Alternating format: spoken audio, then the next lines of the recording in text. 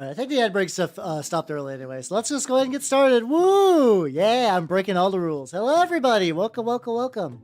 Welcome to a early yeah, very, very nice and minty flavored painting stream. Hello, everyone. Welcome, welcome, welcome. Let me turn off my There we go. There we go. Let me say hello to all of the nerds. Also, let me do a quick test. If the YouTube side is broken now, I am going to scream. Okay, that was just taking a while to show up. Well, hello, Sunshine. Congratulations on your first. Hello, Moss Dragon. Hello, Iron of the Spoon. Hello, Isilval Prime. Welcome, everybody. Welcome, welcome, welcome. I am doing a... Usually I start about 2 hours from now, but I'm going to try maybe doing longer mini painting streams. Probably not all the time, but I'm going to just try it for the weekday. So,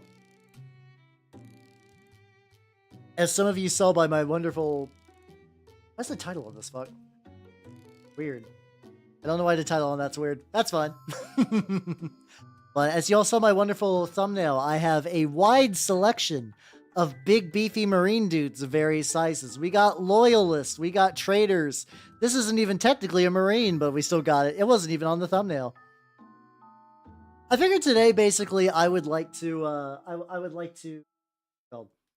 I'd like to make some progress. I have a lot of these guys who are like pretty close, so I'm hoping to maybe get at least the Deathshroud will at least get ready for an oil wash. And also like 95% of the time when I'm like I am going to finish a mini, what I really actually truly mean is I am going to get these guys ready for an oil wash, which is a step that I basically always do, but I just don't do them on stream because it's just not super feasible. Yeah, these were some Deathshroud bodyguards I started painting a while back. And, like, maybe about 2 weeks ago. I still have, like, a couple of just, like, miscellaneous, like, unfinished projects. Straight up in my kitchen, above my microwave, are 2 Storm Fiends. The Storm Fiends need to have, like, that reductive painting technique done where you pretty much just, like, you just more or less just remove layers upon layers of enamel washes using like little like Q-tips covered in mineral spirits and whatnot. I need to do that for them. But every time I go up to my kitchen, I'm like, I need to cook something. I cook something. I see the rats. I'm like, oh shit, I should probably actually finish those. And then I leave my kitchen, and that thought immediately slides out of my brain. I have zero long-term memory or short-term memory. I just have bad memory in general. My brain no worky good. Hopefully everyone's having themselves a good day. I have been doing pretty good. I don't have a huge amount. Oh, that's a Charlie. You did. Yeah, I purposely put, unlike most people, I purposely put rats in my kitchen. How you doing? Get this tongue bit. Like I said, these guys are actually very, very close. Like I took them to the shop and people were like, wow, those are nicely painted. I'm like, ha, motherfucker. You haven't even seen it yet. These guys are not even done. I didn't say it like that. I'm actually very nice when I go to the shop. I was once again, I think I've been saying this like maybe like the last 3 streams. It's been a while since I've had people get outside of like in my immediate friend group to look at my mini in person and be like, well, oh shit, fuck, nice. Nice. But yeah, I didn't, I basically just rolled out of work not super long ago today.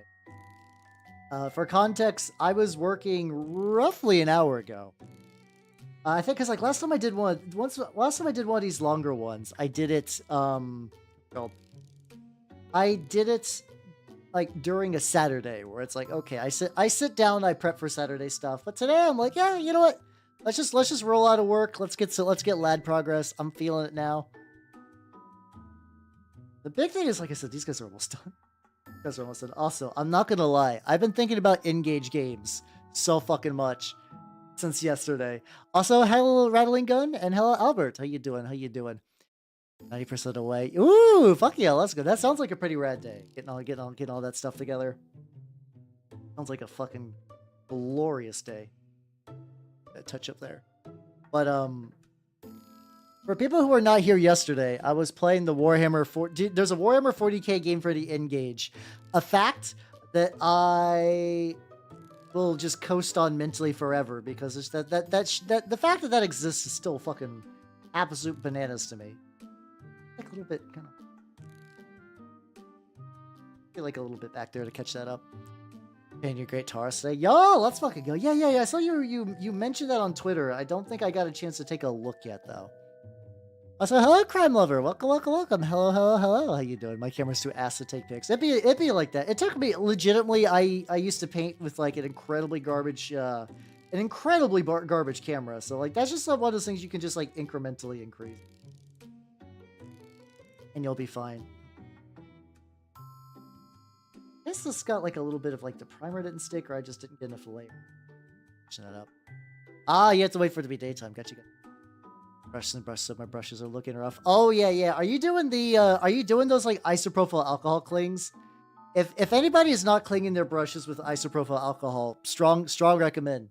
You can basically clean most brushes with isopropyl alcohol. I have been going by the Goober Town thing where he's like, yeah, you can totally do that shit for like organic hair ones as long as you condition it afterwards. And so far, that's been accurate. I have not had any. I have not had any issues after doing that, and the results have been pretty baller. I got a little bit more extension out of a couple of brushes that, by all points, I should have needed to retire by now. I'm feeling pretty good about that. Feeling pretty legit about that. So yeah, if you, especially for like starter brushes, like even if you're like, I don't know if I want to risk my brush like that, just take a brush that you're like, this brush is absolutely a lost cause. Like I can get no more work out of this brush. Then give it the isopropyl alcohol bath and then condition it, and you will be surprised. It's very good. Oh yeah, okay, you're doing it right then. You're doing it right then. Yeah, it's so nice though, just seeing all the paint just like slide the fuck off. It's really good just to see it slide off. I think I do most of mine like every couple of days. Oh, also to just because my brain cannot leave Engage right now. Next week, I'm pretty sure on Tuesday, I really want to play the Rifts Engage game, because that still, like, honestly, that boggles my mind more than a 40k one.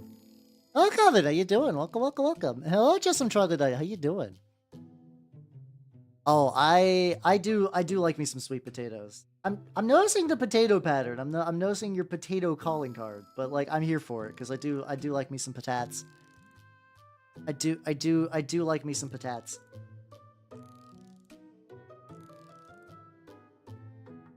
There we go. And hello, Mr. Jaquel. Welcome. How you doing? So I don't get potato chips a whole lot these days, but when I do, I get those like, they're called voodoo flavored, which I don't know exactly what that means other than maybe like some Nolan spice blend or whatever the fuck.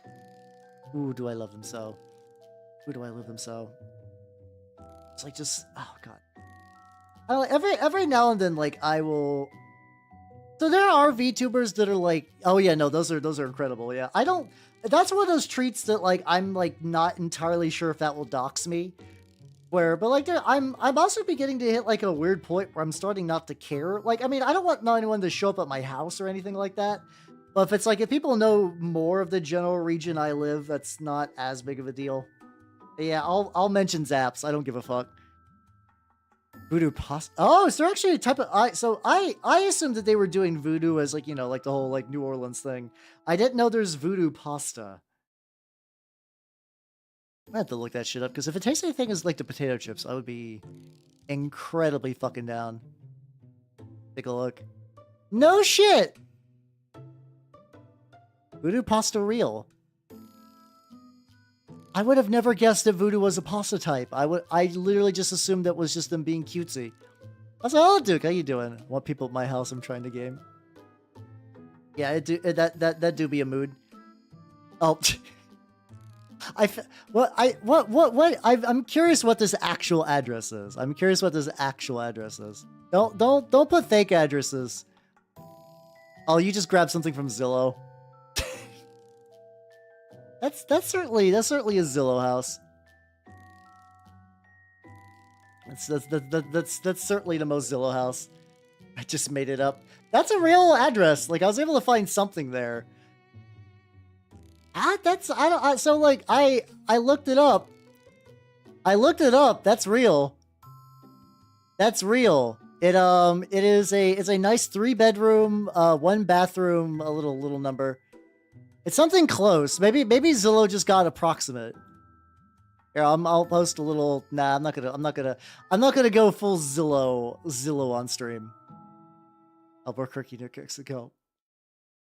I don't know. I don't know all these like classic troll like what's it called? Like classic troll addresses and stuff like that. This is all new. This is all new to me.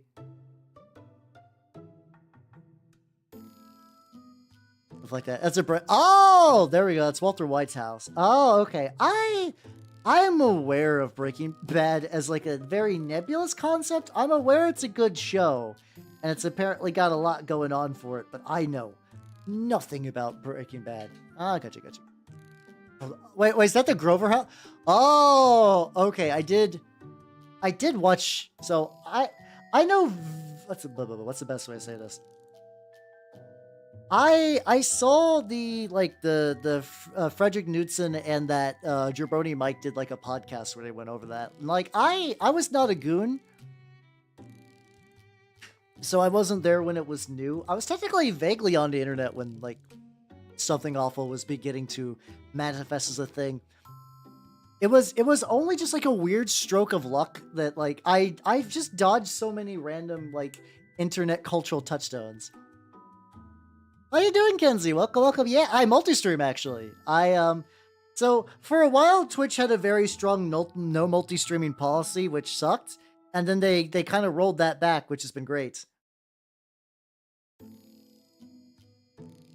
I should apply some Rust. Yeah, no, Channel Awesome is one of those things. I dodged Channel Awesome entirely. I have no idea. Super tube glues out being ooh. That sounds kind of neat. Oh no, I think my typhus corrosion has done that thing where it has dried entirely into jar. No, it's still corrosive-y enough. Yeah, so the main reason I wanted to stream partially to YouTube as well is like in general, people who are into like Warhammer mini stuff are going to be doing that. Oh, get a little on my hand. Hopefully I didn't rub it on there. Like, hopefully they usually tend to be on YouTube. So I was like, I'll meet them halfway. We'll get this multi-stream. It'll be great. I should just corrode the fucking blight launch. Why am I not corroding these? It's literally just shoot nothing but streams of bile. Get a little bit of typhus corrosion on these bad boys. Yeah, exactly. Well, it's not even just casting a wider net. It's just knowing where the people are. Oh yeah, I wanted to do some other stuff. Every state has its own barbecue sauce. Blueberry barbecue, I could think totally fucks. I've never had blueberry barbecue sauce, but I could see that being really fucking good. It's not like, so it's like that level of crust where I can pierce below the crust surface and still reach like mostly liquid paint. I think worst case, because I'm a Nurgle player, I keep 2 jars. I keep 2 jars of typhus corrosion with me just whenever, because like you gotta. I want to get a little bit of that crust also by these fucking just like funnels. I think I was gonna originally make the tops more bony or whatever, but nah. These literally just shoot plague all day. I don't know what I would say is my favorite. Like maybe. I want to say it's North Carolina is my favorite, if I'm remembering the right one. Oh fuck! There's a couple. Okay, I do like just barbecue in general. I'm trying because like I know one of them has like a clear sauce, which I'm not that I dislike, but for me it doesn't hit the same. It doesn't hit the same thing for that, you know. Every army got that thing on them, exactly. My thing be buckets of crust. Hello, Lars! How you doing? Welcome. How you doing? To explode on me. Oh god. Yeah, I've been okay. I've been using the Turbo Dork. I've been using their Death By for like the trim on these guys, and it's been pretty good.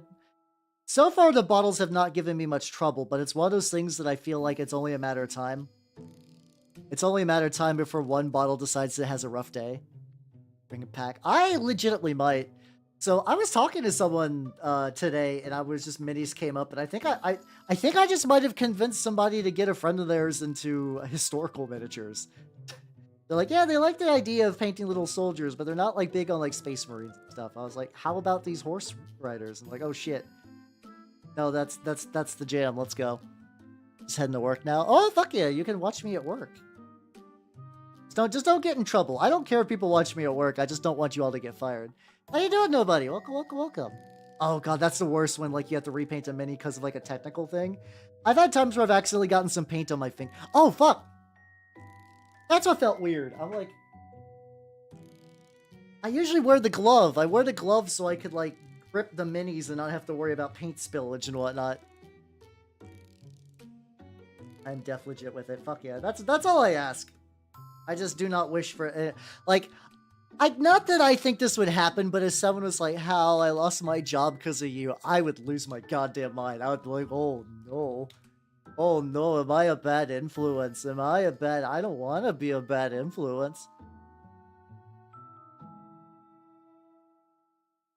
The lack of glove. So, I am just... So, despite the fact that I basically do this twice a week, every week, I got promotion... Oh, there we go. Get that classic promotions guy. People remember the promotions guy? Hold on. Wonder if I can put him on screen. I might keep the voodoo pasta up.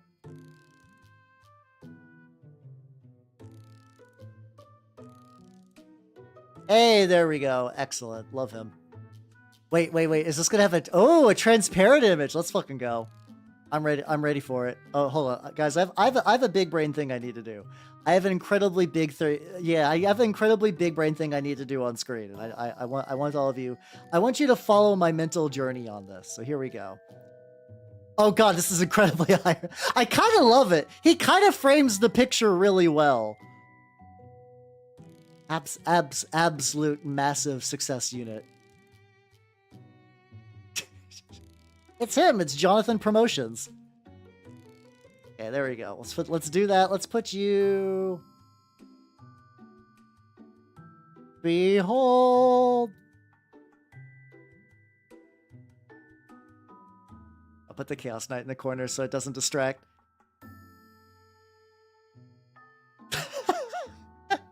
Every now and then I do little things like this. This is entirely just for me. This is a treat for my grown ass more than anything. The lad did 1-uppies and he got the promotion. I did. Oh yeah, that's true. I guess worst case, yeah, you could. It's like there's nothing that weird that could happen during one of my mini painting streams. I do play some weird games though, so that's understandable. That's totally fine. And the little guy, the Halbud himself. See, new modem idea. That might not be a bad... Honestly, yeah, you're not wrong. The promotions guy would make a pretty banging emote. Now, the tricky thing is, all my emotes are already incredibly esoteric. Like, legitimately, one of my emotes is straight up from the fucking George Washington song. Like, it's amazing that anybody has any idea half the jokes I crack at my own little bit. Don't worry about it. It's a straight... Oh, fuck. Okay. I mean, I will not change my swearing. I will say that. I will not change my swearing. But I'll swear at the usual rate, I guess. That's fair. That's fair. Speaking of which, that's still chugging along. I'm getting together the date of the first Changeling session. And that last Thursday when I was going to meet one of the other players for character creation for Lancer, that did not work out. That did not work out, but we're trying it again this week, so it will fucking happen. I swear the mechanics are in motion to get more niche tabletop content. Gotta be mindful. That's fair. Barbecue do be good. I should also just do this little corrosive band around. I got the stuff for it. But yeah, I've been working at getting this together. It's been taking a bit to get both these games off the ground. Once again, I think everybody's aware of the great beast that is tabletop game planning. So I don't think anyone blames me, but it's like I don't want this to take so long. Fuck. I tend to yell barbecue. I think Tennessee might be yellow. I don't know. The ones I've had really the most are like upper southern barbecues, I guess. That's kind of the range I'm most familiar with, but also I'm also not picky, so if somebody's like, hey, Hal, I got barbecue, I'll be like, ooh, barbecue. That's it. I do not need any amount of bribing otherwise than just free barbecue. Also, hello, Beijing. Hopefully it's Beijing. Hello, welcome. Thank you for the sub with Prime. Thank you. Oh, hello, pig, or farm animal. I mean, it's currently Changeling the Lost is definitely on the docket. Lancer is mostly on the docket once I begin getting shit together, and then in theory, I have like a couple of partially formed games that could manifest at any time. One of those being another Vampire the Masquerade. Love your vibe, thank you. I'm just a guy painting some minis, but I'm glad you like the vibe. Hell yeah. Since I stopped being responsible. I kind of, on one hand, I kind of like it. There is that kind of fun, like, micromanagement aspect of, like, getting all the schedules, and I love GMing. GMing is my shit. I like being a player more or less. Hello, Neil. What the fuck is that? None of those words you just said are in the Bible. I would like to control F the Bible, look for the phrase boingy, though. No, there'd be some guy named like Boingimus or whatever, and he was like the guy that was behind the guy that stabbed Jesus with the spear. Rendezvous. Yeah, if I ever go to Memphis, I will try. I don't have a real reason to go to Memphis. There are a lot of places with real good food. I just don't have like a reason to go there. There's some people that will go to a city just for the food. I can't do that. Yeah, Changeling has been in the works for a while. Lancer has been in the works for a while. In theory, the Vampire one is like more of a like, hey, if I ran Vampire, would you want to play that? And the answer seemed to be yes, so we'll see how that goes. See, I like food, but like I'm also the kind of person that if yeah, exactly, Boingimus, he's like the Primarchs that were removed, where whatever Boingy did was worse than what Judas did and was just expunged from the Bible. But yeah, so I like food. Like, I like food a decent amount.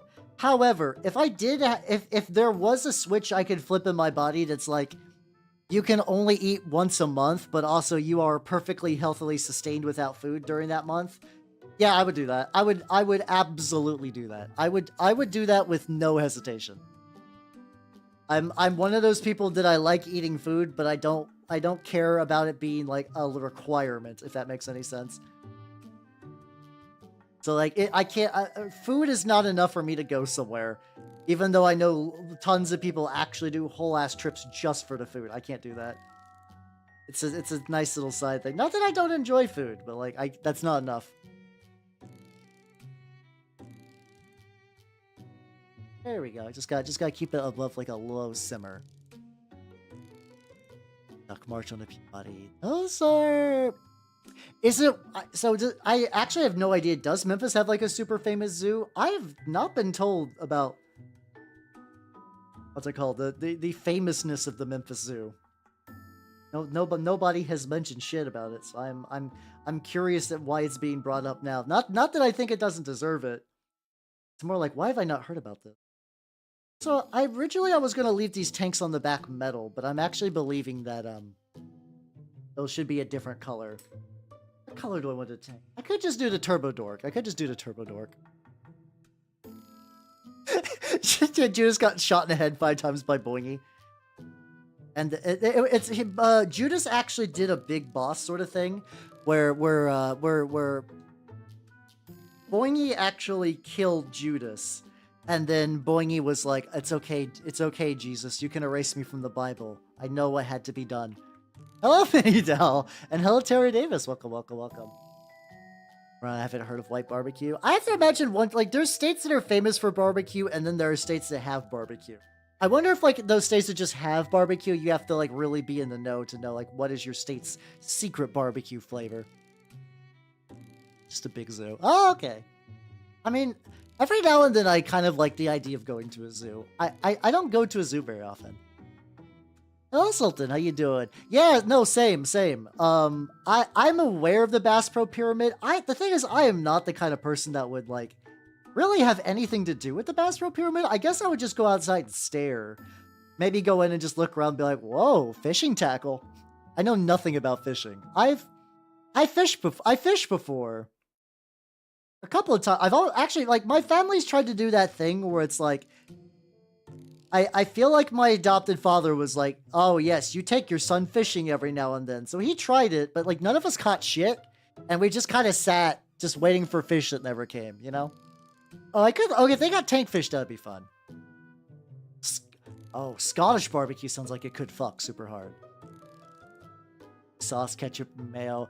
I mean, is it wrong that the idea of going state by state and sampling their fine ranch vintage sounds glorious? I would absolutely do that. I would absolutely go state to state and be like, please, a snifter of your finest ranch dressing. I love ranch.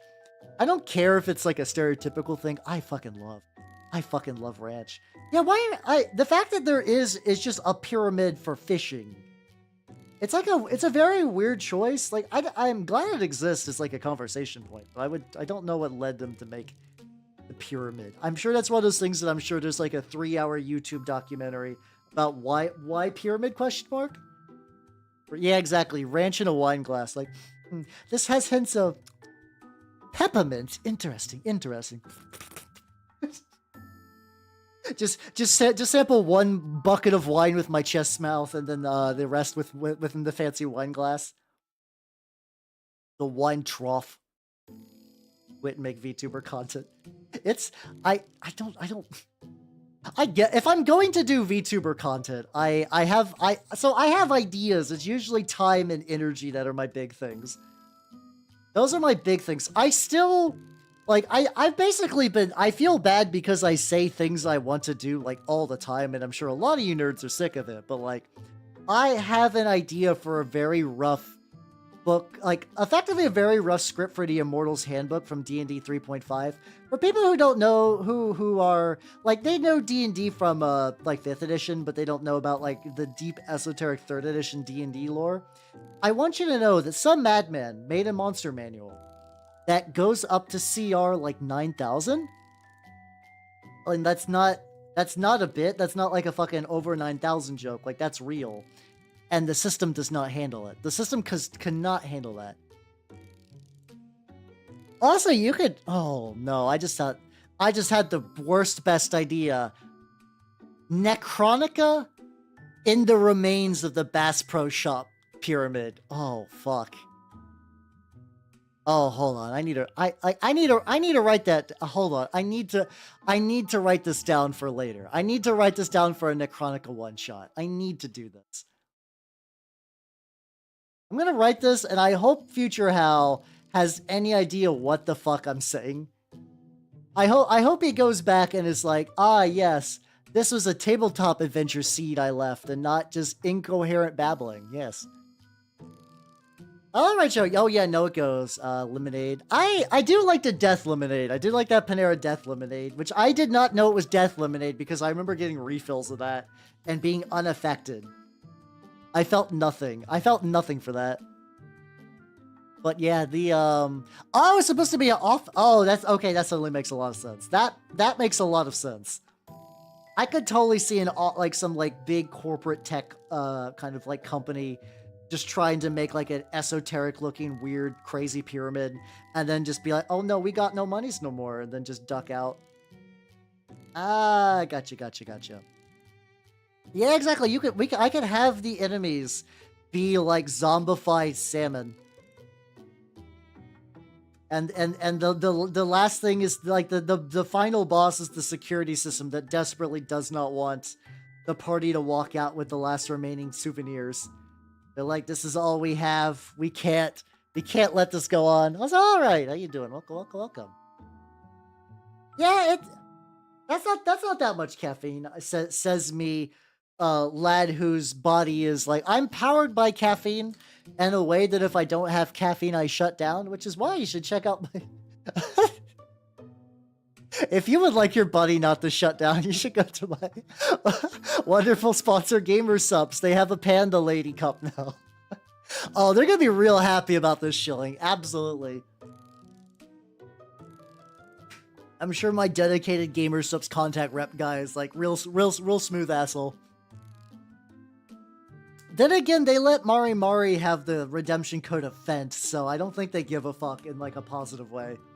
I think they don't give a fuck, parentheses, congratulatory. See, oh yeah, this one's got little bits as well, so let's crusty that up. Yeah, that's true. I guess that is a lot of people as well. You would be surprised sometimes, though. There are some people that are, like, functional. Like, it's a parasite catfish that got... Oh, yeah, is that the one that with, like, the little... with the little bugs that were, like, inside of a fish's mouth and it replaced the tongue. Have you guys seen those? I love those. So I will not do Raid Shadow Legends, funnily enough. My ethos when it comes to, like, sponsors and ads, if it's a thing that I would use... I'm okay with shilling it. I'll drink caffeine. I will drink I will buy middies from squids. How you doing, Hellman? Welcome. How you doing? I do unironically like 4th edition D&D Troglodyte. I think the tricky thing for me, it would be very hard to sell a group on D&D 4th edition, but I do love it. So I give a Chaos Warband. Do you have a specific Chaos God in mind? I guess that's probably the biggest. That's probably the biggest kind of thing before going super. A bit of very light overbrush. I figure this grenade I want to be a little just oil wash kind of depressed. I don't need the metal color even. Oh shit, part of this is actually the tentacle. Oh, okay. There's parts that just didn't get blended. Board. Oh yeah, no, yeah, that's the thing. They eventually did fix that out. Is it considered old school? I don't know. I know OSR purists will be upset and yell about like what an old edition of D&D is considered OSR. And I don't mean like 2nd edition. I mean like what box is the true soul OSR. Pirate Warband, then a flat-out Chaos one. I mean, in that case, you could just begin looking to pirate gear. You could be looking up, like, nautical... Like, do you want to go, like, nautical pirate? Do you want to really lean into the pirate aspect? I mean, that sounds rad. Everything you just listed sounds rad. Like, the gold-dipped skulls. That would be easy enough to do, too. You could just paint skulls. You could just paint them gold. I kind of don't know where to go from there. I feel like you kind of nailed it in one. Especially maybe if you did like a real stark, maybe like a real like dark color scheme. Maybe like a real dark color scheme within like bright yellow and gold to like really stand out. As Chainmail was more tactical board game. Do you mean 4th edition as Chainmail, or do you mean like Chainmail as like early OSR stuff? And hello, Rusted. How you doing?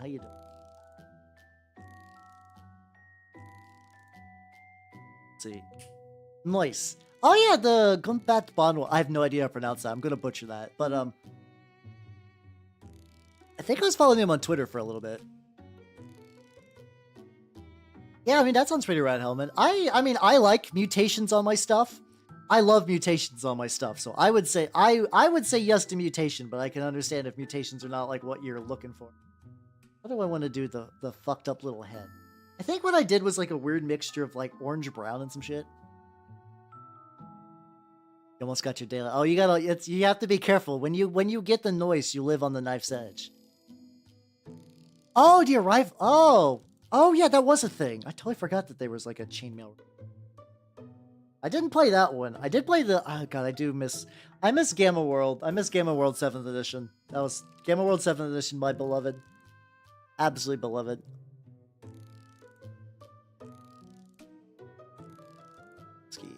I mean, that's like going off your description. I already said something similar, so I think you fucking nailed it. I would say go with those. I do like me some yellow eyes. But I don't. It's the thing is, and this is technically not specific to anywhere on the internet. Tabletop, a lot of nerd spaces has people that do not want to actually discuss the thing. For them, it's not about bringing people in or talking about the game. It's showing that they are nerds smarter than you and that you're a big, dumb nerd idiot. So, like, that's especially, like, that's why you'll see in a lot of, like, certain game communities, there'll be a lot of, like, purity tests.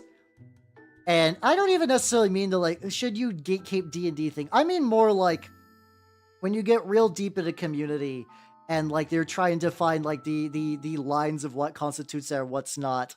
And it's not really about like what is the correct thing or like what is accurate. It's about showing that they're smarter than you and that you're dumb. So like OSR is real good for that because there's so much variety, and then you got people doing like real artsy OSR stuff, which clearly is bad, wrong, fun, and you should never enjoy that. It's kind of a mess. It's kind of a mess. Is 4E really nearly 18 years old? That's fucked up. How dare you? How dare you? Oh yeah, I said you should obviously give them mutations. They're chaos. Give chaos mutations all the time. Chaos loveth mutations. I am a big mutation lad. Get some burnt red.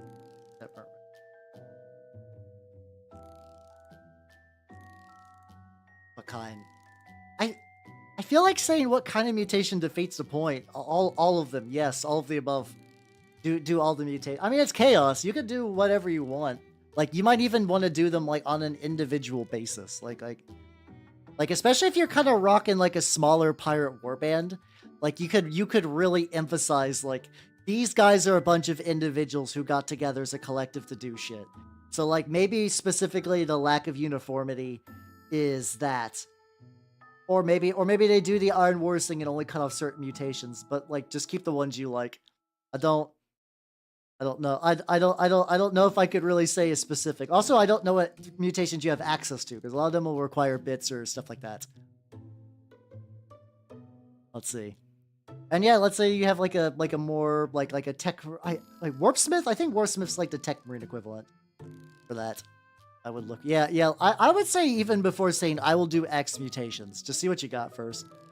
Yeah, time is fucked up. Time is absolutely fucked up. I don't like it. No, actually, I do. I think the passage of time is neat, though. I do find the way things slide in and out. Robot tentacles do be nice, though. Robot tentacles do be nice. Alas, I guess I could probably find some of the 3D print if I really wanted some. So. Oh, you're legit planning. Okay. Gotcha. I think that's also weird because, like, I know a lot of my mutations came from the... What's it called? Chaos Spawn Kit. The Chaos Spawn Kit was fucking glorious for mutations, and the fact that my Chaos Spawn Kit's running out. And now, also, hello, Mr. DeLoyal.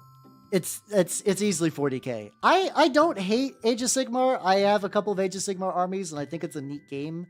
And realistically, at any given time, it's probably more balanced than 40k.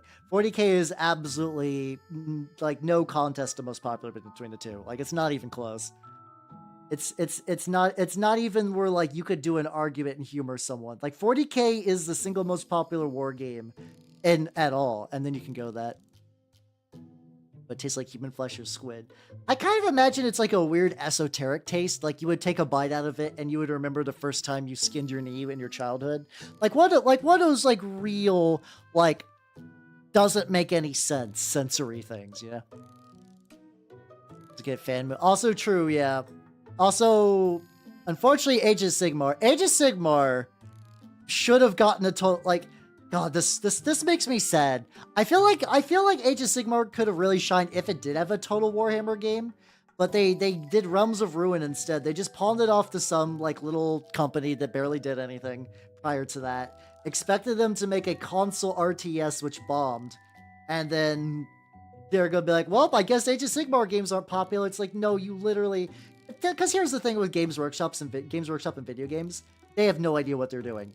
Every single time Games Workshop has ever had a successful video game, don't ever say that it was their doing. Like, it was entirely a third party that made it happen. Every other time they would sell video games, they would just let whoever buy the license, and most of the time they would make shit. Warpsmith Havoc's Noise. Well, if you're doing Warpsmith Havoc's and Noise Marines, like, so if you're going Slaneshi, I don't know what Boiler Raiders. You could go really heavy on the, like, what's it called? I don't know. Whenever I think the Noise Marines and kind of like the Warpsmith stuff, I imagine like a lot of integrated musical hardware, like big fucking boom boxes and stuff like that. Like kind of like not CD player mount. Well, effectively, yeah, just like bodies that have been mangled into producing more sound. Yeah, like Obliterator. Oh, I do love it. Obliterator, my beloved, carried me through the By the way, for people who missed it, once again, I specifically I want to aim this at Farm Animal because I know you're pretty into know. Did you know there's a Warhammer 40k Engage game? I played it last night. It's like Advance Wars, and it's legitimately very fun. It's a very, very fun game. Yeah. So apparently I have heard, and I don't know how true this is. This might be another one of those community grapevine things, that there were leaks that they're going to do a total Warhammer 40k. On one hand, would I enjoy that? Probably. But yeah. I don't know. I don't know if 40k needed that as much as I think Age of Sigmar would have, but that's fine. It was very fun to watch. Yeah, exactly. Get the fucking like Doof Warrior. Yeah, Advance Wars and 40k for the Engage. It was wild. Now it had online multiplayer too. Absolutely. Honestly though, if we're going what video game, if we're going for what type of video game, well, it was made by THQ like 2 years later, so it definitely ripped a lot of assets from Dawn of War. But like it was still more kind of its own thing. Do I have a, hold on, do I have a screenshot of, that I actually took of that? Of like me playing the game. The one thing about the Engage emulators, I would have a picture on screen. I'd take a screenshot of it, and then I'd find out that it would actually screenshot like a totally different menu. Okay, here we go. Yeah, it was kind of this like little top-down tactical game, and when you fought, there was like a little Advance Wars style battle in between. It was really neat. I'll put you next to the promotions. His hand's getting cut off. We'll fix it. It's neat. Yeah, on one hand, I do... So, I think when I played Dawn of War on stream last, which was during, like, that... God, it was over a year ago, because I remember they were doing that Warhammer Skulls for, like, hey, Warhammer video games are going to be real. And it's now rolled back around to the point where the Warhammer video games are real again. It's like, God damn it, the passage of time. I have to imagine that's probably when they are going to reveal the Warhammer 40k Dawn of War, though, like, officially.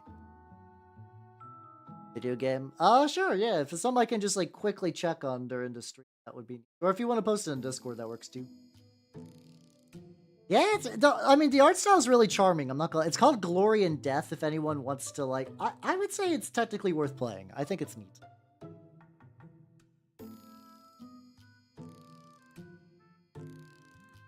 Oh, okay. Oh, I know Pete the Wargamer. I'm aware of this dude. I'll check that out later. Next to my collection of videos. Oh, I'm a Nintendo player. How you doing? Welcome. How you doing? We're painting some lads. So I don't know how. No, Engage games actually came on little carts. You do actually have little carts for Engage games. Those are in fact real. Those are in fact real. But yeah, no, I emulated because no one could give a single solitary fuck about the Engage. Like we're gonna be real. No one gives a fuck about the Engage, in the year of our Lord 2024. But I found out it was a fun system. Get that little firing pin. A little bit. Whole lot of that. Well, it would be neat. Be rad. But where's I going with that?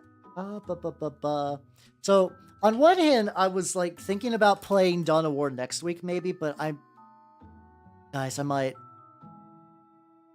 think I might play the Rifts Engage game again because guys, it's a fucking Rifts game for the Engage. I cannot stress how much of an anomaly that is. A Rifts video game for the Engage. It defies logic. Yeah, God, everything I hear about this fucking Trench Crusade thing is aggravating as shit. The TLDR seems to be... So Trench Crusade is a game that's coming out that I think is really neat. That's like, what if instead of World War I, hell broke loose in like the Black Templars not Black Templars, the fucking Knights Templar times. And you got to stop that shit. The problem is, somebody online was like, hey, 40k has gone woke, so you should check out this game. And a bunch of people flooded their Discord trying to be like dumb culture war idiots. And oh God, I just want to play fucking games. I hate Twitter people. I hate Twitter people so much just fucking play games. God damn it, it's the easiest thing in the world to do. Just do that. Oh, Ari, it's the fucking... I hate it. I hate it. And, like, it was never really going to take off so there anyway, because, like, the creators are very much, like, just want to make the game and they don't give a fuck. They're currently hosted on the 28 Mag Discord, which is, like, already, like, they're kind of in that, like, very artsy Warhammer sphere. It's the people that are like, there is a black guy on the cover sometimes, or like the whole female custodes thing. Like, it's those kind of people. It's just those people doing stuff. I don't think, like, in Sisters of Battle it's a hot take. People like Sisters of Battle. My worst would slap. Oh, that's the thing though, Chocolate. In the game, none of the armies had their, like, oh wait, why is that color different? None of the, it's picking up some of the turquoise from my palette, which I actually don't hate. That looks nice. But yeah, no, like the what's it called? The 28 Mag Discord is already very artsy Warhammer people, which I enjoy personally because they do a lot of really sick, like, conversions and kit bashes and whatnot. But, like, I think there's, like, a little bit where, like, the little split. It's like, oh god. Oh, god damn it. Yeah, exactly, Farm, exactly. How you doing, Flopsy? We're talking about how the internet makes it so I have to hate everything. No. I'm not gonna let them... hold on. I am putting together a very, very slow, Black Grail warband. And I also technically have another couple of warbands for some stuff. Like, hold on, do I got the dudes? Do I got the lads? Where are they? I put you. I printed a bunch of lads. Hold on. Oh, they're back here. Hold on. I'm gonna scoot back. So, I'm doing the fucking, like, virtual reality as I'm sliding back.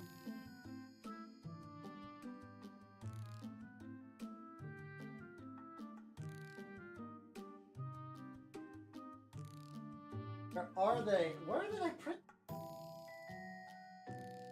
Okay, I'll grab them later. I got these really cool body walker dude. Also, check this out. I printed so many models, I don't know where some models I printed are, but check it out. What's up, Bill? How you doing? Welcome. Alpha Forever T5, exactly. That faction did look neat. Check it out. Look, it's Minky's goblin. I got Minky's goblin lady. Look at her. It's Maya. The Minky got... Hold on. No upskirt for you, perverts. Gross. But yeah, I don't know when I'll get around to painting her, but I will someday. Also, hello, DJ Vinyl Blaze. Welcome. Thank you for the follow. Welcome to the workshop. Welcome. Hope you enjoyed the goblin upskirt. How you doing? It's a very cute model. I think he did a real good job with their design too. I think initially he was like soon with, like, the biggest fucking, like, asterisk. Assume when I say at this point in my life, if I'm gonna paint anything soon, it could be weeks from now. My backlog is fierce and intense. Get a little, like, a couple little areas where, like, the I get the spikes. How you doing, DJ? How you doing? If you do not know me, I am Howard the Mimic Elf. I'm a miniature painter of the Nurgle and Skaven variety, and today's goal is to get a bunch of these big lads in a state where I can give them an oil wash. Yeah, geologically speaking. Oh, Matthew, how you doing? Okay, no, that's totally fair. I did announce this, but so I'm still don't entirely 100% know if this is going to be a regular thing, but I am enjoying doing these, like, 6 hours of mini painting streams. So those I'm gonna see. This is the first time I tried doing one directly after work. Like, I went to work, I did the stream, I went to work, I got off work, I ate dinner, I set up for stream, I stream. I don't know if it's gonna be, like, a regular thing I can do, but I wanna try it.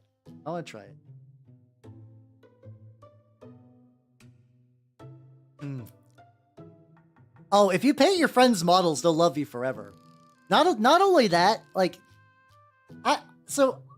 I've done this in the past. I didn't charge I didn't charge money, but I remember a long time ago, I used to paint my friends' D&D minis in exchange for pizza. And that was a fun, like, little agreement that everyone was kind of down for. Got, like, one more cable in the back that I stand out a little bit more. Yeah, it's very early. There's a bit of like a quote unquote like VTuber meta recently of doing longer streams, and I was like, hey, you know what, something that I could do? Paint minis for longer, because you know what, something I need done? Finishing my goddamn minis. I mean that sounds like a good combo. Melting flesh is a chaos staple. I would do that. If you got spare servo skulls kicking around, go for it. Backpacks don't need a whole lot of love. Oh god. What did I not? Oh, this time brush. So, Big H, look at my wish to paint like you. Don't worry, you can do it too. I have... Oh yeah, it's all good. I will be going for a while, Pig. Do not worry.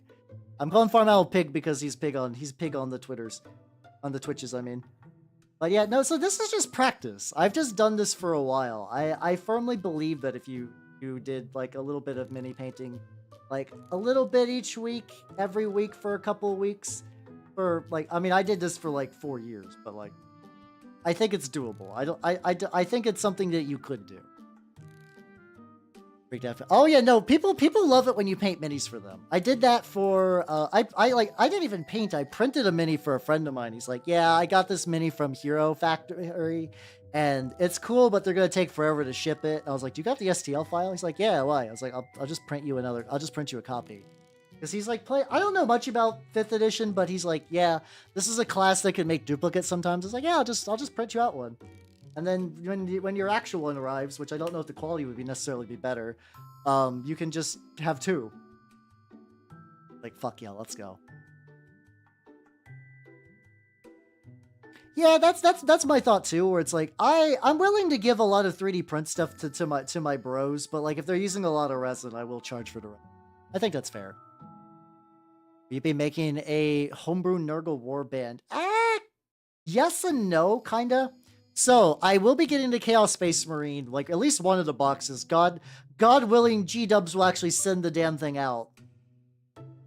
I still have not gotten my Flesh Eater quartz from them because Games Workshop personally hates me. But I would like to. But when I say yes and no, it's because I am going to be making a warband for the Purge, Chaos Space Marine faction, but they're like one of those factions that was in like one war and have like maybe a paragraph dedicated to them. So, like, there's enough in there that, like, I can pretty much do whatever. I can add extra lore. I want to try to mix in some of my Horus Heresy dudes. I effectively want to, like, flesh them out in the way that they have not been so far. And I think that would easily be more than enough. I believe you, buddy, are ready for an oil wash. But first of all, I gotta give it I have to give him the last little touch. I'm gonna give him a little smooch. Okay. I'm not gonna do that. Oh god, I got paint on my lips. That was, I thought, was gonna be a cute little joke, and then I fucked up. Oh, attack metal storage, yeah. Like, I think there's already people who are getting upset because, like, their thing glitched. Yeah, exactly. They are the trimless Chaos Warband as well, which doesn't hurt. Any other additional things? I think he's also pretty good. I think he's relatively good to go. I think it's their leader, which is the last one. It probably needs a little bit more touching. All right, let's go. I have a sample, which I can put on stream. Hold on. All right, we got 2 models ready for an oil wash. And then we got the last one that I probably need to get. We're only in an hour. Luckily, don't worry. Haha, I got more Marines than these. I think I have a save perk. I'll go. Oh, there we go. So it's like, look at him. There we go. Yeah, I love me some oil wash. Like, for once, so like check this shit out. Check this shit out, everyone. Green is good. I like green. Not biased. Definitely not biased for liking green things. Definitely not biased. Second of all, it's also got a little bit of that kind of like I could mix in some of the Horus Heresy colors with like a little bit of like the kind of metals and like the cloth and stuff like that. And so I can mix in some Horus Heresy stuff. But yeah, check it out. Now they green trim. I just have to paint the legs green and then dry brush. Gotta go. It's all good, Big H. Have yourself a good night and take it easy, yo. Have a good rest. I could tuck him next to promotions guy. It's father and son going to work day. I don't know about mutation, but they definitely do kill everything. How you doing, admin dude? Welcome. I'm Halbernat the Mimic Elf. I'm a miniature painting VTuber of the Nurgle in this game, right? Do I ever do terrain stuff? That's a good question. I do terrain sometimes, but I have not in a while. Now, I do something I think that might be fun would be to take that like Games Workshop book from like 1995 of like how to do terrain and do a terrain building stream with that, because that's kind of fun. Like the phrase gamer's lipstick tag. Hello, but also that's a horrifying combination of words. Oh, I need to show you guys. So, this might be next Saturday's stream. I don't know yet. I don't know if this is next Saturday's stream. So, I was talking with some friends. And I made 4chan of video games in our chat. That's a way to describe it. So, I made a questionable purchase. I bought a copy of this. Because A, it was only $15, and B, why not? So, probably next Saturday, maybe? I might... No, not next Saturday. Yes, it depends. Next Saturday to Saturday after. I want to do a stream where I draw with mechanical pencils on, like, paper and follow the book. I want to do that. How do I put... Perfect. Flawless victory. Admin dude, thank you for the follow and welcome to the workshop. I was gonna say how questionable the most.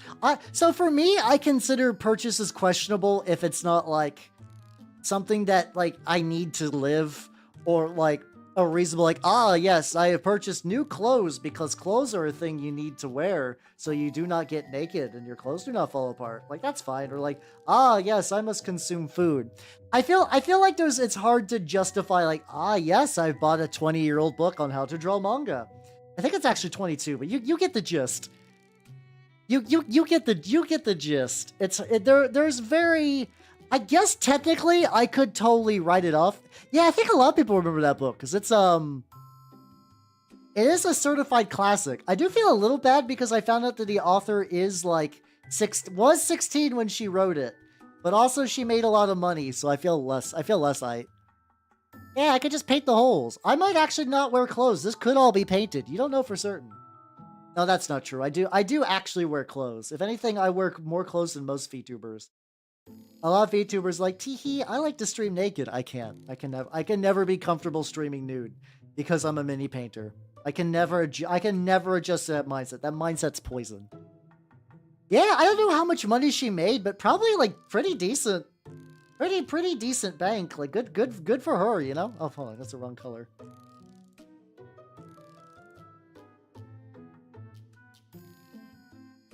That tube. A little bit of the inside of chainmail. Get some stuff. Got paid to publish. Oh, that's a bummer then. That's a bummer. Yeah, a few K is pretty good. I will say it's at 16. Oh god, I just got a bunch of paint on my hand. At 16, any amount of money that was over $10 was a lot of money. I used to legitimately... why did I say it so weird? Legitimately, I used to skip lunches so I could save money to buy magic cards. Like, that was the level of cash I was operating on in high school. I used to do that. I would save money so I could swing by the hobby shop, which was a record store. Oh, I imagine, yeah, a lot of those artists from the olden days, you're like, what the fuck were they doing? They eventually got better. Yeah, because the thing is, the funny thing is, what's it called? I was a hungry skeleton most of my life and still am, but I was at my hungriest skeletonist back in high school. So that probably wasn't a good idea, but whatever. You could actually buy shit for $10, yeah, straight up. I guess technically if it like quote unquote makes money, I'm not the most moneyest making stream of all time, but like, not that I need a real reason to buy dumb shit for the stream. I do that anyway. Oh yeah, no, my art from back then was not any better. Definitely worse. Definitely worse. Yeah, you could use. Helmet, I will say, I think you're probably overthinking this. I think you're overthinking this. I'm just gonna say, just grab some cool parts and put them on your lads. You will be fine. You will be fine. I feel in my heart you got this. Listen. Look what I'm doing. I do too. That's not the point. Sometimes you just gotta say, I think you're gonna be fine. Just get a couple of cool parts and put them on your lads. You will be there. I promise you. Also, Moonman, thank you for the sub. Thank you on the YouTube side. How you doing? How are you doing? How do I paint rats? And I have not painted rats in a hot minute. Oh fuck. How you doing, Moonman? How you doing? I'm currently painting some Deathshroud Bodyguard because they're not Deathshroud Terminators anymore. Heresy.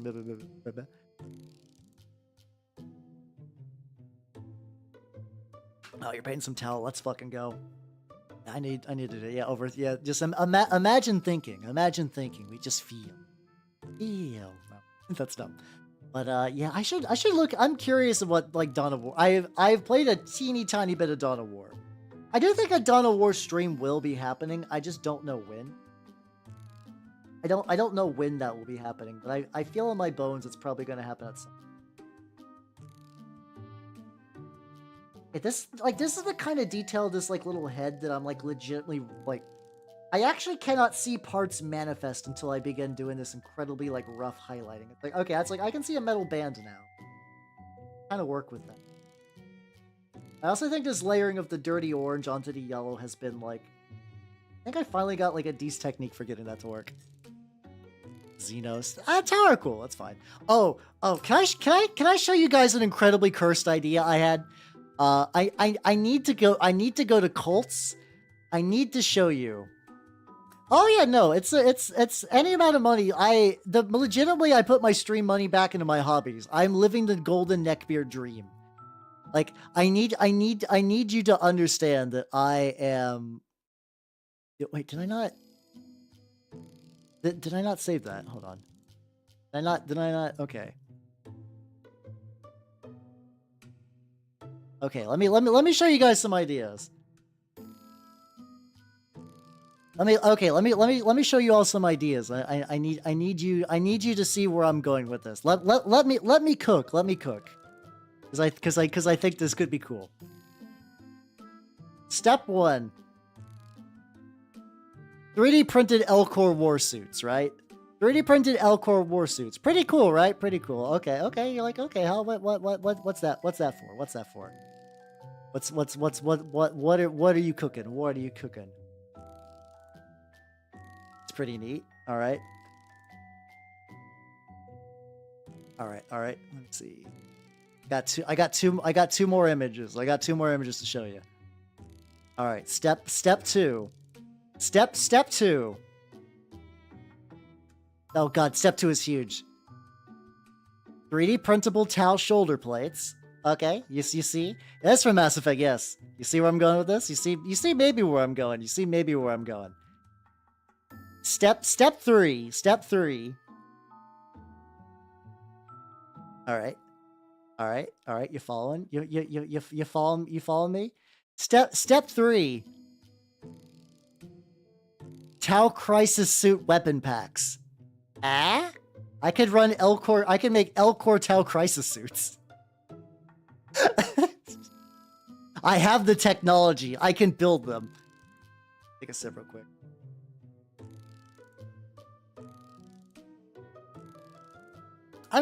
Duke, crude are cool, and I like the idea of the big robots. I understand. I understand if people are not into crude and the big robots. But that's an idea I've been sitting on for a while. Let me remove all those. Oh, hold on. I'm selecting them wrong. Now I'm jelly as fuck.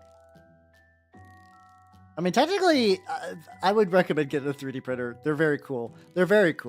I'm gonna be running out. Oh, you know, I'm just gonna delete it. You guys saw my idea. We don't need more idea than that idea. There we go. All right. So yeah. That's a dark thought I had the other day, and I might follow through with it. I might follow through with it because I think as far as dark thought ideas go, that one's reasonably fun. I think that's reasonably neat. Yeah, no, 3D printers are great. I love my 3D printer. I also, yeah, exactly. Yeah, I could just give them. I legitimately forgot that the Tau had like the crisis suits now have set weapon loadouts thing until I googled like crisis suit weapons, and I was like, oh yeah, that'd be easy enough to fix. You okay? I'm great. I'm doing great. Combining Mass Effect and Tau, never been better. I've never been a healthier individual. Well, there was a guy a while back that did like what's it called? They did Hanar Tau auxiliaries, and I was like, that might. I'm curious if I could find those same files, and I didn't find them, but I did find these like Elcor prints, and I was like, ooh, big spicy, big spicy. Deal. Get a little bit of the inside of the mouth as well, and then this slide will be good. This slide will be good.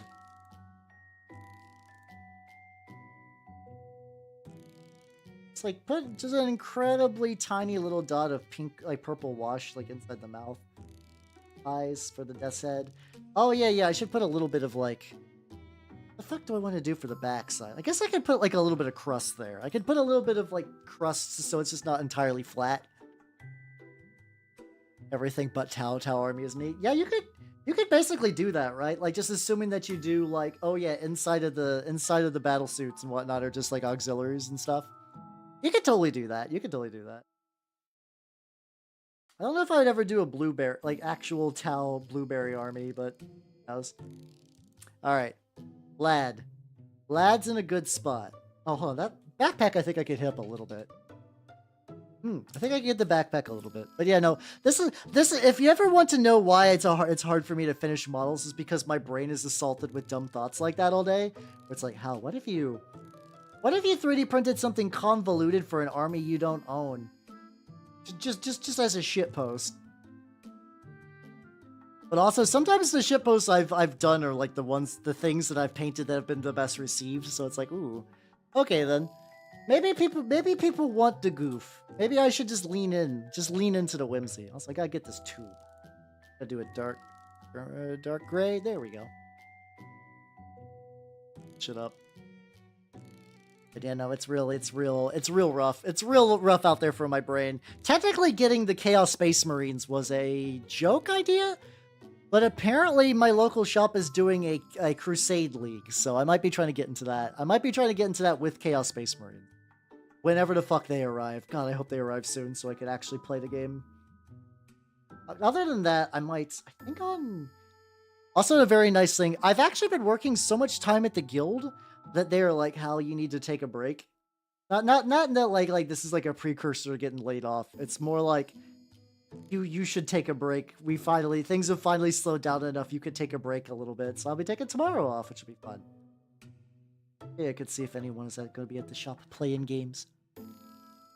Excited. I want to play.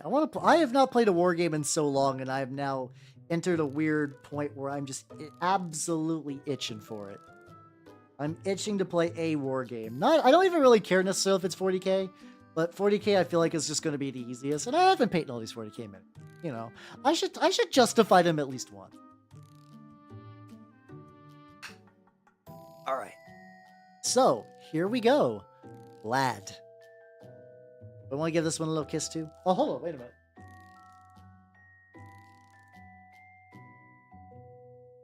Looking at the other two, okay. I was trying to compare their faces. I got the faces fine. Right, there we go. So, the Deathshroud portion of today has been done. So now we're going to be... I'm sorry, we're about to get real gross today. I hope you're... I know we're just done painting Nurgle, but the ride doesn't end for shit being fucking disgusting. Hey, Space Marines! Yippee! Hey, I'm making the joke. But yeah, these are... when did I last paint these? Oh, that was just literally last week. Literally last week I painted these last. Finally some good painting. No, I like the Death Guard. Honestly, I love doing my Minotaur boys. They are not like my bestest tier of painting. These are very much like they are very, what's it called? They're very quick and fun to do, which is why I enjoy them. Also, I need to be real careful because I'm at the point where I need to associate each one with a base. The type 2 diabetes Marines, because they're cut off. Not it. The brass boys, yeah, I do like them being Minotaurs. Let's remove them from the base. Set them aside. Here, let me do a zoom out so you can kind of see the whole squad. What? I say see the whole squad, and then you see absolutely fucking nothing. How you doing, Fred? Welcome, and goodbye. Yeah, the how to draw manga book is shipping so soon. Maybe next week. I don't know when I'll be able to announce this, but I think next week something fun's gonna be coming up. Something fun's gonna be coming up next week. And once I can get the full clearance to announce it, I'm going to be big excited. We keep all the lads together with their appropriate bases. The reason for this is like I would love to glue them to their bases, but I just don't think they're ready for that yet. And I also want to have like full like flexibility. Commander for Dwayne "The Rock" Johnson. I don't know if I have the skill to paint Dwayne "The Rock" Johnson. I think he's too powerful for me. Oh yeah, I like how the medium zoom is like not shitposty, and then this zoom does have fucking the promotions guy. How you doing, Gogasso? Welcome. How you doing? I'm starting early. Also, my body is going to go limp. Give me a quick second. I'm going to turn on the AC. Go, man. I'm going to astral project now and turn. Oh, this is.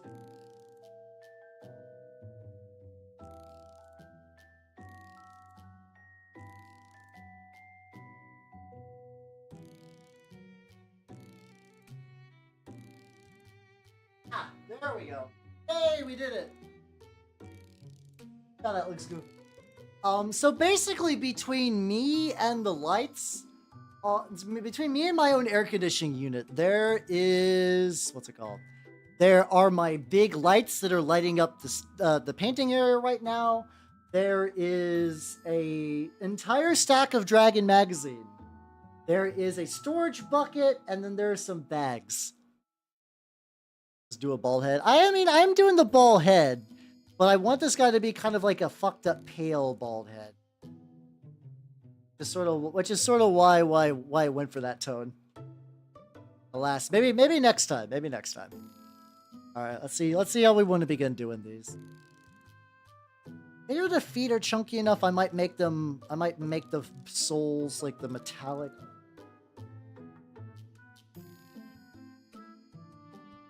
Nice 2 green stuff. I'm just making noise. I'm just leaning over my paintbrushes and be like ba ba da ba ba ba ba. I'm just going full Sims. That's the thing too. So I've been looking for like a good way how to do like Sims voice or like Banjo-Kazooie voice. Not vocally. Not as like a voice acting thing.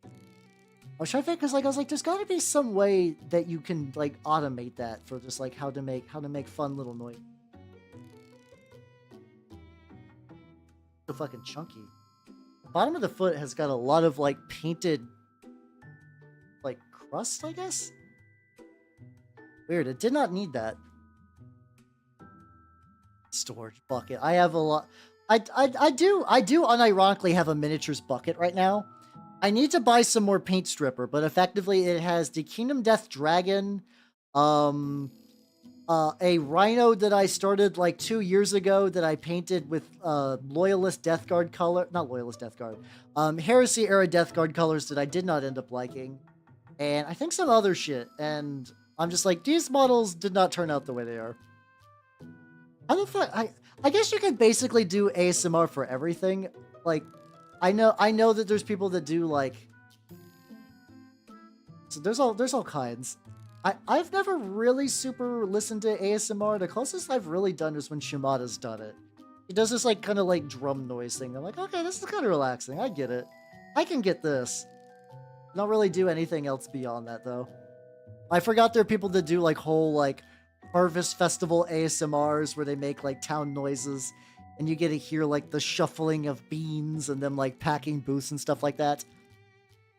Oh no, Heresy Era Thousand Suns fucks super hard. I love how they kind of got that like candy red ASMR. I mean, those are good too. I did end up eventually making my way through the entirety of the Invisible Walls video. In my defense, that video is 4 goddamn hours, but it was a neat watch. The problem is though, it's a good video. It's a good video. The guy's voice, like panel, like the whatever, it's like Dutch for pancake. Here's the thing. Reasonably relaxing, and I don't blame him for doing what he did. For comedic value during the video, he'd be like, hey, here's this invisible wall. And if you do it this way, and it's like, okay, this is Calmer's explanation. It's like, and this is a streamer discovering that. And the streamer would like bonk against the invisible wall, and since it would fuck up like a very long, like 120 star run, they would just end up screaming and yelling. I remember trying to put that video on for sleeping, because like sometimes I'll fall asleep to videos. Because that's just the way my brain likes to fall asleep now. I'm like, I was like dozing off, and then I just kind of heard just like, motherfucking goddamn, just like screaming from my tablet. I was like, what the fuck? It was like 4 a.m. I had just entered like REM sleep.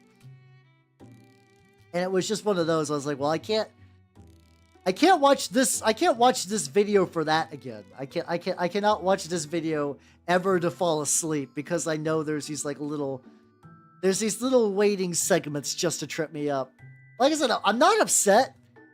It was very funny when he did that. Like those were nice little touches. Yeah, the A-Press one's pretty good. Currently, so every now and then I have a series of, what's it called? Those are both excellent choices as well, Mr. Jaquel. If you guys want to know mine, it is, there's an 8 hours of banned Yu-Gi-Oh cards by the Dual Logs, my current one. I also do basically anything from Folding Ideas, and then specifically the Serious Sam video from Civi. I don't know why the Serious Sam one, but for some reason that one in particular, I'm like, it's relaxation time. Both those are really good. Why did you sabotage your sleep? Because I forgot about that element. Because, like, I think what happens for me, it's usually not even the content of the video that makes a video like, this is a sleep video. It's how much I've watched it. It's like, there are videos I will genuinely like and watch for the information, but there's a certain threshold where, yes, can I watch this video for info? Yes, and I absolutely will. But the video will now enter, like, the sleep zone. I'm just like, I've absorbed all the info I need to absorb. I can put it on, still enjoy the video, but then snooze time will eventually catch up to me and will win. I will get defeated by the Hecate. But so like, yeah, the Invisible Walls one was good for sleeping, except for those wee moments of fuck you, eat shit. Oh god, I'm destroying the water. That's good though. I need to.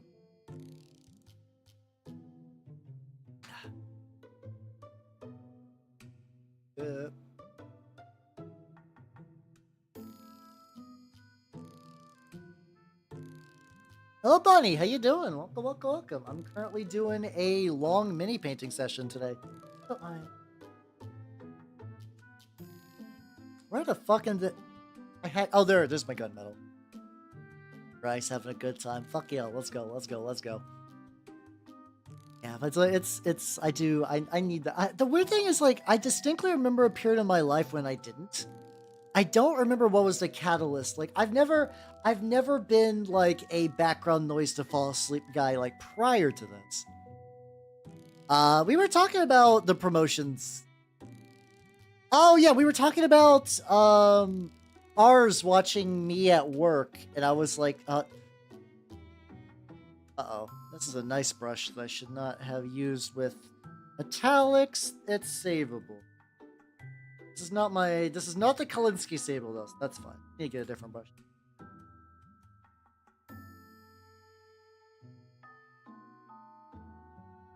Yeah, this is the one I was looking for. So yeah, I put him there just because I remembered. It's just I just remembered a promotions guy, and I was like, he'd be a fun addition to the stream. And look at him, he's holding up the halberd like he's Link, and he just unlocked a new item.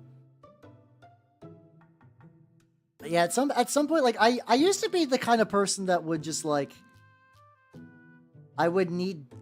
I don't know, it's weird. If I'm at my own house, I need a very specific set of circumstances. Weirdly, I sleep better when I go elsewhere. Like when I was at Magfest, I need to sleep in a fucking motel, not motel, a hotel.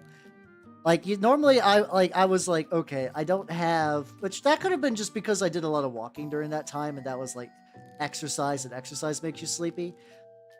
But I remember I was like, I'm in like a shitty fold-out couch. I have like maybe like 3 millimeters of a blanket on me, and I was just like out like a light. It's the sleepiest lad who ever lived. But at my own home, I need to engineer very specific circumstances for movement, not for movement, for sleeping. I said movement because I immediately thought of the thought that I was going to have after this, which, hey, Nina's moved, everybody. Yay! It turns out she was just gearing for a shed at like a very awkward moment for apparently like a while. She's been shedding for a hot fucking minute, but it is gone. I looked in her cage this morning and I was like, oh, the shed's on the other side. Nice, nice, nice. So happy. It's the dumbest thing where it's like if she does very predictable behaviors, but if I still don't see her wiggle, I still have that kind of inherent urge to be like overprotective. It's like, don't want her to go away. I want her to be okay, bros. And then she's just like, yeah. I was just shedding. I was just super shedding. So yeah, Nanners is doing great. Nanners is doing great. Yay, snake indeed. Snakes are fun. Everyone should get a snake.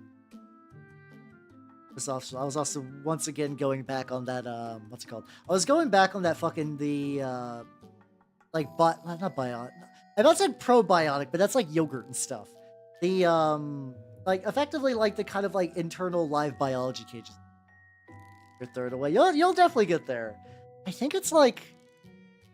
I think you get at least 1,000 points per stream, is, like, the general rough estimate. And then since I'm... The plan is to go longer today anyway. Now, will I see that through? I don't 100% know. Especially because this is a weekday. So I've been trying to experiment more. Like I did a video game stream on YouTube yesterday. I've been doing some longer paints. I've been getting some game stuff together. I'm still trying to stick through my like. It's not like my New Year's resolution.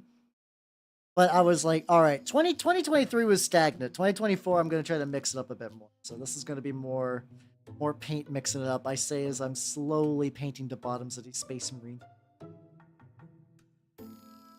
It's like, yeah, I'm shooting for 6 hours. I'm shooting for 6 hours, and if that does work, you should definitely be getting to the Nanners fan clubs. You will get there at some point. You will absolutely get there.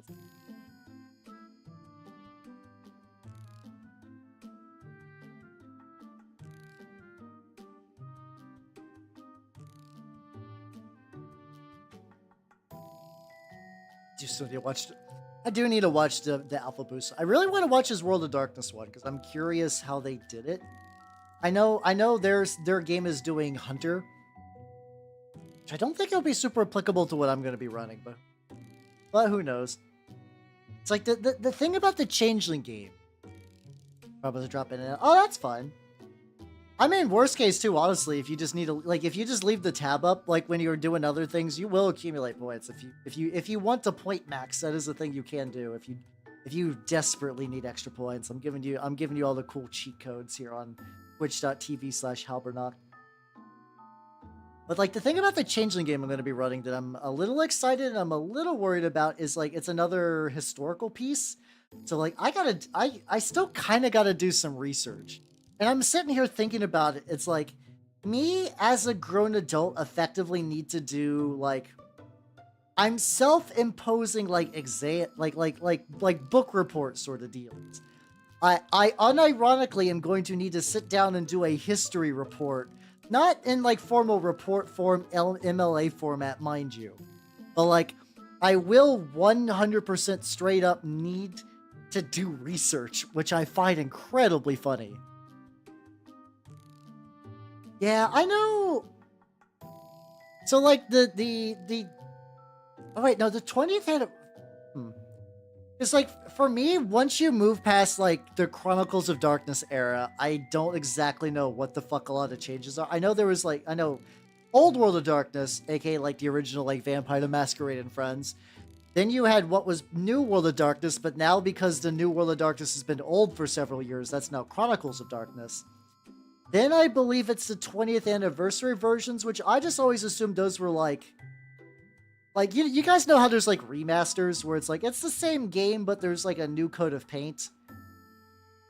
Like maybe like they probably got some new art and they might have like, hey, this rule was made in the 90s and we didn't know what we were doing. But I was not aware that there was any changes. And then I know they're doing 5th edition effectively. I think Old World of Darkness had 2 editions, but they were mostly that kind of like, it's kind of weird because a lot of tabletop RPGs. Let's see, Old World Builder Remaster. Oh, interesting. Okay. And then 5th edition Vampire is just kind of its own thing again? Or like, that's the puzzle piece I'm not really sure. Oh, it's like a 50-50. Okay, that's where I was lost. I mean, comparing it to like the Old World Age of Sigmar is kind of similar. Like I think that's a reasonably apt comparison, because like there was a lot of good like I do think that the Old World, the Chronicles of Darkness generally had like better systems than the original. Like once again, bunch of goth nerds got together and made a RPG about vampires.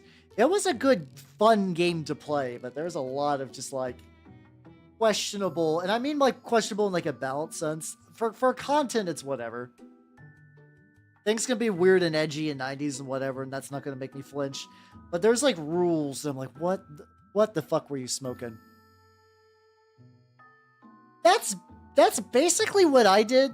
Like, there's a couple of changes that I remember, like when I did VTubers and Vampires, like usually with the Sabbat. Like the Sabbat had some like older style, like they changed up some of the clans, like the La Sombra were kind of tweaked a little bit in the 5th edition. I think they were kind of less, they were either more or less shadowy than the previous iterations, and I think I liked the previous iterations more and just went with that when I ran VTubers and Vampires. Okay, that part needs to be the same color. There we go, we're gonna meld the guns.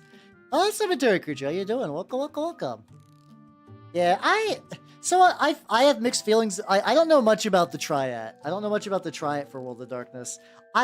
Pentex has always been really weird that I kind of, there's like a little bit of a giddy enjoyment I get for them being big, dumb Captain Planet villains. Like, I kind of love that they're straight, literally, like, what we are dumping pollution in the ocean. Why? Evil. We're bad, man. I'm a bad man. No, sorry, I was trying to do the fucking I'm a nice man with happy feelings all the time, but I went straight to bad man, which doesn't even, I'm fucking up my own favorite quote. God damn it. Getting struck? Wait, what? Not it. Oh, yeah. I have mixed feelings about mixing like internet and vampire stuff. I do think there are neat ideas for bringing vampires into modern times. But every time I think I sit down players to like, hey, I'm gonna run a World of Darkness game. What would you like to do? It does seem to be consistently like no modern technology. Like they really like the idea of bringing it back, you know. And I know there was like cell phones in the 90s, but like, you know, 90s cell phones don't count. 90s cell phones were a mistake. You would just get irradiated using them. Ideas, I'm going to eventually repaint the metal on this. No, I don't think it's a Castlevania thing. I'm going to be weird. I'm going to be real. I don't know much about the Castlevania show. I'm aware that for a while people liked it and then they didn't. So, but no, that show has not influenced any World of Darkness stuff I've ever done.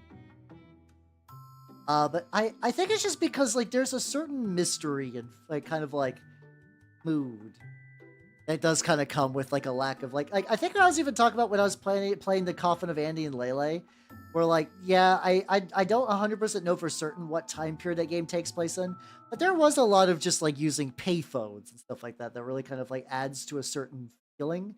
Like there is a certain mystique to that kind of like technology kind of limitation that I feel like you do kind of miss. I do feel like you kind of miss out on that in like a modern day setting. I'm not. I'm also not going to say like if you like that you're objectively wrong, because that's not true. It's definitely a personal taste.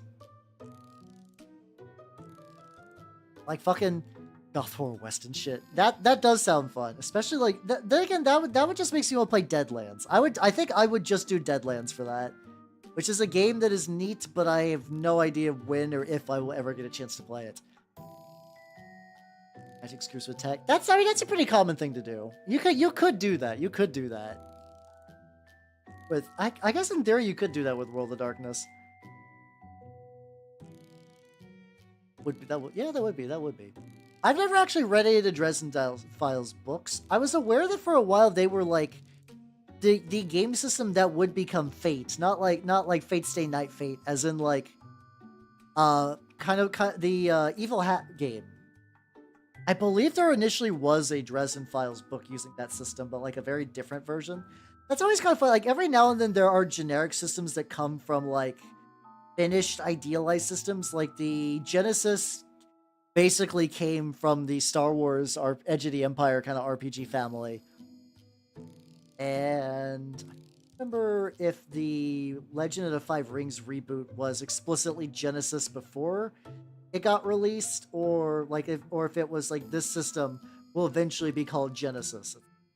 Like they made the system for that game, and then later to like was the beta. Yeah, it was like like that. Spirit of the Century was a beta version of Savage Worlds. I see. It's weird. I kickstarted Fate. I still really like the idea of the Fate system, but every time I've ever ran it, it just didn't ever work out. It's odd. I usually don't play generic systems very much.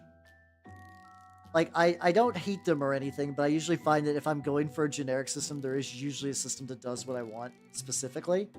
And I would much rather go for the specific than the generic. But that's like a personal premise thing. But I have tried to run Fate, and I've tried to play in... Actually, have I ever ran Fate?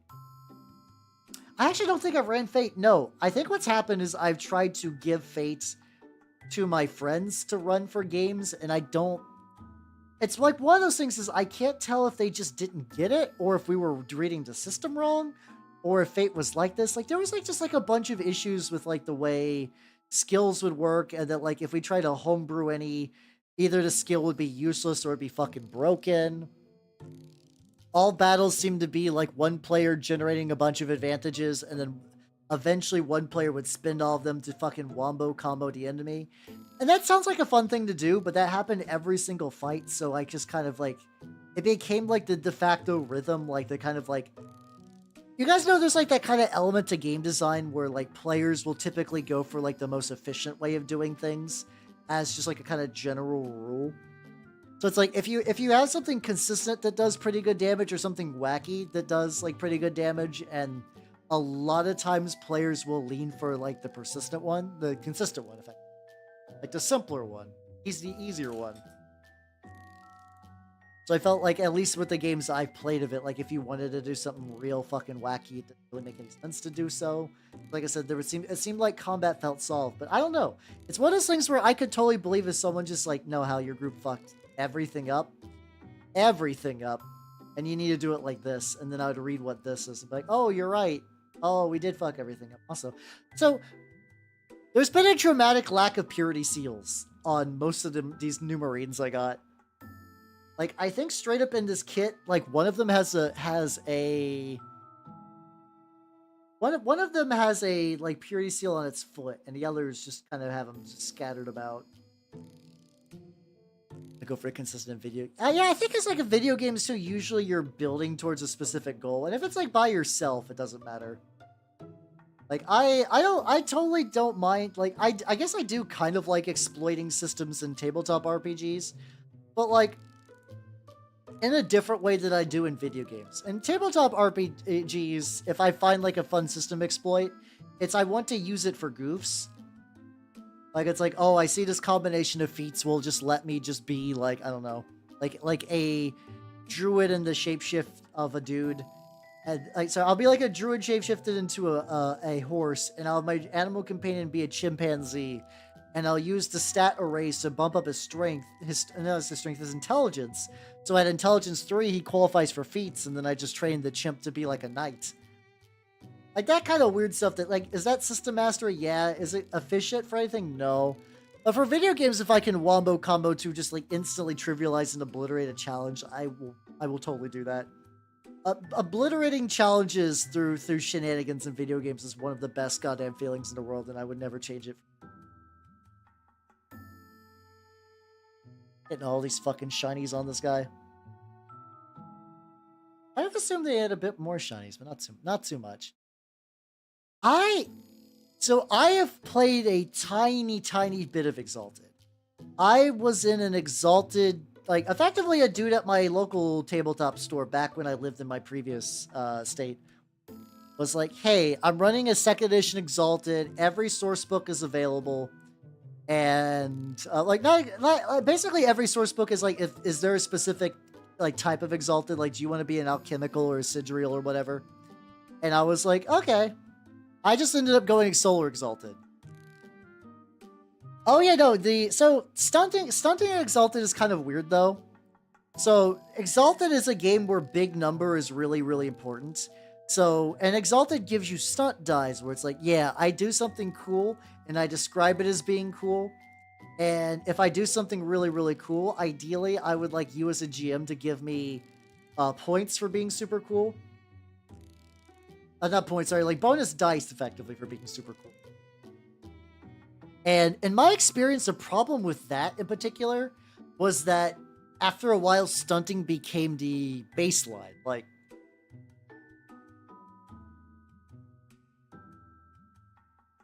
and like it's not that it ever really added anything.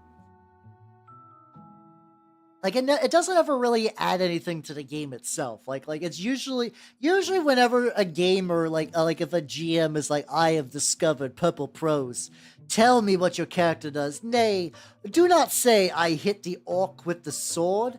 Say I thrust my rapier into the green beast's sternum. Like, do I like role playing? Yes, but there are people that like have an idea that like over describing things that don't matter is the real role-played experience, and that's kind of what stunting turns into. Especially because like Solar Exalted, oh yeah, Solar Exalted can throw people into this. They can do so much bullshit. So like Exalted fights were just like rocket tag. You would do a bunch of tricksy shit and then try to wear out your opponent's essence. I think it was essence was more like, yeah, it was the resource you were really banking on for your charms. Mostly for your perfect defenses. Which, like, the best way I can describe Exalted perfect defenses, you guys know, I'm assuming a lot of you know Magic the Gathering. Or I'll even use Yu-Gi-Oh! As an example. In both those games, you have cards that will just say, hey, that thing you're doing? No. Like, I counter it or I negate it. That's what a lot of perfect defenses are. They were like, I'm going to take a bunch of damage. Nope, spend some points. And usually that would mean battles back and forth would be, I do a bunch of damage to you. Aha, I spend the point. Not a point, like a couple of points. And there's certain attacks that got through certain ones. And effectively, you would eventually go back and forth until one of you ran out of essence. And at that point, somebody would land like a 16 die attack and your bones would explode and you're dead. I mean, Jaquel, you're not wrong. Like, functionally, it is very similar to Mega Damage, even if mechanically they're very different systems. Where it is something where it's like, do you have a way to prevent damage? Yes, you're fine. Do you have a way to not prevent, like, do you have a way to prevent damage? Oh, I've ran out. You die. You explode. Welcome back, H. How you doing? Like, I did have some good instances with Exalted. I was playing a Twilight cast, and I was able to do a bunch of, like, advanced level thief bullshit. I do also like Dungeon Crawl Classics.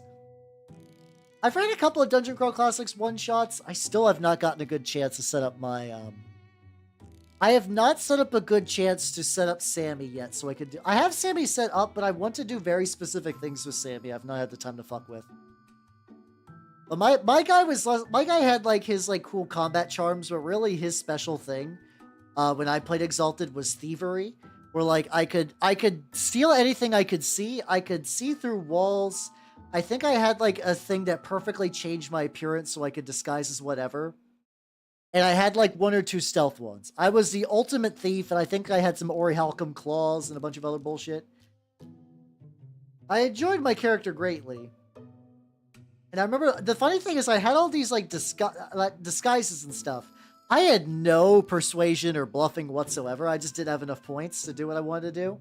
So anytime somebody actually like saw through my disguise, they're like, "You, what are you doing here?" I'm like, I'm walking, just going on a stroll in this castle that's off limits. Haha, don't mind me. I feel like Morkborg wouldn't be hard to convince someone, though. Like, Morkborg is dead fucking simple. Like, Morkborg is simple to the point where I am kind of neutral towards it. Yeah, I'm just a little guy. Exactly. It generally worked out, though, because, like, I had ways to exfiltrate out of basically any scenario. But I did also have a lot of, like, haha. I think, like, once or twice I got in over my head. And I was just like, well... I am prepared. I am built to do several things, and getting myself extricated from this scenario is not it. See, that's the funny thing, though, is I actually do think Morkborg is a better, like, beginner system than D&D 5e, where it's like, what do? You got a weapon. Sick. What do we do with that weapon? Stab that guy. That's it. There's not a whole lot of mechanical cruft to this. Not a lot going on with Morkborg. Like, to the point where it's kind of almost mostly a fancy art book.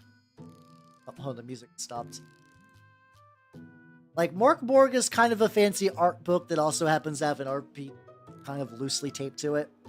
I think the benefit to Morkborg, though, is that there is a very... The art... I like the art, too. For me, I think a lot of the benefit to running Morkborg is it has a... Because it's so simple... It's one of those systems that people like to bolt things onto. And I don't mean like, hey, I want to play D&D 5e, but it doesn't have X. I'm going to bolt on, like, I don't know, a crime drama historical to this game. It's more like, oh, I want this to be a dungeon about volcanoes. So I'm going to make a volcano dungeon. I'm going to bolt on a bunch of rules for, like, what happens if you, like, fall in lava and overheats. And I'm going to sell that as a book. And then from there, you can just mork your Borg. Worky. And, like, that's cool. And I never really super got into that scene, so I did miss out on a lot of cool shit. Copy of the... Oh, did they have an... Oh, of course they had an album. Of course Morkborg had an album. I am not surprised that there's a Morkborg album now that you mention it. Like, the one thing I was like, Cyborg kind of seems neat, like the cyberpunk version. There was also someone who made Mechborg, which was like... Mechborg, it was like a third-party thing. Like, I think Cyborg is official, and I think Mechborg was another one of those bolt-on systems. And on one hand, I cannot imagine that it would ever usurp Lancer as my mech game of choice in terms of game. I do think it has some neat potential for setting, though. Like, if I ran Lancer with Mechborg setting. Like, let's see if I can find a picture from Mechborg. It's like, it seems like it has, like, a level of stakes to it that it did not seem that, like, not Morkborg, that Lancer ever had. Like, let me check the Kickstarter. Okay, it's 15 hours to go. Fuck. Well, I hope they have a late backer kit, because I sure as fuck don't got the money for that shit right now. Let me see if I can find, like, a page from you.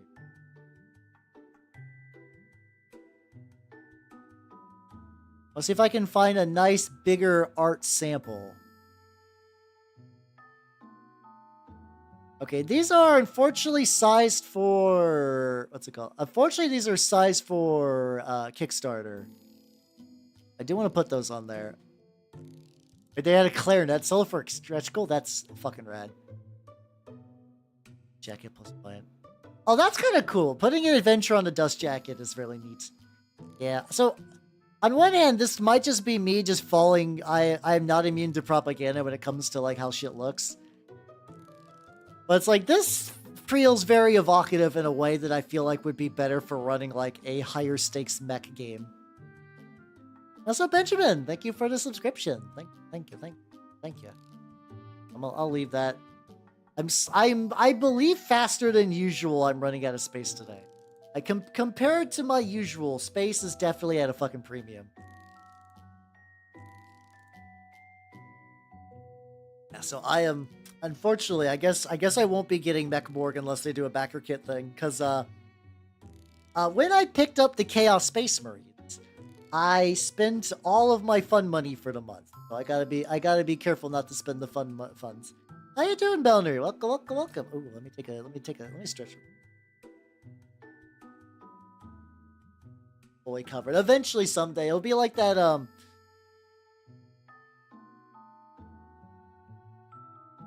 there we go. It'll be like that one thing. What was it? There was a website a long time ago. Like, it was kind of I think they did like a couple of versions of it. It was a very famous, like, hey, this website will have 1 million pixels. Each pixel is $1. You can put whatever you want to advertise on this page. Which, I'm also grabbing a cough drop just to kind of stay ahead of the curve. Like, as an early kind of like how to make money on the internet scheme during the earlier days, it was a fun gimmick. The novelty was pretty fun. I can see, I understand to this day why people were like, yeah, I'd be willing to throw money at that. And like, some people would be like, I bought 3 pixels for my dog. And then there were actually like a couple of bigger companies. They're like, this website will last forever. I will advertise here. This is investing in the future. I do like that though. They're like, every now and then, like, big companies will invest advertising into something completely stupid. Which, I mean, in technically their defense, a lot of times, like, it's these like little gimmicks are cheap enough. It's like, yeah, whatever. But then you got like the people who are occasionally putting stuff in like those like metaverse 3D, like every now and then, like really like Facebook wants to make the metaverse a thing in a way that basically nobody who would enjoy that kind of thing really wants. Like, are there people that enjoy persistent 3D hangouts where they can interact with their buds no matter where they are on the internet while wearing funky avatars? Yeah. That existed as Second Life, and that exists now as VR chat. Like, you can't just do that with like expensive, ugly avatars. Like, if you have to pay to look worse than those other websites, you've already failed. Your audience has already been captured. Yeah, VR chat claimed that segment a long time ago. And then they tried to do the thing where it's like, ooh, what if you did work inside the metaverse? What if you had an office meeting inside the metaverse? And then some companies did that, and then you realize, oh wait, this is just a meeting that's worse? Arguably, most company meetings don't need to exist. They're pointless waste of time, but they were like, let's go even further beyond. Wow, look at the captain lad. He looks so funny because this is just like a foundational layer of just like, I wanted to put down a pink for this, and he just got like those weirdest pink fucking like raw chicken ass dome. What a lad. I mean, honestly, at this point, you could have meetings in Fortnite. I have not played Fortnite in a hot minute, especially after they added a bunch of game modes and stuff. But I'm vaguely aware that they're trying to do what Roblox is doing and be like, hey, we don't want you to play other games. Instead, you play Fortnite, and then inside Fortnite are all these little custom game modes and all the stuff you like. And then, hey, small person, or teenager, or adult. Probably teenager, if we're going to be honest. You want the V-Bucks, don't you? Don't you want V-Bucks so you could exchange them with this content creator? that made the Warrior Cats RP skin you really, really want for your Warrior Cats RP like Fortnite instance. I don't know if there's a Fortnite version of that. I did see somebody post like a Warrior Cats like Roblox thing, or maybe it's a VR chat world. I don't know.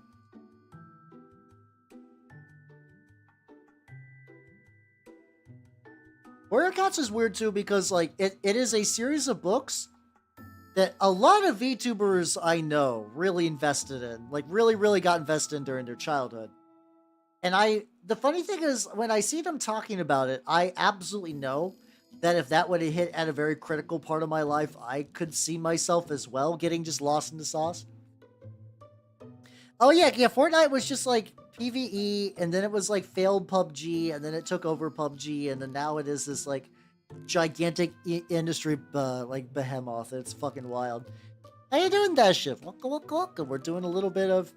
About to say we're doing a little bit of early mini painting, but we are slowly creeping aboard back to like normal mini painting times. Like in about 6 minutes, this is when I would usually start, which is fun. How you doing? How you doing? Painting some Space Marine. Gets Aragon. I did not end up reading Aragon because I had a friend of mine who was incredibly like fuck Aragon. Like, she did not like Aragon. I'm aware that they are kind of like a teenager's like Mary Sue, like I would want to be the Star Wars hero and my parents own a publishing company book. But like, I'm sure, I don't know. She had some fucking venom. I will say, I feel like it's only a matter of time in the movie night. Which other ones? Era Wolcott, I know definitely is into it. She's a Welsh sheep VTuber where I think that's like one of her super jams. I feel like it was either Mako Samishima, the shark lady, one of the many shark ladies, but the shark lady I know the most. She was into it pretty hard, I believe. Forget if Echo was into Warrior Cats or not. One of those things that I cannot say for certain, but I would totally believe it. Yeah, not a Welsh sheep, I know, right? I assume that was intentional on her part.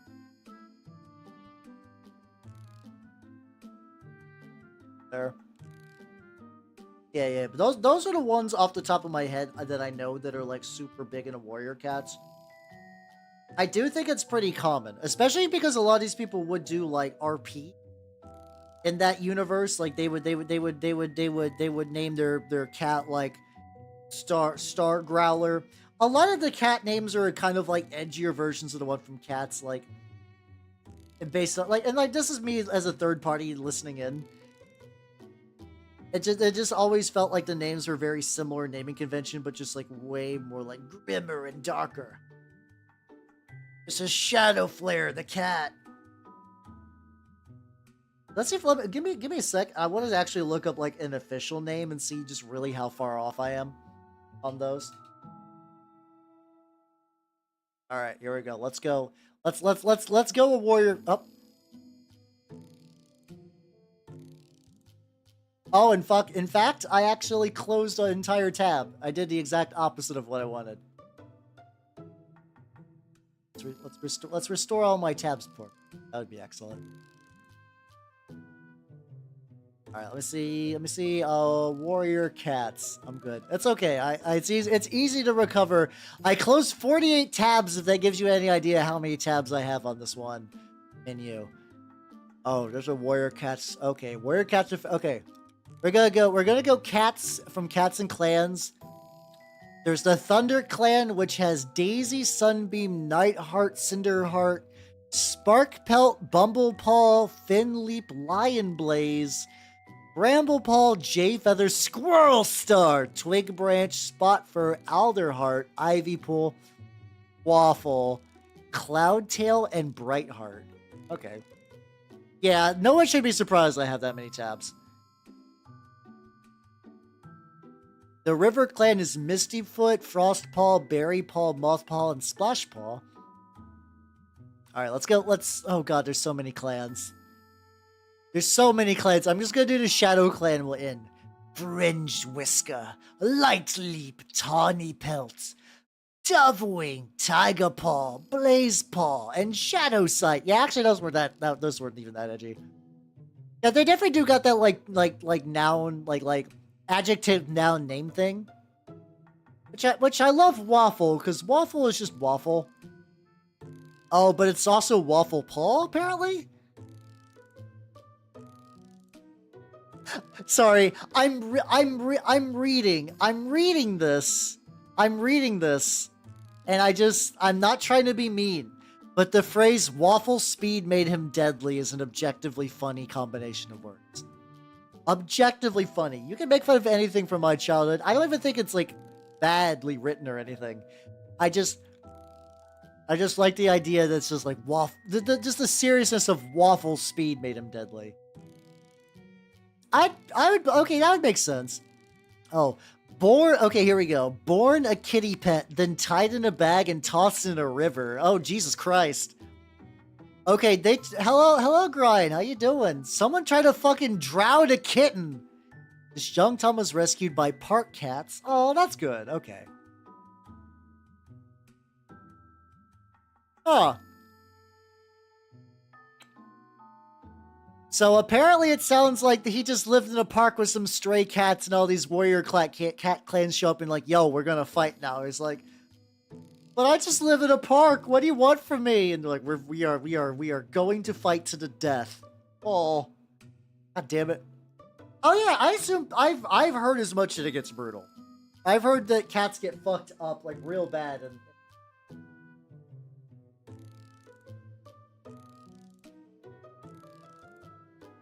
hold on. I'm grabbing a brush for what I'm about to do. And my brushes are getting all gummed up. This is still probably fun. Yeah, I do hear you're like, oh, kitties, and then they're like, and then Waffle Paw rip the throats. I'm like, oh damn. Okay, no, they are not fucking around. I kind of like that though. I like it when a kid series just doesn't give a fuck about and just like goes into the violence. Like J.K. Applegate's balls were so impressive by writing an incredibly grim war story in the middle of a series about kids that turn into animals to fight aliens. Like, to this day, I'm super thankful that, like, whoever at Scholastic clearly did not read her books very well. Because she could just do whatever. I mean, there was a billion of them, and I know some of them were definitely ghost-written. But, like, oh boy. Oh boy. Yeah, I think it's just, like, a very certain kind of author that just doesn't like to pull punches with kids' stories. I think, like I said, I think that's, like, a pretty noble thing. Joins a melee heroes. Yeah, it's okay. We're talking about warrior cats, and from an outsider, it's a very, like I said, I'm fascinated because the VTubers I know that grew up on it, it grips them to this day in a way that, like, I grew up with a lot of series when I was younger, and, like, I've went through a lot of them, but I don't think any of them has ever gripped me in the way that Warrior Cats has gripped people that were into Warrior Cats. I find that fascinating. Like, damn. Like I said, I believe in a different time, a little baby how they got introduced to warrior cats, like, at a very certain time period. That could have fucked my shit up in a positive way, maybe. Maybe. Right on, these lads. Actually, like, I still think these guys got, like, an okay amount to go, but, like, I'm actually a lot closer than I thought. Like, get the shoulder pads, get the guns, get the little chest Aquila, get some touch-up details, glue them to the base. Oh, I might be having a big old fucking wash party tomorrow. Whenever I do oil washes, I like to accumulate several models. So it's kind of a pain in the ass to do.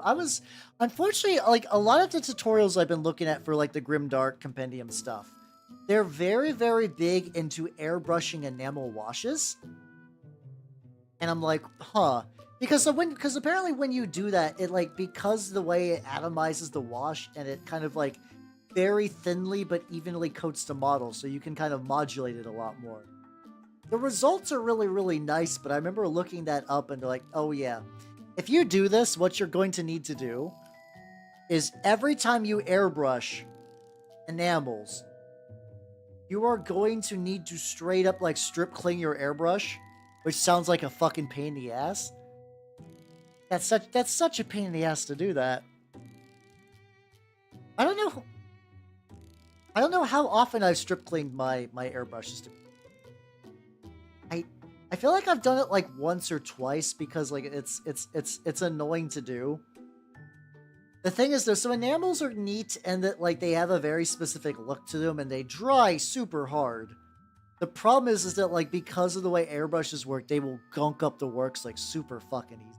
They will absolutely choke up an airbrush, and it's like I don't want my air. I don't know what's up with today. I've been actively dipping my hand more into the wet palette than I believe I ever have when I've painted on stream. Every other time I painted on stream, I have just kind of just like, you know, I've been cautious. Today though, I have accidentally dunked my fucking fingers into the wet palette several times. I'm torn because like it's a pain. Oh, it looks so good.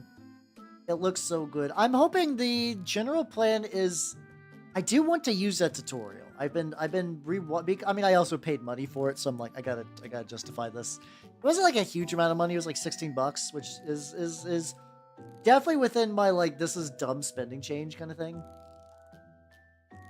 But the results just look so nice. It looks so nice. So I want to get like a Plague Marine done with it. So many steps. Kind of neat, and that the way they do it, it's like because a lot of it is using a variety of different products to kind of really create like a real viscerally textured looking model. A lot of times they'll be like, hey, don't worry too much about like overspill, which is like when you're airbrushing and you get a little bit in an area you didn't intend. But like that's fine. It's fine if you hit it like that. What you're going to do later is apply a bunch of products, and then actually that could be a benefit. Like, okay, that's a neat philosophy. That's kind of a neat philosophy. But also that means you gotta get a bunch. We'll see how that goes. At the very least, I could probably use like half of it. Like there's a rust paint called Dirty Down. And it looks, every time I've seen that used, that's another one of those like in certain mini painting spheres it became like a meme. Not meme, like a flavor of the month thing. Unfortunately though, as far as I can tell, Dirty Down is only sold in the UK. And if you want to import it, it eventually rises in price to like $20 a bottle. 20 or $30 a bottle, which I think over there it is not that. But it creates like the chunkiest fucking most realistic rust I've ever seen. Like I've been using rust paints. I do a little typhus corrosion. I do a little dab of like some dark rust. I get some orange rust. I do like a little dry brush of a metallic color. It looks nice. It looks nice. I've been very happy about that technique. God damn though, you can just pour this stuff from the fucking bottle. You can just absolutely pour all this just like straight from the bottle. And it works so well. Hello, Nona. How you doing? Yeah, that's based on my experience. Yeah, it does definitely starts at that like $12 a bottle sounds very reasonable. And considering that how well this seems to work for what I want to do for my minis, I might just suck it up and spend like 30 at some point. But I'm not jazzed about it, if that makes any sense. I'm not super stoked that like I guess it's just because it's a small... Is it just like a small company, I guess?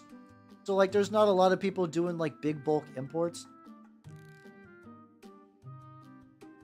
I'm gonna kill the fucking shuffle on this playlist. I'm beginning to realize that YouTube... Every now and then, YouTube Shuffle will just play the same song, like, 3 times in a row, because I've been seeing the same Kanatan pose. And I'm like, I like Kanatan. She's cool. She's great.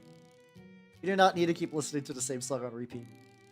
Very small. Oh, is it like small enough that like that's the only product they make kind of small? Or just like, I guess that is true. Like once you get into like certain spheres of like tabletop, like wargame products, it's like, oh, this company is operated entirely out of my friend Greg's, not closet, like garage, I guess. Oh, it literally is one of those. Okay, it is one of those. Okay, like just a bunch of people in a dude shed. I'm curious what their website looks like because they.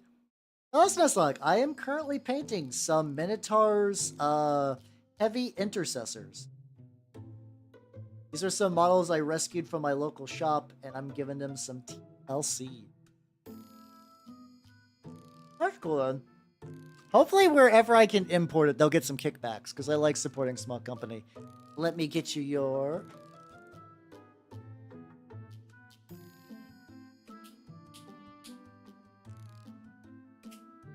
Nice. There we go.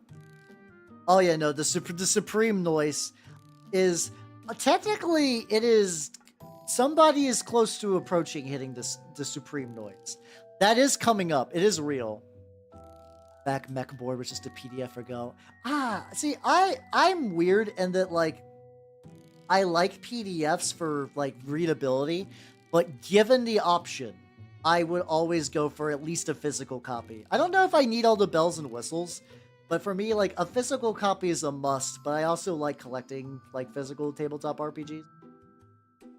So like, I guess Nintendo depends on what your like finances are looking like. If you think you can spare the money for like the extra bells and whistles, I would say go for it. If not, a PDF is probably more than enough. Shit, you rep. Yeah, let's go.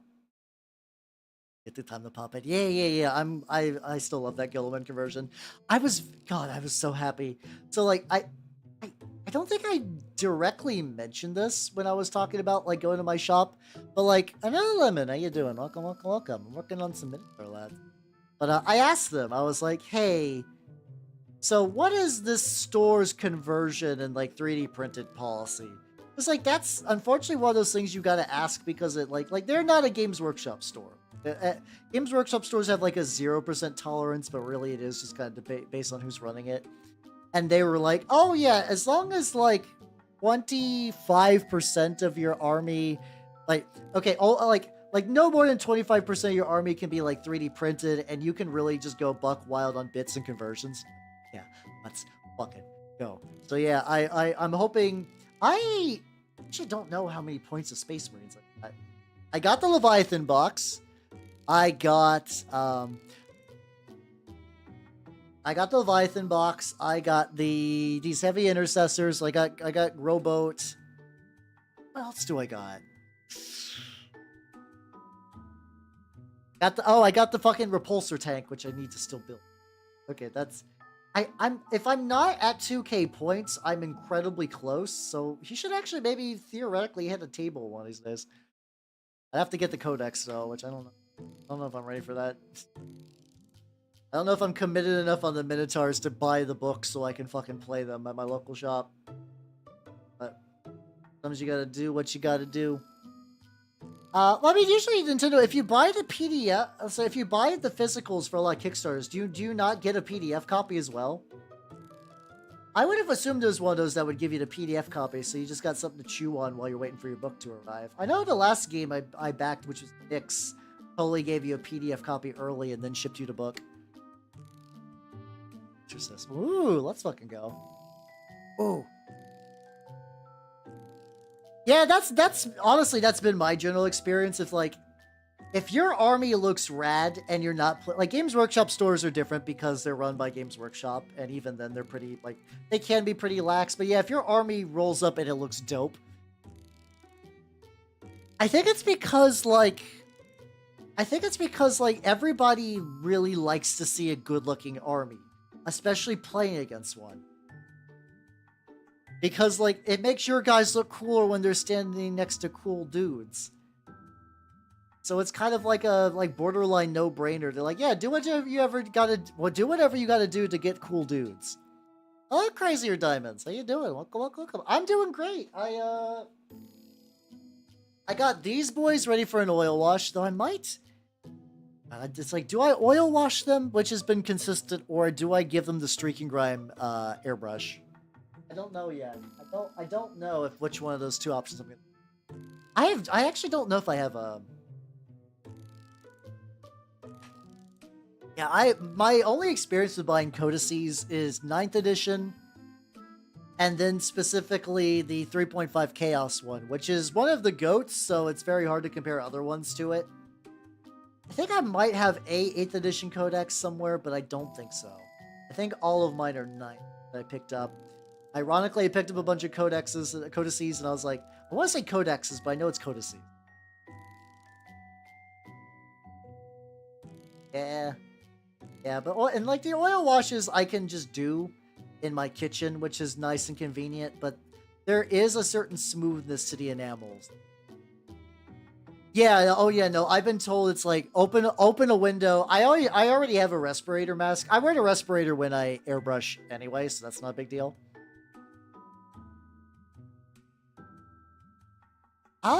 I didn't hear about that, Benjamin, but I would not be surprised.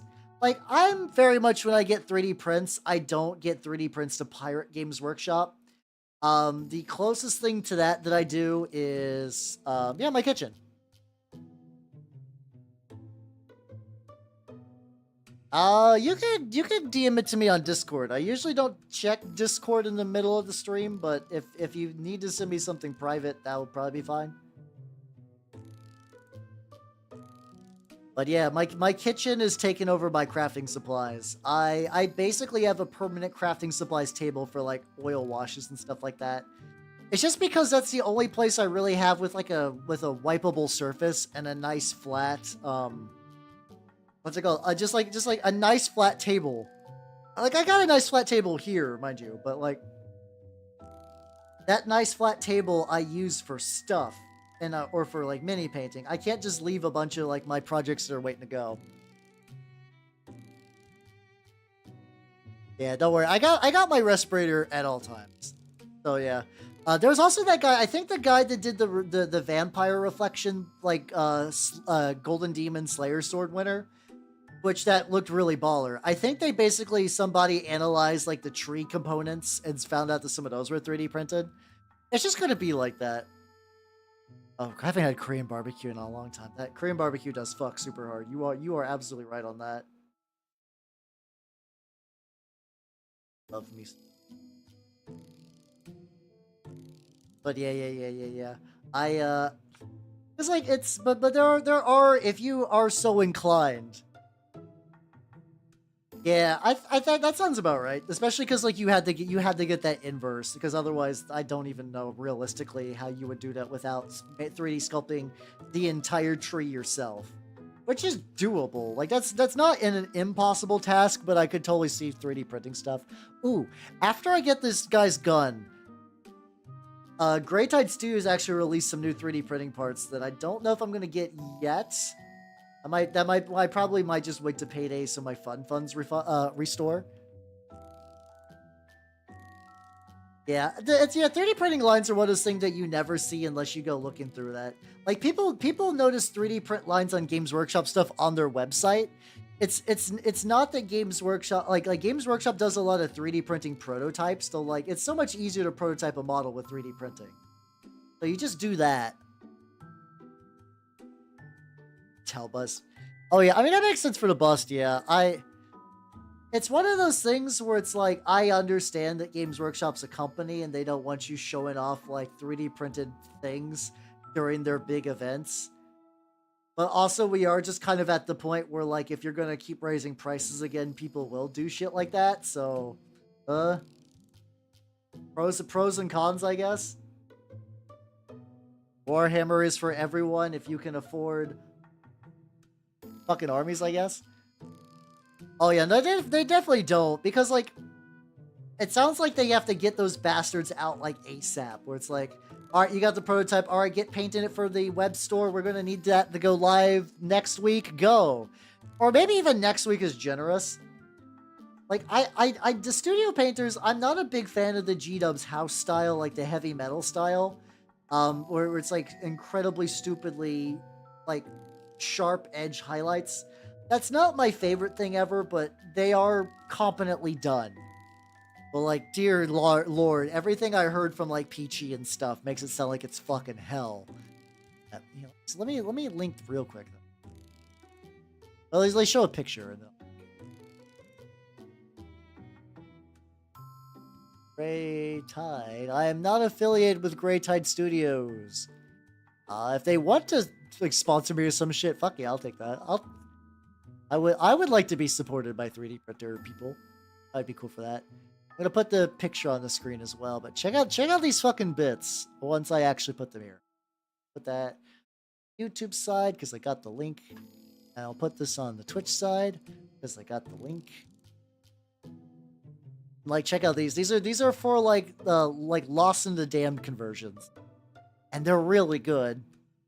Like I don't know how I feel about like the shoulder pads, but like the flaming sword and like there's like the flaming iron halo, the flaming faces, and the stuff in the middle they don't describe super well in this picture. Those are like little flame accessories you put like on the base, like around the feet and around the arms and stuff like that. Really, really cool shit. Just noticeable ones. Oh, I didn't know that. I would not be surprised, especially because that's like a smaller studio doing those. I also do a lot. I also do a lot of 3D printing. For my Horse Heresy guys. Oh, do I still got one with the head ready to go? Hold on.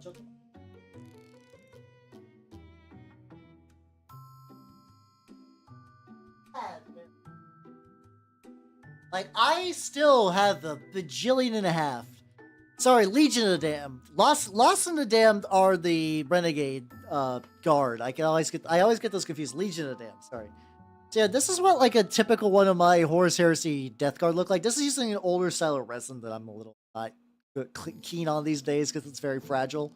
But yeah, I give them, I know this is Mark 6, but I like to give them these big chunky Mark 3 shoulder pads because they look nice, and I kind of like how one big chunky one. Plus, it's the Horus Heresy. They mix armor marks all the time, and I got this custom head, which is I liked the beaky helmet, but Death Guard did not like the beaky helmet. Oh yeah, no, Night Lords are baller. Night Lords are hella baller.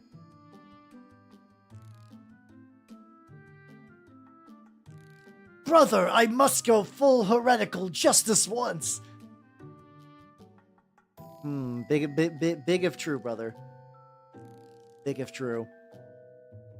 But like, I might be, I don't know, that might be cool just to have, like, especially for, like, if I want to have, it was like, not even if I wanted to do Legion of the Damned, like, if I just want to do a guy, like one custom Space Marine captain.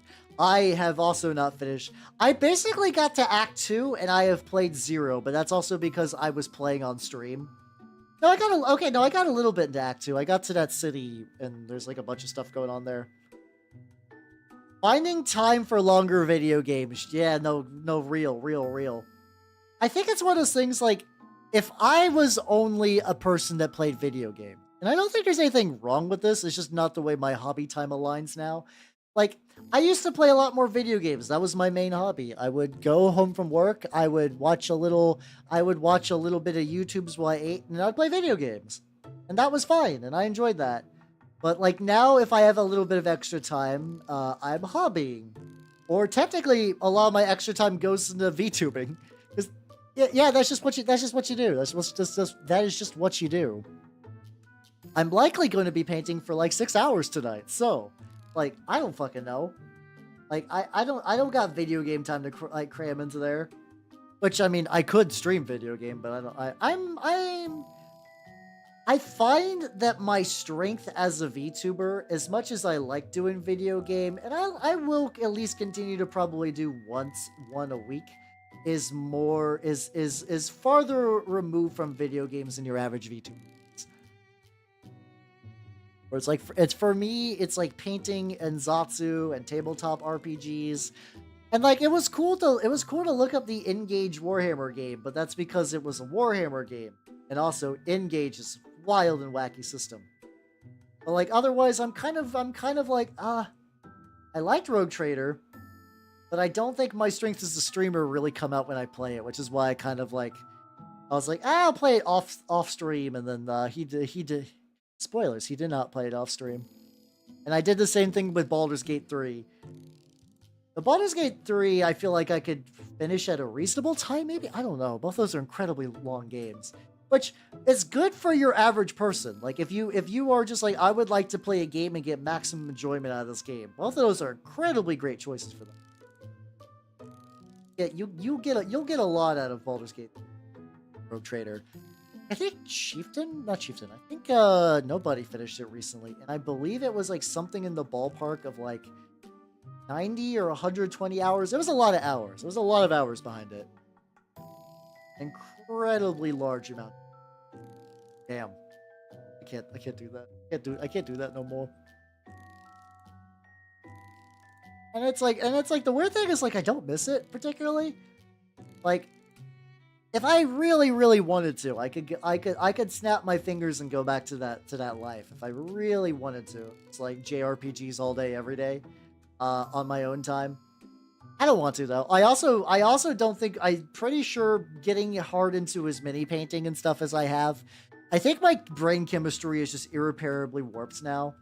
Like I don't think I could. Like I think legitimately, if I was just like, I'm gonna not paint anything or do anything and just play games for a week, I think I will probably just lose my mind.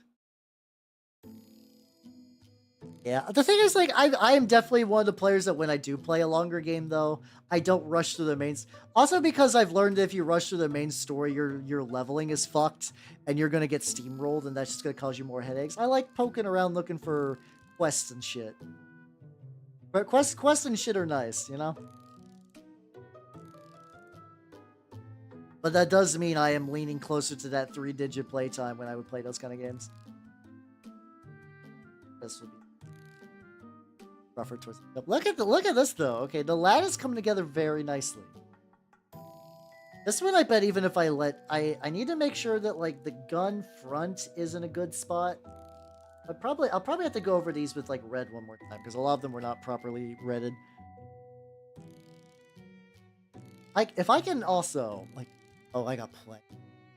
I am easily going to get these. So I got some backup models if I finish these. One of them is this boy. This is a oil washed Stormcast big fucking dude. He's also not terribly far done. The big thing for him is I initially painted his dog, his like little Griffhound. I oil washed the Griffhound, but I think he wasn't properly primed or sealed right. So like I ended up ripping a chunk of his paint off, and then that kind of muddled some of the other things I've had to do. So I need to build up like a proper layering for like the dog flesh on you. And then this guy could maybe like, I need to fix the cloak. This is kind of one thing that like my oil washes kind of leave the cloaks a little like streaky, which I kind of like to fix up a little bit. How you doing, son? Welcome. How you doing? Doing some mini painting today. Surprise, I know. I am currently... I started a little early today. I am working my way through some Minotaurs. And it is going great. How are you doing? You're doing good as well? Fuck yeah, let's go. Yeah, I've been having a fun time. Today is I would very much like to finish a bunch of these like half-finished projects. I might even come back and like... Remember how earlier I was like, hey, I got a bunch of Skaven. I still got those 2 Skaven models that are sitting on my microwave. Actually, that might not be a bad option as well. That I need to do the reductive technique too. I might do that. I might do a little bit of that reductive technique stuff on stream if you guys want to see how that works. Effectively, what that is taking mineral spirits and a Q-tip and slowly removing bits of enamel streaking grime that I put on the model earlier. Which I think went on a little thick because I decided to do it by hand and not with an airbrush, which it seems is apparently the real pro strat for getting the most out of streaking grime.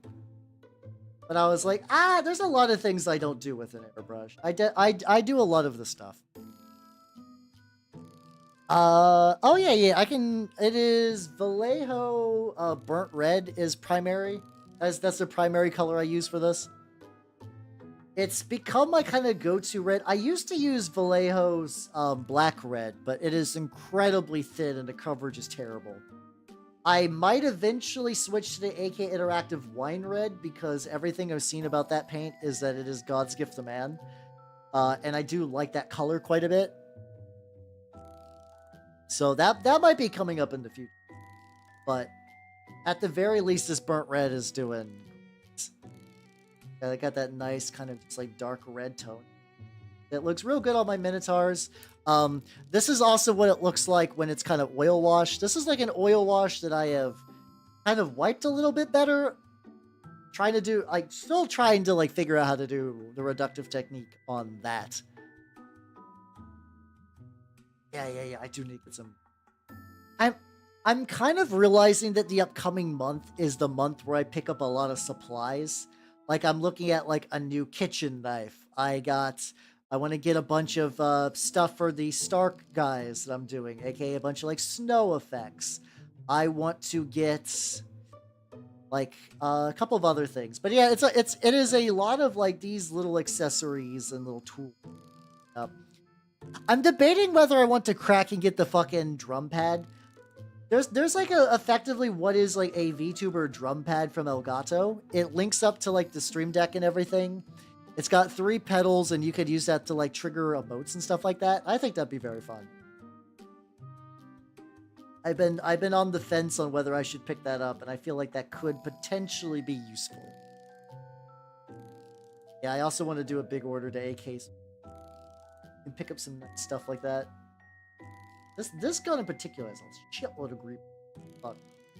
I guess that makes sense since he is the sergeant. This is like the bolt rifle, I guess, or I don't know. I know this is like a variant. I can understand bolter and heavy bolter, but once you start getting into Primaris bolt weapons, that's where heavy bolt rifle. Okay, so these guys got regular bolt rifle. Yeah, once we get to Primaris weapons, that's where my brain begins to glaze over. I was like, oh, I'm not prepared for this. I get a lot of 40k weapons just kind of mixed up in general, though. I think it just kind of goes back to, like, I like the little shooty dudes and, like, the horror and the magic and the mutations and stuff like that, but, like, knowing the individual models of, like, the tanks and the guns, I'm like, not my jam necessarily. All right, you're drying off. Take a big sip and survey the lads.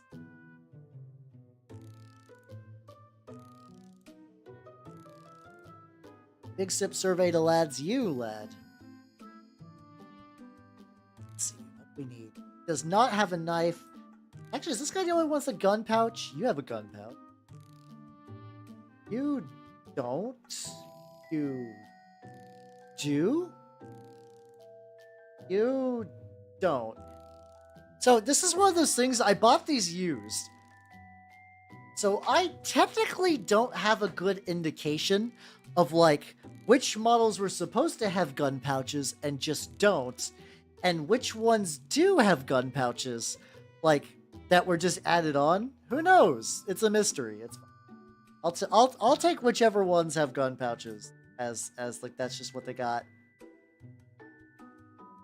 All right, so let's get a tiny little bit of silver. I'm doing technically aluminum, but like aluminum silver function. I don't know if there's a huge amount of difference, but yeah, this is where I go into these little bit of razzle dazzle.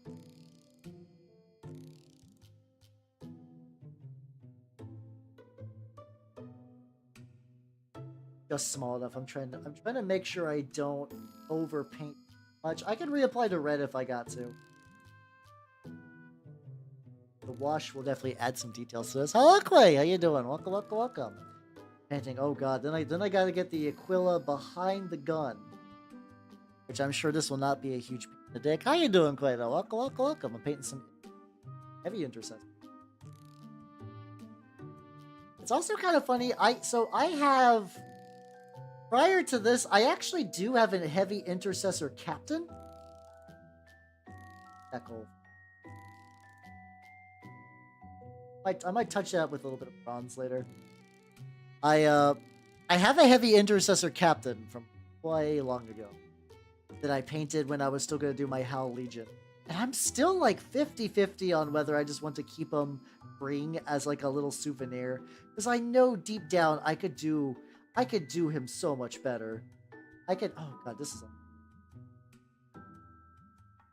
luckily this paint is like relatively like liquidy in a good way, if that makes any sense. Like it kind of flows pretty nice.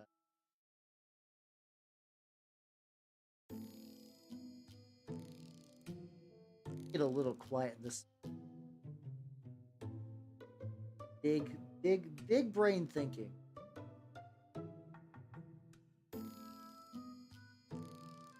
You know, and there's like a little bit from the bottom that... There we go. There we go. Just...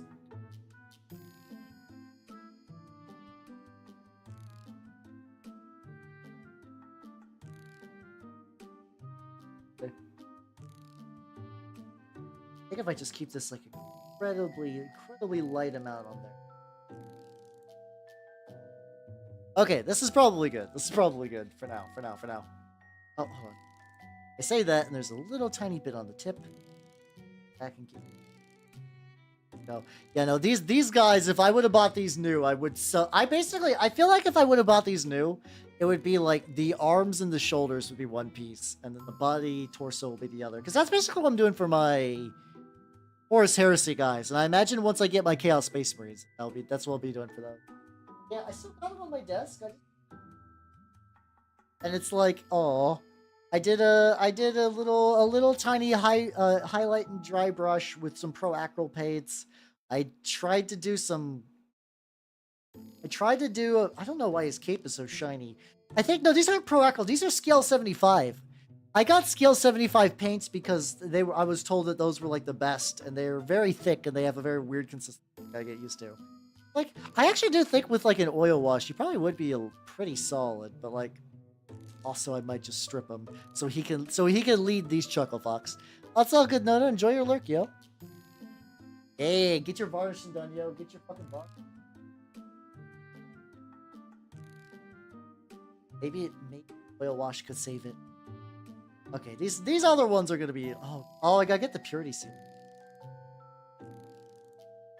We are very much down to like, I just gotta get the little green. Gotta hope for the best. I gotta hope for the best. Oh god, this is off. We're gonna have to touch that up. Oh god, hold on.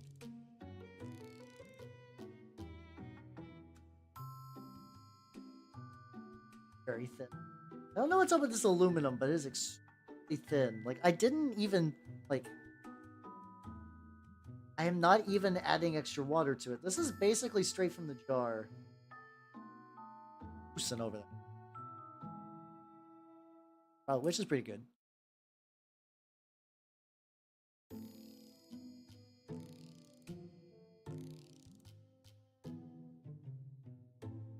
Doing... Also, probably might not be a terrible idea for me to eventually do some leg stretchy breaks. I don't know, so like, I know there are VTubers that straight up like stream for 14 hours. I don't know exactly what is their rhythm. I've actually never attempted a 24-hour stream. I think I've did one 12-hour stream way the fuck back. Like, way the fuck back. Way back in the, like, I want to say it was for, like, my birthday stream on 2021? That sounds about right. I think I was trying to go for 12 hours, and I think I was doing, like, in every 2 hours I was switching up what I was doing. I think that's, from what I can tell, that's generally the key of doing a super duper long stream like that. Like, you do everything in very, very short bursts, so you kind of, like, stay on your toes, more or less.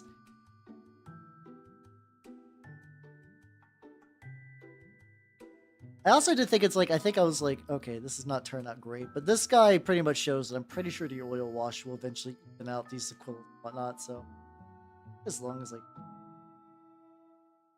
put more paint in there.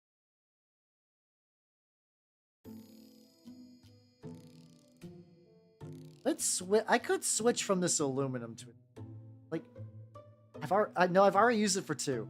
I think I'm just at the point where I gotta stick with the aluminum now that I'm doing. Hey, dab? Maybe if I dab, says grown man, and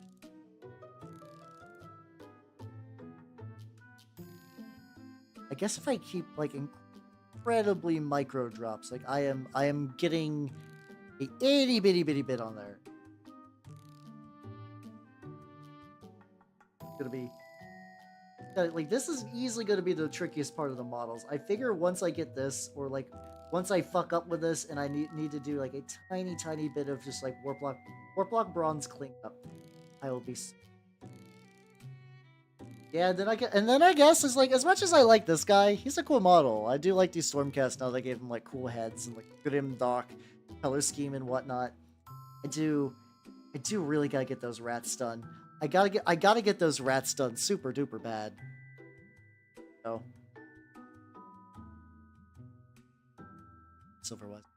Oh, Batapal, how you doing? Welcome. I gotta get the rats done, says me, guy currently painting. I'm working my way through a collection of various a little bit of Calipari action, I think. I'm working my way through a collection of Big Boy. I am doing fantastic. How you doing?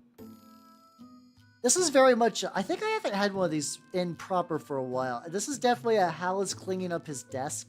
Like, after all these are done, what's on the project docket? I have technically, I have that kind of like floating question mark of whenever the Chaos Space Marines arrive. And then tomorrow, oh yeah, tomorrow they're doing the big Age of Sigmar super duper reveal.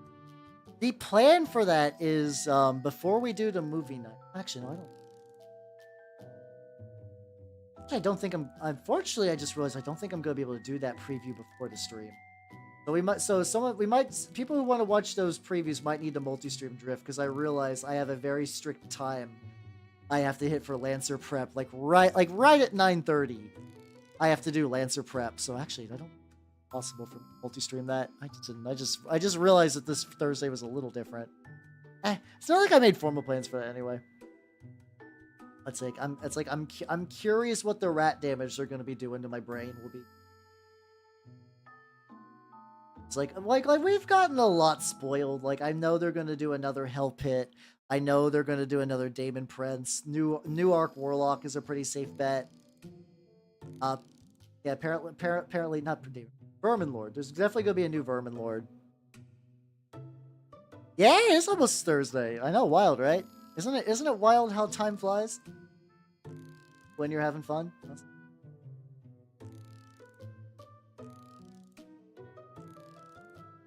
Oh, there we go. Yeah, if I could just take that, like, initial drop and then... Very careful. Well, I can do more or less alright with that. But yeah. Movie night, the plan, I still need to get it, is to watch the very final Underworld. I am confused.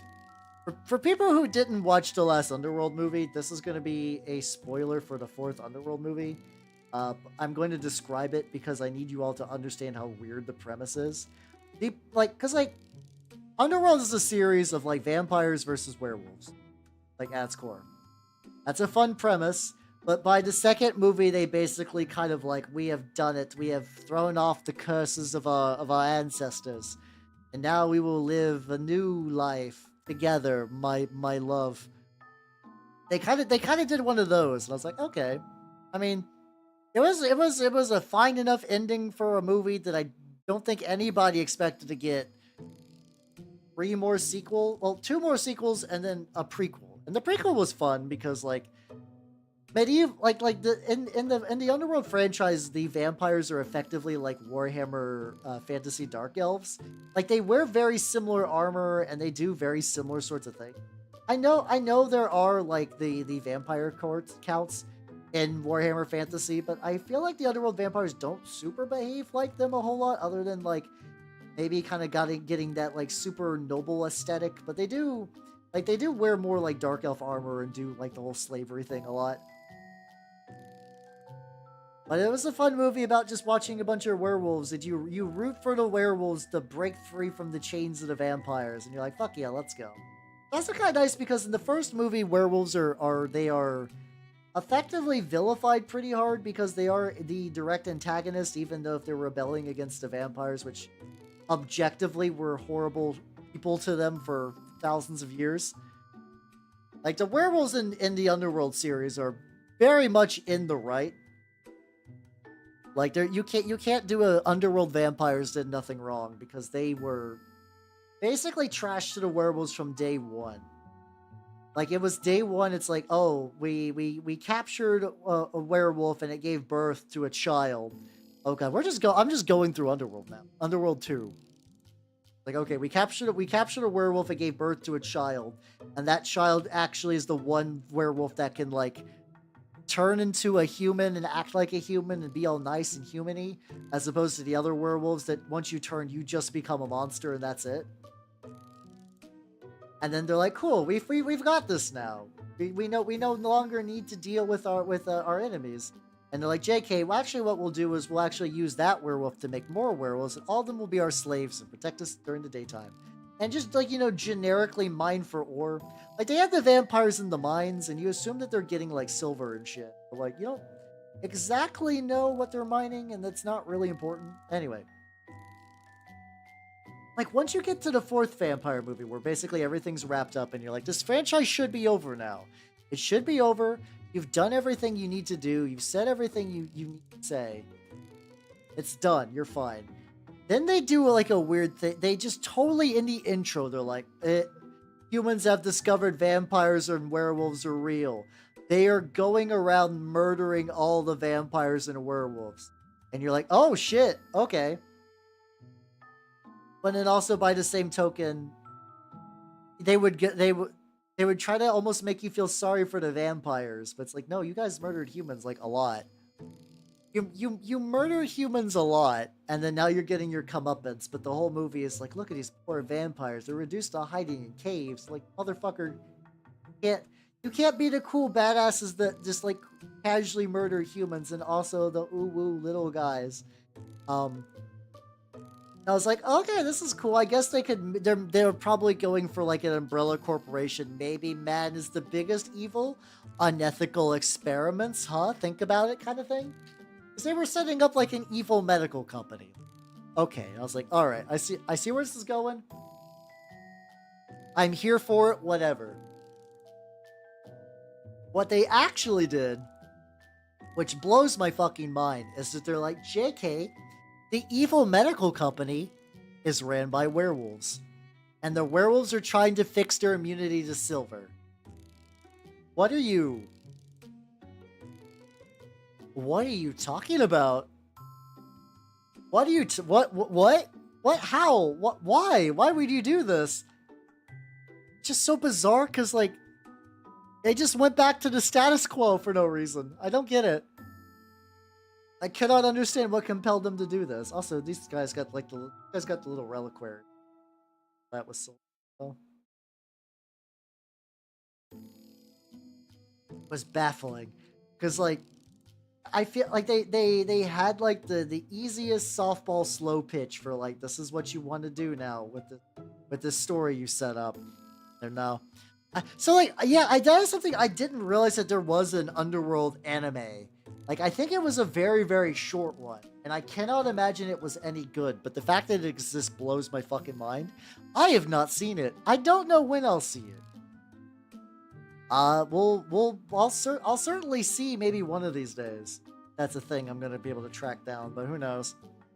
It's in like the same way that like I'm still kind of impressed and amazed and confused that there's a Highlander anime, which also, from what I understand, is absolute fucking garbage. I've heard nobody goes to bat for the Highlander anime, even Highlander fans. And Highlander, as a franchise, from what I understand, has been subjected to some of the like. I've only seen Highlander 1 and 2. At one point, oh yeah, no, hold on. I think I can find it, or maybe it was a manga. I didn't know entirely if you were joking or not, because it's kind of sort of a real thing. A little bit more.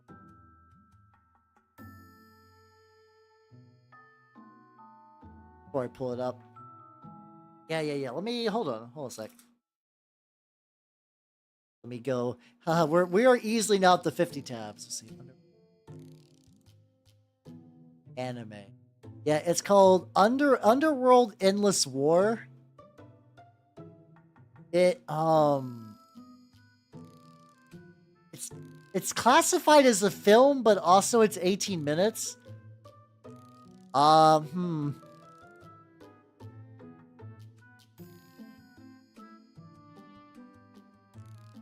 No,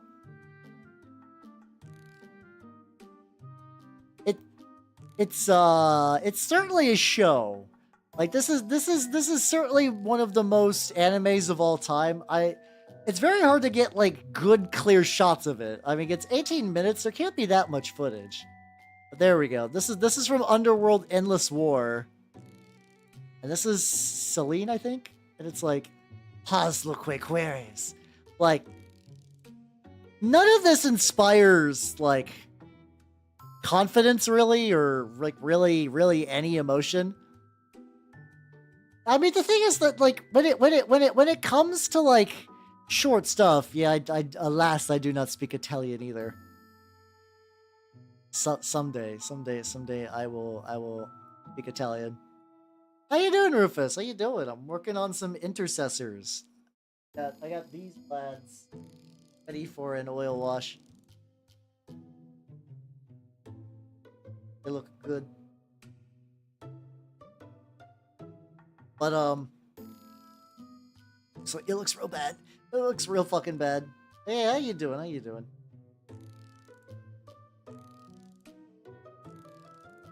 Have any incredibly obvious flaw that would require me to up? Gun could use a little gun. Gun needs more gun out of 10. Specifically, I'm just gonna go to like these little raised bits. I think add a tiny bit of shine to them, and then that and is.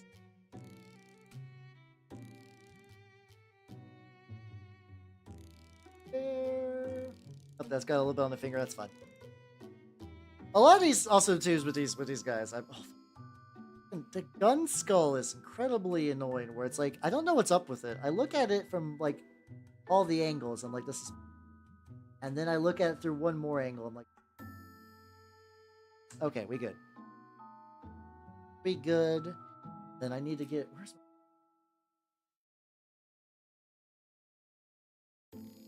Yeah, no, I enjoy watching bad things, and there is part of me that's like, ooh, maybe it would be fun to watch it. Maybe it would be fun to watch Underworld Blood War.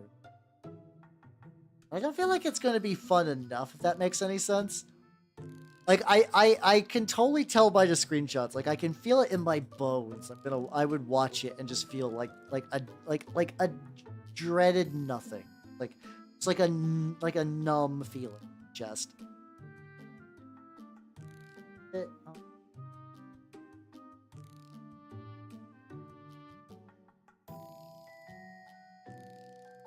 Basically, just taking a tiny bit of warp like bronzonate. Oh, this filled out. Go. Oh, he's got like a little. What's it called? He's got like a little neck tube, I guess. Oh god, I got two. Yeah, I can get a little bit of the neck. Lad. There we go. Staring it away. Yeah, that's my worst fear with watching something bad. I can enjoy bad fun things, but just like bad mediocre things, just oh, I'm good.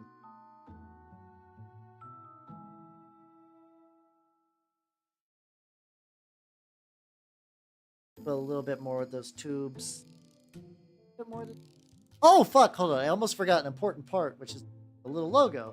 I think the way I'm doing the little Minotaur logo is I'm keeping the color of the rest of the pauldron, but I'm going to do a little bit of a black gray on the horns, which is basically just kind of what I did with this lad. I'm trying to kind of. I do want some level of army cohesion. I cannot imagine that army cohesion is going to stick very long. But I will certainly give it. Put a couple of dots on there. Right, black gray. I really do need to add up a new recruit Hummies, but this is still fucked up that like I am now a happy Space Marine army owner. Same thing with Stormcast, really. It's amazing how like some 3D printed bits and I'm just like, whoa, this is like a whole new army. Whoa. This is not the army I sold to a friend like a year before. Whoa. Technically not, because I sold the friend of mine that I sold was all the like Phobos stuff, like all the tactical marines with like the infiltrator stuff and like the nothing personnel psyker is very funny. It's just like a fucking psyker in like a tactical trench coat. He's a very silly guy.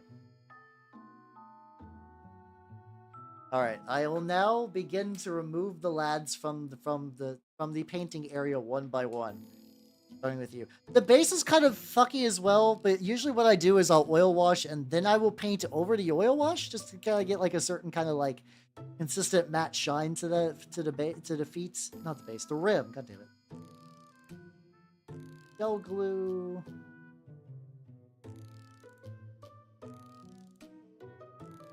We will put the lads gently. This guy's got some crazy overhang with the gun. I guess that's just kind of par for the course with models now. I guess all models really just have like some degree of overhang. It's just what you can handle. Alright, I will airlift him out. Goodbye.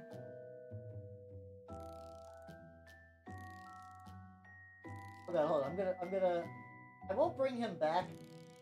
I just kind of forgot, like even with the scaled up, like, Mark 6 Marines, like, and, like, these guys are in, like, effectively super heavy armor.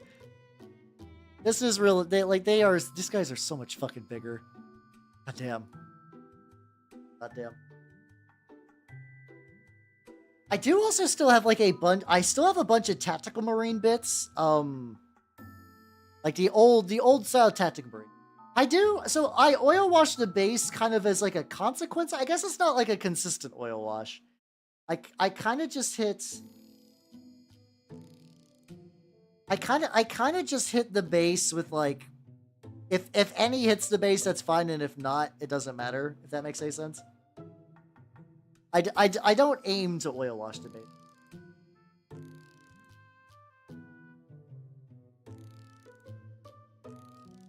Get a little bit on there. Really not doing very okay. I got sick. Oh fuck. Yeah, definitely take it easy then. Definitely take it easy. I feel like a lot of people is there just like a bug going around? I swear people around me are getting sick like left and right.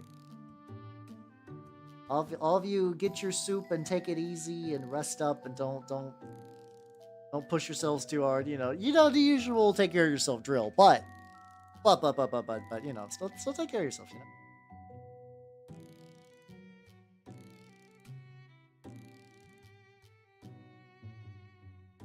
Dust around. Glad. I am. It's an entire day of work and work. Oh fuck. You hopefully you have like a bunch of leave. Like I find that my level of like being excited for being sick off of work. Yeah, it's me, the Archon of Nurgle. No, I keep things pretty. I don't know. Like my level of clean is more of a. Because I can't say my house is clean, but it's not. It is filled with a lot of clutter, but it's not dirty even. The stuff in there is kept nicely, and like I don't gotta worry about like that kind of like plague stuff. Fix that a little bit. Oh, I can get the horns, I guess. I'm doing stuff. Like, because I'm using metallics, I keep jumping back and forth. I keep jumping back and forth on, like, what particular brush I'm using. Otherwise, I would use those kind of nicer brushes I got, like the Klinsky Sables. I just want to be absolutely fucking sure that I think it's also because I didn't get one small enough. I was like, I know some artists will get, like, the finest points without barely trying on, like, their fucking, like, I don't know how they do it. There's just some artists that are like, yeah, I only use like size 2 brushes, but the way my brushes are apparently built is that they will hold a point for the rest of their lives, no matter what brutal shit I do to them. How? Oh, Cartadon, how you doing? Welcome. I'm painting some Space Marines. Ooh, I could go ahead and get the back. Oh, yeah. I could get the pouches too. Yeah, I think I'm just gonna do like dark gray pouches. Oh wait, no, fuck. Hold on. I'm an idiot. I forgot one detail. These motherfuckers got belts. I forgot these fuckers got belts. Okay, actually, no, holding this guy like this. Also, like a tiny little bit of shine on that pauldron. I think that'll just go away with the oil wash. I totally forgot they got belts. Yeah, okay. So I just gotta get like in the sides and just hit that up. To type how I am, so I will say good. Well, that's understandable. Days be like that sometimes. Would you like to see a funny elf man paint some space marines? And then I think the goal tonight as well is to go dig out the rats. I think I'm gonna be digging out the rats to do some oil enamel washy stuff, and we'll see how that goes. Yes, fuck yeah, let's go. That's the spirit. I will do my best to be filled with nothing but good things in life. Anyway, did you know that there was a Underworld anime that looks like shit? Only good things here on twitch.tv/Halbernaut. Cloud. Oh.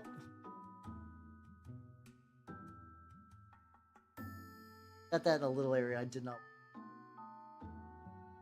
Fine. Up! Hello, Echo! Welcome, everybody! Welcome. I actually got some paint where I did not want it to. Let me say hello to all you nerds. Let me say hello. Hello... Who lives in a pie up? No. Hello, Ursagal. Hello, Third Danny. Hello, Grimferno. Hello, Thorir. Hello, Ijanu. Welcome, Fox. Welcome, Tenshi. Welcome, Dragon Imperium. Welcome, Tazor, Rasil, Zeb, and then Jacko Death. Welcome, everybody. If you do not know me, I am Halbernaut the Mimic Elf. I'm a miniature painting VTuber of the Nurgle and Game Variety. Hello? Is it me you're looking for? Exactly. It's me. Oh, yeah. How was that? Oh, it's okay. Anyone who needs to crash. I understand Echo streams at EU times, so I got EU nerds there. Have yourselves a good rest and take it easy, though, if you need to sleep. I get it. I totally get it. For people who will be staying or just are curious about who the fuck this weirdo you raided into, I am Halbernaut the Mimic Elf. I'm a miniature painting VTuber of the Nurgle Game Variety. It's yelling at me. I am yelling directly at you. Yes. How was the Crow Country game, though? I've seen a lot of VTubers who have been really jazzed about that, and they're generally ones I trust. Yeah. So today, I finished up some Death Guard. Well, they're not done. They need oil washes, but this is a Deathshroud Terminator bodyguard guy.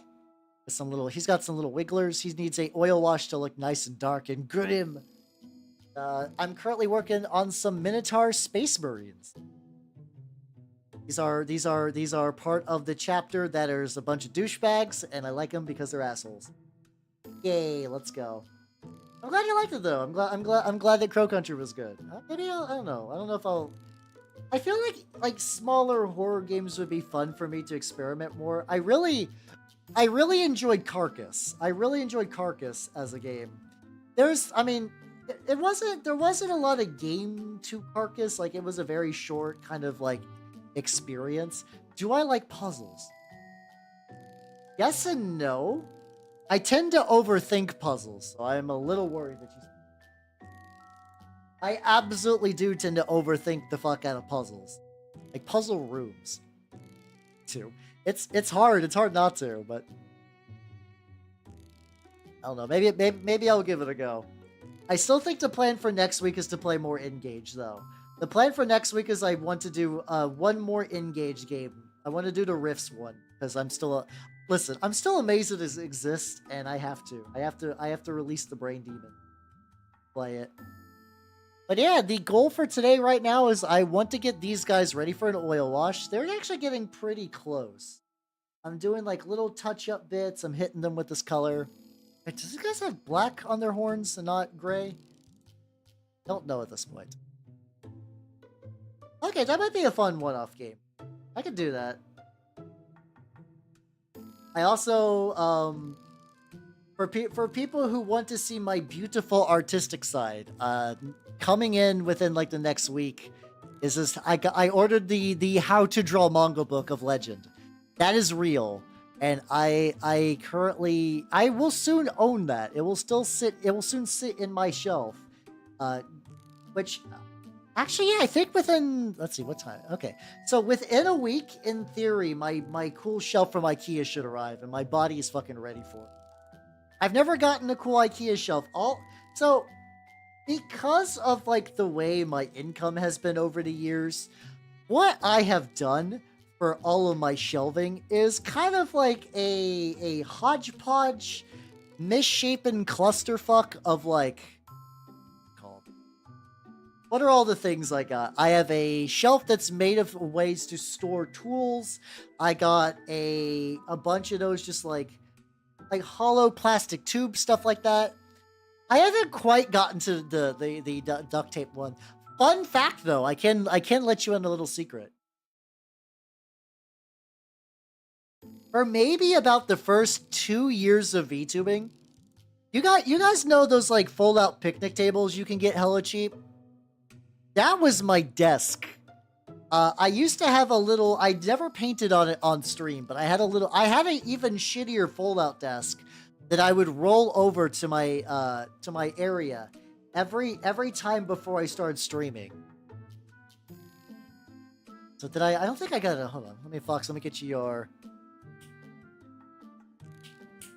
noise. Yeah, there. I feel like you redeemed noise, and if not, you were gonna do one anyway. I'm well prepared. Yeah, it's also congrats on the 10 stream streak. Let's fucking go. Yeah, it's like the thing is like if you need the space. Yeah, that's what we all came for. Hell yeah, let's go.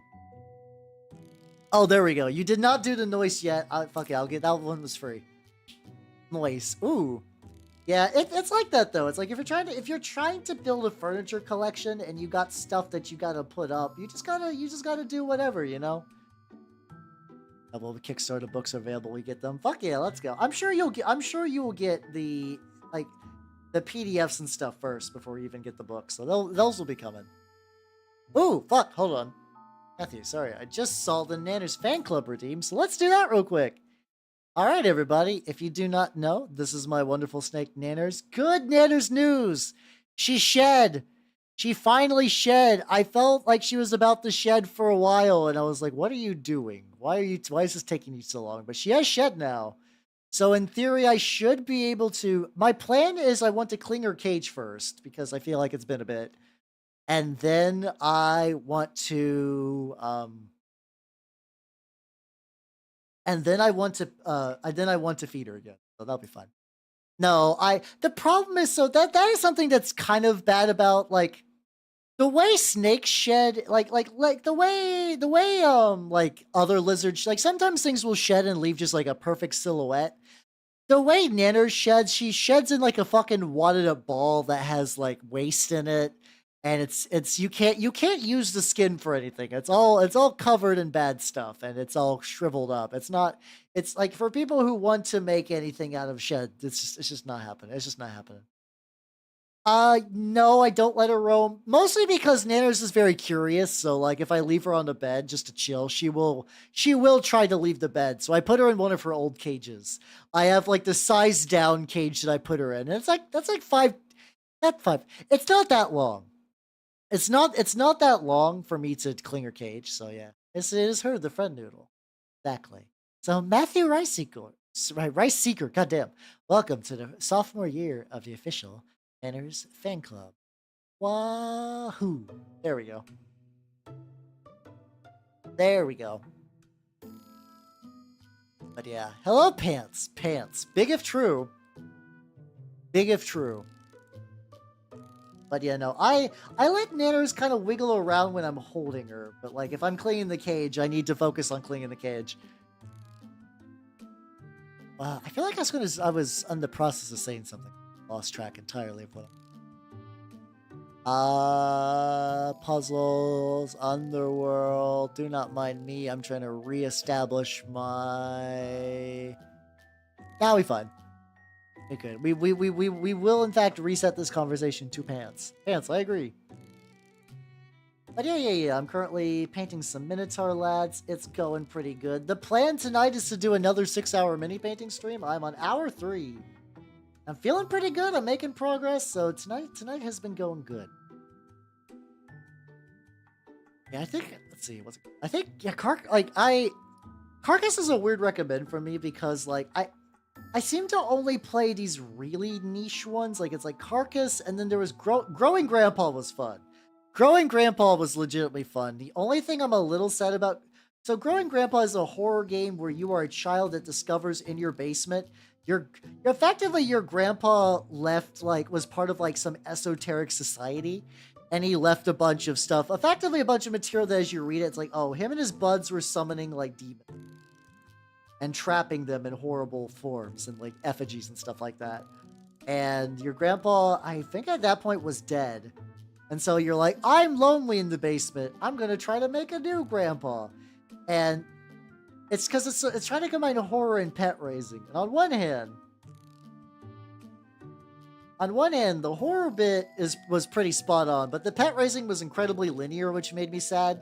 I would have loved the true horror pet raising game where like the pet raising like was like fully there. Like we're getting full like fucking like God, every time I kind of forget that Tamagotchis are a thing and they've actually advanced quite a bit, because I was around during like the real shit Tamagotchi era.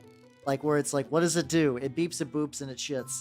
And then you clean it up, and then you do the dance all over again. Though I was mostly a Digimon guy because they were cooler and they could fight. The funny thing is I say like, yes, the Digimon could fight. Like, that's true. You could hook up the two devices together. And they did connect. But the thing is, at least where I grew up, running into someone who actually had another Digivice was incredibly rare. Because, like, Pokemon had a pretty strong hold. But, like, a lot of other kids my age were not willing to look into alternative monster fighting series. I was cool for all of them. I was like, put all the monster fighting series in my brain, please. If you can raise a monster, it is, I'm a fan.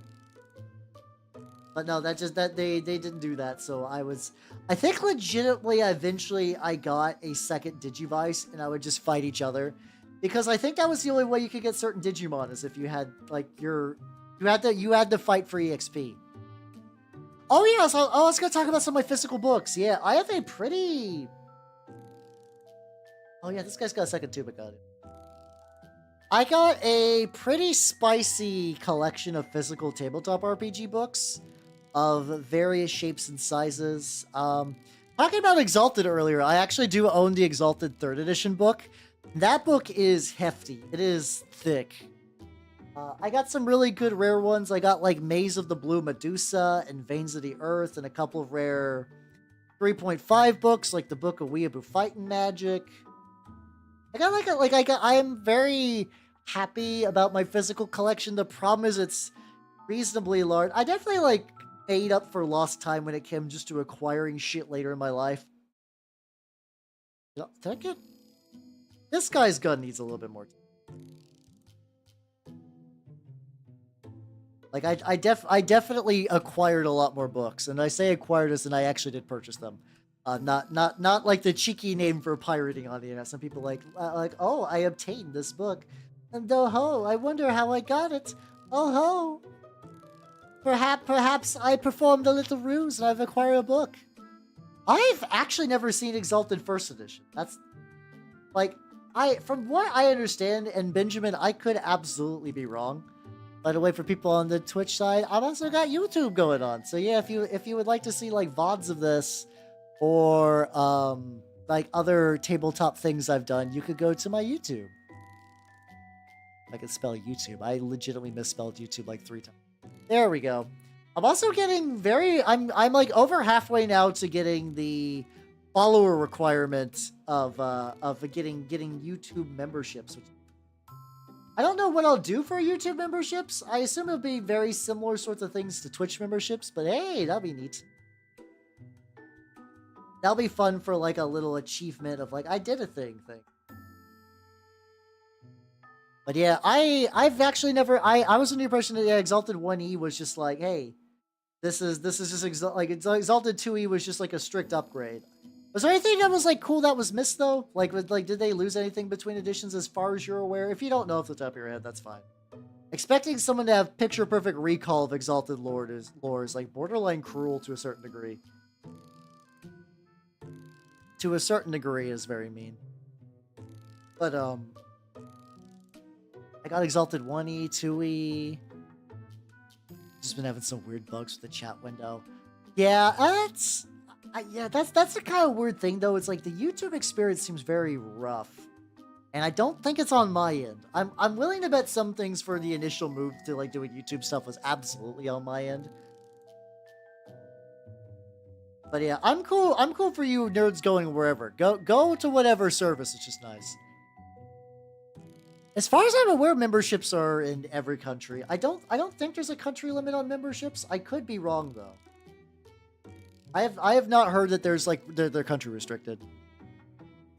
Yeah, oh, that's a mood. As much as I like collecting TTRPG books, I absolutely get more than I could ever read.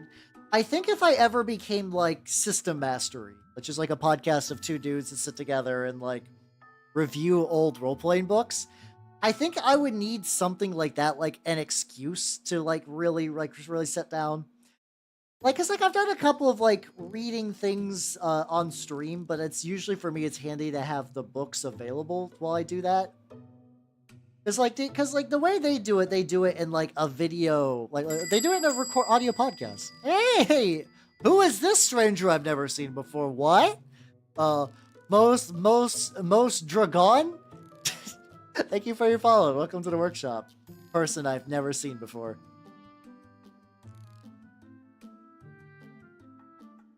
It's him, the Moose Dragoon. I'm sure there's somebody in Final Fantasy XIV that has like a very moose glamour for their Dragoon. That has to exist. The Moose and Dragonolf. Powerful guns. Sword Sorcery Monster Manuals for settings no one has ever heard of. Oh yeah, because they did. That was when they were doing like. They were effectively 3.5 source books, but they needed to do their own like material, right? I would. So even when I go to like my used bookstore, this is the kind of thing too, where it's like I do like old 3.5 books, but I need to find ones with like a fun gimmick, or I never pick them up. So I'll see like the old Sword Sorcery labeled 3.5 books. I'm just like, well, these are certainly D&D 3.5 fantasy. They certainly contain a series of feats that I have no interest in. Because like this is also too, I like 3rd edition. I like 3.5 as on a conceptual level. If you are not playing in a D&D 3.5, a lot of the books are boring as shit because they're just lists. Because like I think I was even looking over Ghostwalk. No, not even Ghostwalk. Sorry, Ghostwalk at least has a cool setting. I was looking at the Complete Divine because I just picked up a copy of the Complete Divine not that long ago. And I was just looking at it, and I was like, okay, what's in here? What's in here? A bunch of prestige classes, and some of them are fun. Like, some of them have some really fun pictures and stuff like that. A lot of them are bad. Like, it's boring, like, numbers wank prestige classes. Oh yeah, I forgot this guy's got, like, a little bullet clip. And so you got that. Those can be at least fun to kind of gawk at. And then you got feats. And then you got the feats, and Jesus Christ, there's nothing, like I said, there's nothing duller than a list of feats in 2024. Oh yeah, I was going to paint the purity seals too. I think I was like, right before I got raided, I was going to paint the purity seals, and then I just, I'm going to try a new recipe for how I did those, because I did those in Asterion Moloch, and his were kind of not great in a way. I think those were probably the weakest part of that. I think I got a new recipe for that. The Moist Dragon. Yeah. Because I know White Wolf released some stuff under that label. Because they were... God, as much as I harp on D&D 5th edition for sucking all the air out of the room, it was really bad in the 3.5 era. Because you had big companies. Like, White Wolf, at the very least now, is like, hey, we can still release Vampire the Masquerade as its own system that we want you to buy. But like they straight up did Monty Cook's World of Darkness, which is the fucking D20 Vampire the Masquerade and Werewolf. Like each vampire, like each splat book was a D20 class. And it's like, who would do that? The feet are my favorite part. I haven't watched a whole lot of Quentin Tarantino movies. I know he's a big feat guy, and I think the ones I've liked, I've generally enjoyed. The Quentin Tarantino movies, not the feat. Not out of the feat I've seen, I've enjoyed a couple. But, like, I would be fun to watch a couple of his movies with the explicit intent of being like, I'm gonna go look for the foot fetish scenes. That kind of thing where it's like, alright, it's like, I know there's like a couple of times where there's like real prominent feet, and you'd be like, yep, no, that's Quentin. But I think there's also a couple of other times where it's just like a weird foot shot, and you're like, huh, okay. If I was not thinking about it, I would just let that pass. But knowing that Quentin Tarantino might be cranking, that might actually change like the way I will perceive. Last collection of was layered. There we go. Let's keep that one thing. Yeah, I think because like the Changeling players asked about that too. Because like the thing is, it's a very natural curiosity where it's like White Wolf does nothing but release these like supernatural books, and ostensibly they all use like the storyteller system, though depending on which era of the game is more or less compatible. And I think even Chronicles of Darkness try to make them a bit more compatible with each other because they use an identical core framework, and then like you could kind of build from there. But I cannot imagine as a GM trying to run that shit. I try to do that a similar thing with 3.5 splat books. I can talk about that in a sec. I think I'm gonna take a very short idle break so I can also like stretch my legs and let this paint dry, and then I will talk about that nonsense. So I'm going to slither down real quick. I will be RB. Not taking a shit now. Oh, there we go.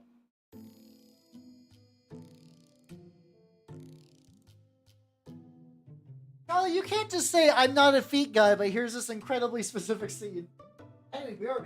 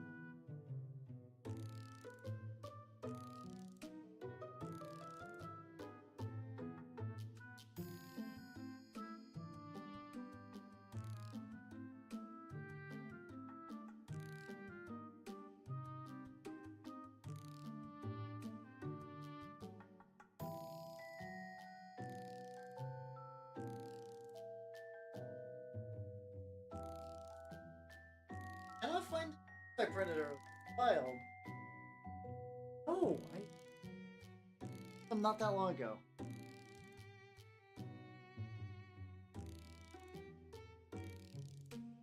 Oh, I'm dripping water everywhere. Oh. Alright, sorry for the wait, everybody. I have returned. Howdy. Hi. How's it going? How's it going, everyone? Get the YouTube side back over. Go spots to build up a good PC tier. Yeah, I think you could do that. I think that'd be fun. Hi, Shadow. How you doing? Welcome, welcome, welcome. And thank you for the subs. How you doing? How you doing? I've returned with water. I cannot find the little creepy crawly boys I printed. So that's fucked up. I don't know where they went. I, however, did get some other things. I got rats. So let me grab the rats. So you guys might remember these from a while ago. And this is me doing streaking grime on them. And on one hand, I think some of the rat turned out pretty good with the streaking grime. This is hand painted on streaking grime though. So it's like a little grungily into some stuff. So, oh fuck, I forgot to get their bases. That's okay. I'm gonna try to remove some of that grime and we'll see how it goes. Oh, it's too late.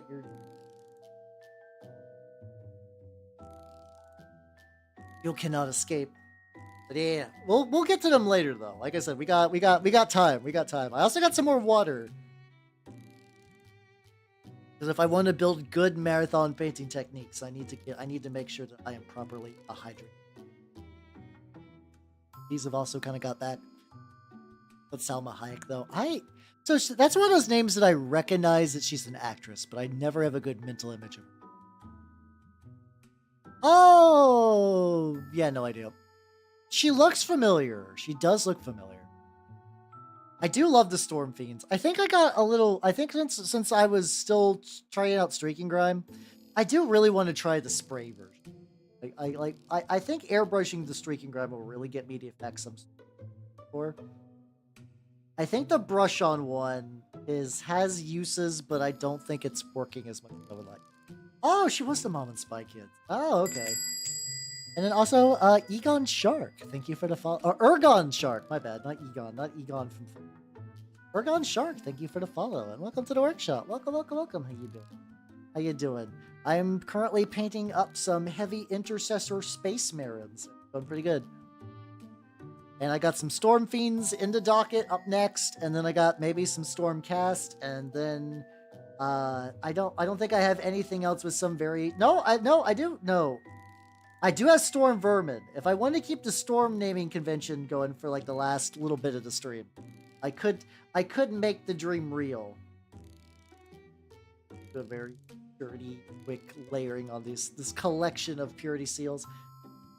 I can understand why like the Sergeant would have a purity seal. I get that. That makes a lot of sense. I don't get why he has it on his goddamn foot. It's on his foot, just big chill. Oh yeah, how you doing? How you doing? I'm Howardnot the Mimic Elf, miniature painting VTuber of the Nurgle and Skaven variety, and I painted some Nurgle today. Technically, if I end up getting back to the Storm Fiends, which I will have completed the full spectrum of what I paint, which is kind of a happy little rainbow of horrible, disgusting monsters. Terranty Starties. It's just hyper realistic feet. Like all the Space Marines are barefoot. Yes, my combat brother Matthias must have bare feet. That's what he would do. Just like there's like one people that every now and then will have like really there's people out there that make like really fetish characters and then they're like, no, it's not fetish. Listen, there's a reason she's barefoot. It's for a very specific reason that's very legit. It was not a convoluted series of steps I made so that she could be barefoot at all times. No, what are you talking about? What are you talking about? That is not real. That is you putting something on me. There are those people. They're very silly people. Some of you. I've never actually seen From Dusk Till Dawn. I know there's a video game based on it, and I heard it's fucking awful. Thinking about like there's a tiny little part of me that wants to play the Underworld action game. The problem is also too when it's like when you look at those old license games, like it's like the level I can stand a. The problem is I find that bad movies for the most part are more interesting than bad video games. A lot of bad video games are bad because there's like fundamental design flaws that render them unfun. In a way that doesn't really it's not even like a so bad it's good thing. It's like it's so bad that it is agonizing to play. I do like Danny Trejo as like a very I'm like a Danny Trejo fan in the way that like I am aware of the, like whenever he's like I don't seek Danny Trejo out, but when he's in a movie I'm like fuck yeah, Danny Trejo, nice. Good shit.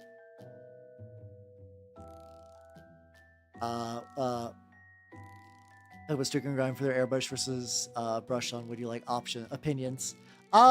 Yeah, if you got some experience with that. I've only done it I've only manually painted the Streaking Grind for like a reductive kind of like grimdark stuff. And so far I can't seem to find, I thinned it down too when I do it, but I still can't get quite the consistency I like. I know that when you airbrush it, the atomizing factor of the airbrush kind of makes dealing with it in small doses and kind of gets it like a more thinner distributed version. But if you got some infos on that you would like to share with the rest of the class, go fucking nuts. Go fucking nuts. It's all good, Matthew. Have yourself a good night and take it easy, yo. Have a good rest. Or whatever you're gonna do. Whatever you be doing. Do what you gotta do.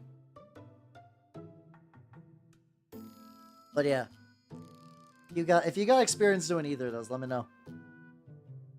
Oh yeah, good. Have fun modding, yo. I don't know if you find modding fun. I think some people do. So yeah, if you enjoy modding, go for it. Go nuts. Have yourself a grand old time. Bit. Usually, what I've done previously is I'm a big. Prior to trying to experiment with Streaking Grime, I am and still use oil washes quite a bit, and I like them. And I'm like pretty good at like getting the oil wash consistency I like, but there's still like little bits for like this guy's cape. Like the oil wash on the model turned out great, but like the way the oil wash just kind of. Oh, hold on.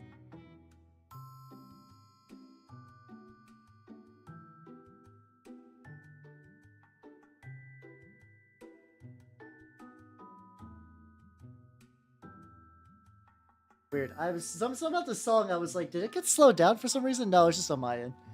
I'm modding Bethesda and she broke me. I mean, that's you knew what was coming.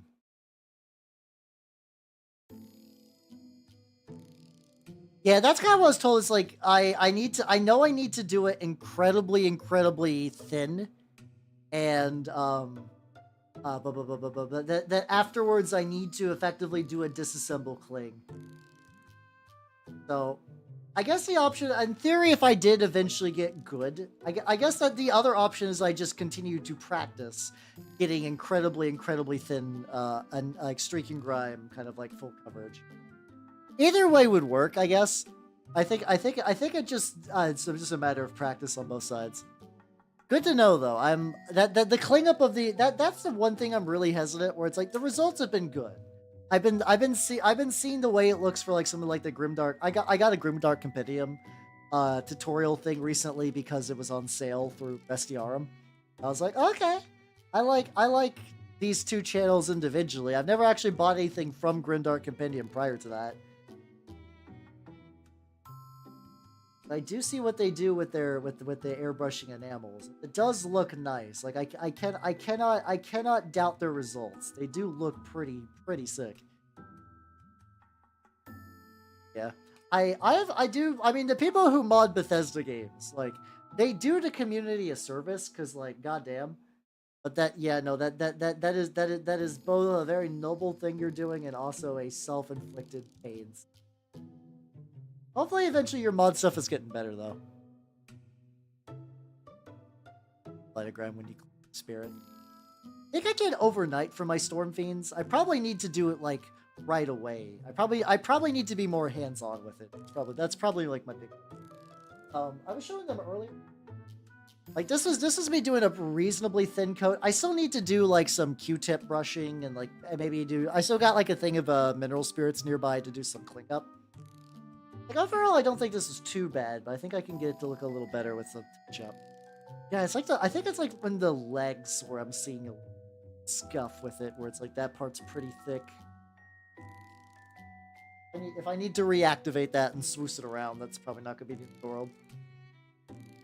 Bit annoying, but I can deal with it. Alright, you are being moved up.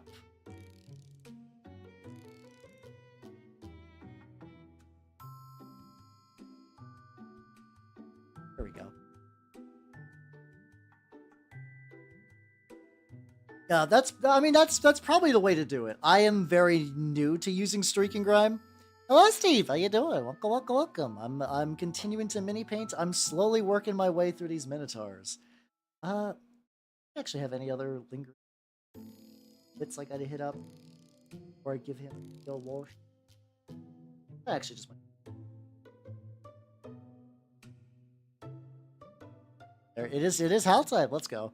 Yeah, so I'm used to oil washes where I do also. So like what I've done with oil washes is I've put the oil wash on. I come back a little bit later and get some of the excess off, and then I do kind of leave it overnight. This generally worked for me. I'm still there. There's still probably there's so much in that realm that's fun to learn, but it is definitely the learning curve is real. We'll be ready to go. Like this guy, I don't know, this guy turned out recently. I still think I can do a lot better with that, but I'm still considering that the amount of like dry brushing and stuff that led to that guy looking pretty solid. I'm cool with it. These are entirely just like these are basically bone stock, except for the fact that I put little Minotaurs, little chapter symbols there. Other than that, though, these were rescue models I got at my shop. I assume from what I did look it up, I think they're not particularly good in the meta, so I think every now and then if somebody just did not paint one, they will just put stuff at my local shop and be like, this shitty model is done, and then I swoop in and I'll pick it up. But no. These are I did very little kit bashing with them.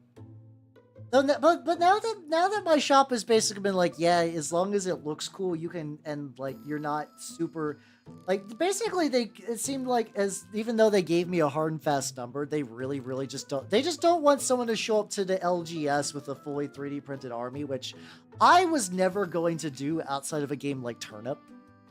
Oh, Goonie, yeah. So mine is specifically not a G-Dub store. It's a local mom and pop game shop. And on Sunday, I went to, because I do a lot of model painting over the years, I was like, I really need to play this motherfucker game.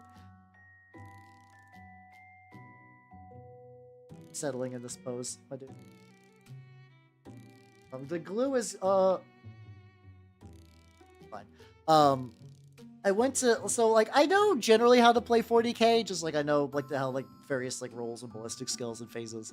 But I went there for the how-to tutorial thing, mostly so I can meet other new players and just see what's going on. I found out that my area is really active with like 40k leagues, which is really cool. I wonder what this, so like this tube I made metal. I don't know what I want the second tube. I could do a bright red. I could do touch up there though. Okay, there we go. That's fixable. But yeah, my shop lets like a decent amount of stuff. Like there's a couple of like 40k. Like I 3D printed this great on Kling one. This is just a part of a bundle for some other prints of mine, and then I think I showed the lad before. If you're wondering what the progress on him is, it's none, 0. Here we go. We're gonna zoom out. This big boy. I'm like, this would be a good great on Kling one. I still need to do a little bit of gap sealing because but the new resin I use in the print also just like little supports I gotta get on the blade. Like this is less gaps than the old resin, but sometimes it still has some. It still has a little bit of gappage, which is easy enough. I could just put like filler and grime and shit. That's shot less. Oh god, what chapter are you doing? What chapter are you doing? I need to know. 500 points is still a lot, don't get me wrong, but I need to know if it's like white scars like obliterate your brain. Scorpion. vaguely like. Let me pick. Okay. Actually, that's a lot of light gray. So I'm not. I'm that. Ooh, that could be painful. Best of luck with that. We'll say best of luck with that. Hopefully you don't have to get too many. Yeah, the 5 Terminators. Okay, that's doable. That's doable at the very least. I'm glad you're not having to like hell grind, but that's still. I wish you. Okay, the best way to say it. I wish you the best of luck with that painting. I'm glad it's not going to be absolute fucking agony though. It could be. Awesome.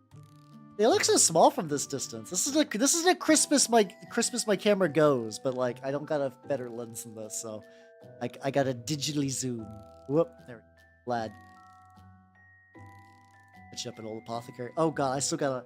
I made the mistake. I got the. Hold on. Oh, the bag's a little too reflective. I got the apothecary from the Leviathan set in. Yeah, I got the apothecary from the Leviathan set, and he is. I accidentally glued the head on because I was like, yeah, usually I kind of glue. If it's just like a regular Space Marine head, I can glue it on that.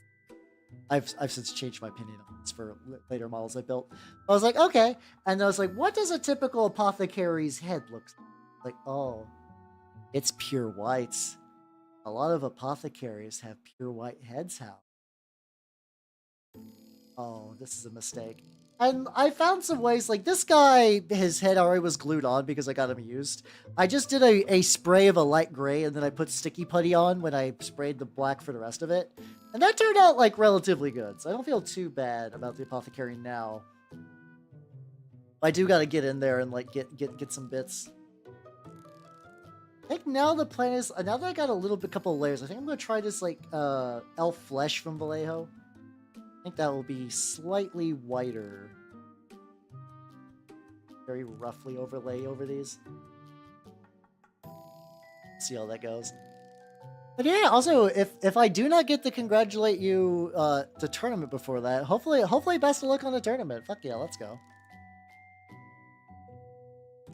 I know if I don't get into like any Crusader where I'm at, like any Crusader games, the plan is, I think they basically said June 1st is going to be a tournament where I'm at. And from what I have heard from the local guy, and he could be, because he's trying to sell this to like newer players, he could be over exaggerating. But he basically said something to the degree of the tournaments where I'm at are not super competitive outside of like things that are specifically like super competitive. Like we are grinding for like a big like my brain wants to say Pro Tour because I mostly know like that kind of like nerd grind thing, but even Magic Pro Tour is not even to be any god. Competitive Magic is so much sad. Yeah, I mean, it could legitimately. The owner was basically like, yeah, tournaments are mostly just like an excuse for everyone to have a day and get 3 matches in. And that could be true. And I could roll up and just have a good old time and everyone's nice. I could end up fighting incredibly sweaty people. And I'm okay for that. Like I used to play War Machine, so I know some level of like sweat is not the worst thing in the world. I can handle it. Yeah, I mean, it does seem like my area has like a pretty decent Discord server where they're like, hey, I'm going to be free today. Anyone want to meet down to the shop and play? Which I have not had a free day to do that yet, but I do want to maybe take advantage of that. If not this week, then next week, I believe I also might have a little bit of extra time off. Oh, this is the question. I always, when I do purity seals, I really, really want to do scribbly text, but I feel like my brushes are never precise enough to get the level of scribbles that I want. My legend. It does kind of feel like that booty call, like, yo, I'm in the city, who here? That sounds more like someone just, the funny thing is, I'm sure there's Discord servers very similar, but for arranging, like, drugs or whatever. I'm over here like, yo, anybody got some 40K? I would like to get some. I would like to get some of that. Yeah, I will say, I know there's a lot of shit about the War Machine community back in the day. At least my locals were very nice. I was very happy to play with them. We had like one guy that was like, usually the worst guy was like, you know the people that are like whenever um let's say there is a 10-inch charge lane between two like it takes 10 inches for one model to charge another one. Ooh, I'll have to check that later. I'll have to check that later. My fingers look like they're bleeding. Don't worry, it's just Sanguine Scarlet. Yay. Like the people that like whenever you charge, they're like, I'm sorry, it's actually you are 10 like 0.25 millimeter 10 inches and like a couple millimeters away.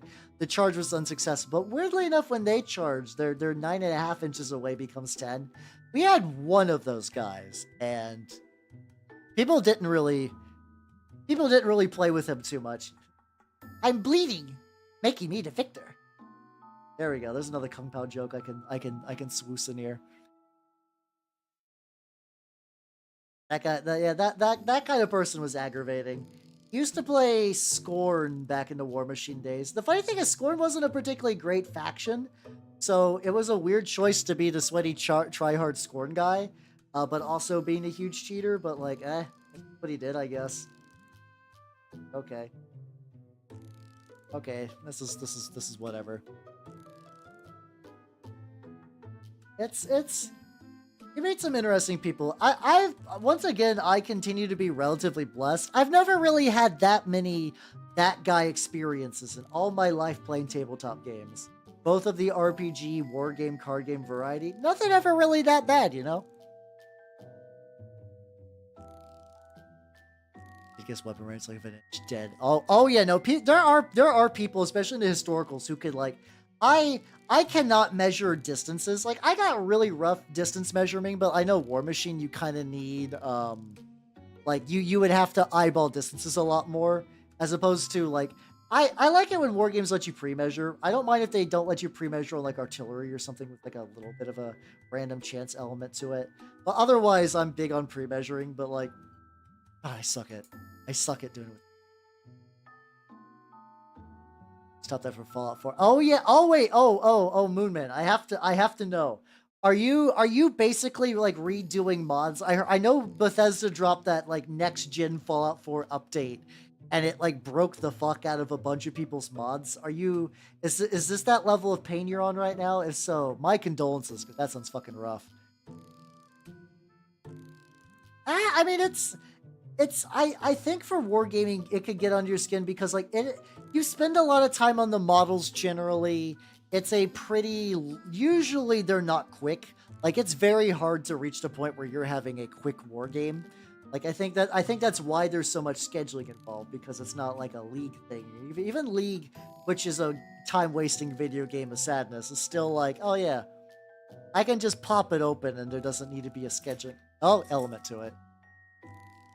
At the very least, the fact that you recognize that as like a thing you got going on already makes you like better than a lot of people, though.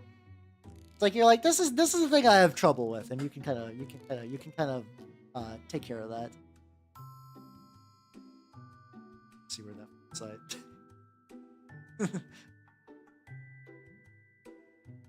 How you doing, Nitrous? How you doing? I'm painting some space and Marins, and it's going pretty good. Oh, hold on. I was flipping back and forth between the Purity Seal color and the red, and I was like, I hope I don't put the wrong one in the wrong spot. Technically, if I got the white on top of the red, that's not the end of the world. If I get the red on top of the white, that's not gonna be thrilled. I'm excited because like the people I was doing the demo with were nice dudes. Like one of them was like a returning guard player, and the other was like already was kind of like doing what I was doing, where they were painting models but they hadn't really played yet. They were a sisters player, which is kind of neat. In the year with about replicants, I could that. So for what little I know about said Stigmata. Signalis, I would not be surprised if there's a couple little wink wink nudge nudge.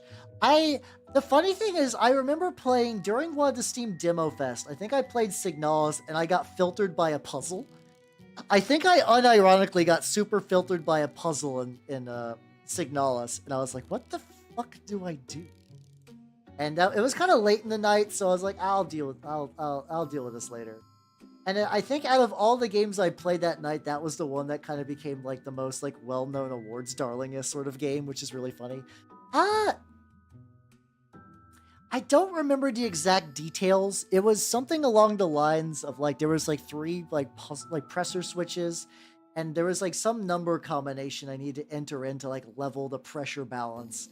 And I forget exactly what was supposed to reveal the information of what those number was. Like if I needed to like know certain things about certain like animal facts. Like I said, it's been a bit, so I do not have the exact puzzle from memory. I'm also in the defense of Signalis. There we go. But that'll be my YouTube video. No. I am incredibly bad with like directions and missing details, and I like to overthink things.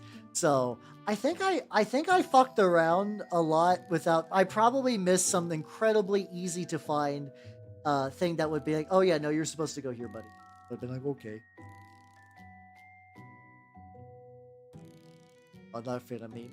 Yeah, I only really know it from the memes, and all the only thing I know about Signalis based on memes are gay, lesbian, robot, gay. Like that's all I know. That's all I know about Signalis. I'm sure there's more to that, and it doesn't matter if they're gay or not. That's whatever. I just know nothing about this game other than that like people want to see lesbian robots kiss, and I get it. I get the impulse. Also, hello to this mirror. How you doing? Welcome. Let me give you a noise. Is that, I mean, yeah, Arcane, I think, I guess Arcane set that up. I don't know. I did like, Arcane to me is still the best thing to come out of League of Legends. So like, I didn't mind people getting into like it was like V and Caitlyn. I was like, oh, that's fine, whatever. The thing that fucked with me is, so I played League very, very shortly in the past.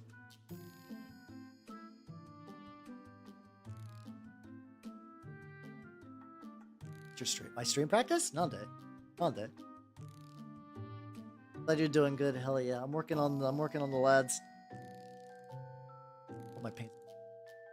Oh, my snap practice. Oh yeah. The funny thing is I legitimately practiced. There was a time I was walking home. Like I was walking in my car and I was doing some like greaser like just like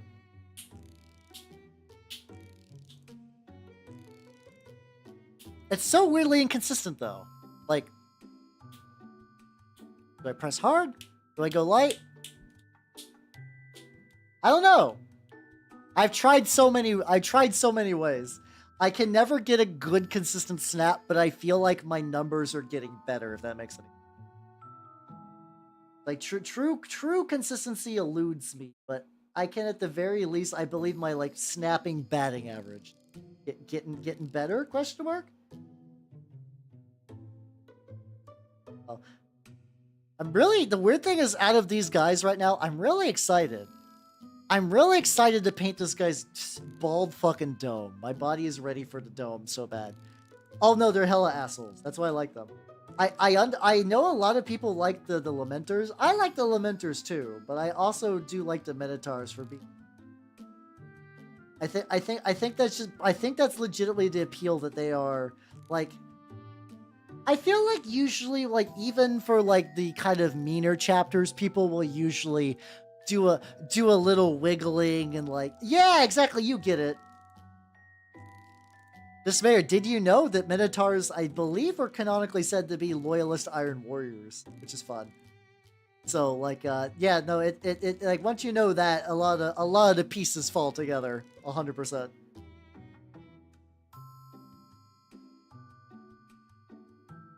In the front as well. Pretty was pretty praised. Perturabo is probably legitimately one of my favorite Primarchs because I just love how much of a huge ass. Like he's a huge asshole and a whiny bitch, but he gets results, and I find that it's like a lot of the other Primarchs are very like he was very powerful and everyone loved him, but then his hubris and then chaos, or then or then he got lost in his works. And then it's like you see, and here's Perturabo. Everybody hates him. Everybody hates him. But he basically carried the siege on Terra. Like, yeah, let's fucking go. Yeah, he's an asshole, but he's my asshole. Hell yeah. Hydration. I am now currently on my...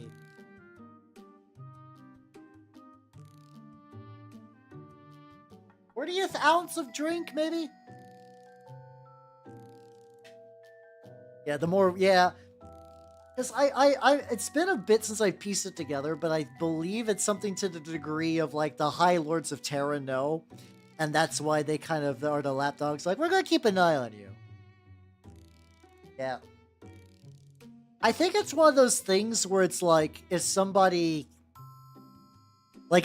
removed every disease from Nurgle, he would just disappear in a puff of smoke because he's just made a disease. I'm pretty sure if you made Perturabo but not a dick, he just doesn't exist anymore. He's just no longer Perturabo. This is where I'm gonna go.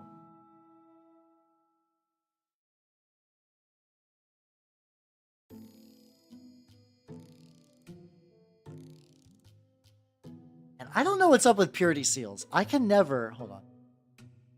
Hey. Wait, what if I do this? If I do that. It's gonna be a little funky, everyone. Bear with me on the focus. I want to try to see how people do that. I have the thinnest brush I got.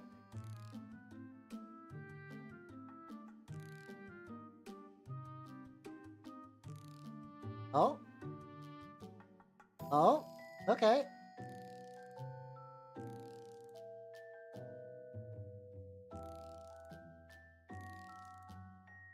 Okay, okay. I think I'm getting it. I think I'm in the zone. Good morning, Legar. How you doing? How you doing? I am trying to work on my purity seal scribble.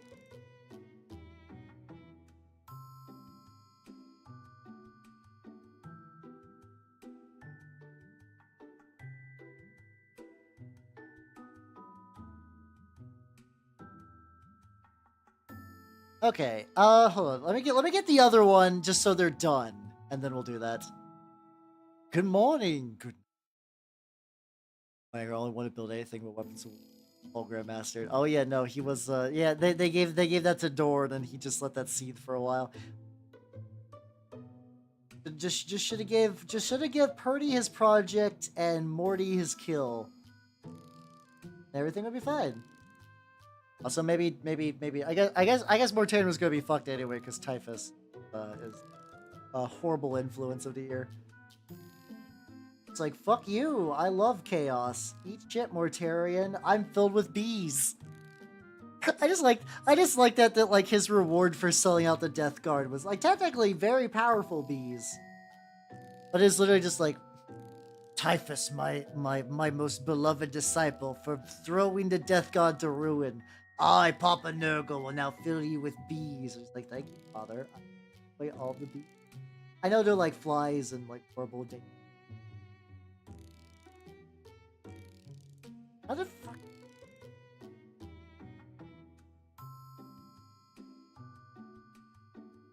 I got so weird. Okay. I'm trying to scribble. So this scribble I actually think turned out pretty. This one, despite doing the same thing, it just turned out like objectively worse, and I'm kind of baffled. I'm kind of baffled what led to this scribble not being in Scribbly. But I'm probably thinking I could just go over with some of this. Okay, I kind of fixed it a little bit. It'll be fine enough. It'll be fine enough. Except for maybe. Yeah, he is incredibly competent. Oh. Yeah, get your daily punch. You have some goblins to completion. Yo, let's go. Oh yeah, I saw your little goblins. Hell yeah, those were nice. The funny thing, hold on. So I am not Richard Gray because that man's a fucking lunatic. Can I show you? Hold on. I believe I can find his. He posted a picture. Oh, this guy. This, I legitimately, like, his other techniques I can follow along. I can be like, you're doing what I'm doing at an advanced level, but I get it. Like, I could see what this is going. Look at this guy. Look at this guy. Guys, this is just a fucking Death Guard Plague Sorcerer. Look at the fucking scrolls. Those are not big. How the fuck does he do that? Like, does he got a microscope? Legitimately, I have no idea. Does he have a brush that is literally one hair? I don't know. I can understand how he does the technique on, like... No, this guy is like he's a golden demon winner. He is absolutely a golden demon winner. Like, he's done that before. You've seen his stuff. Like, I can understand how he did the rust. I can understand. Like when I say understand, I'm not saying like easy. I'm saying like I can process how he did. Maybe I just gotta get micron pens. The guy is legitimately incredibly good painter. He's kind of like my painting idol, where he can do really grim looking models with like a lot of visual clarity and stuff that I'm just like, hot damn, fuck. Maybe he does got micron pens. Maybe I gotta get me some micron pens. Sakura Pigma Micron. I'm due for an order for some supplies at some point. Yeah, those are pretty thin.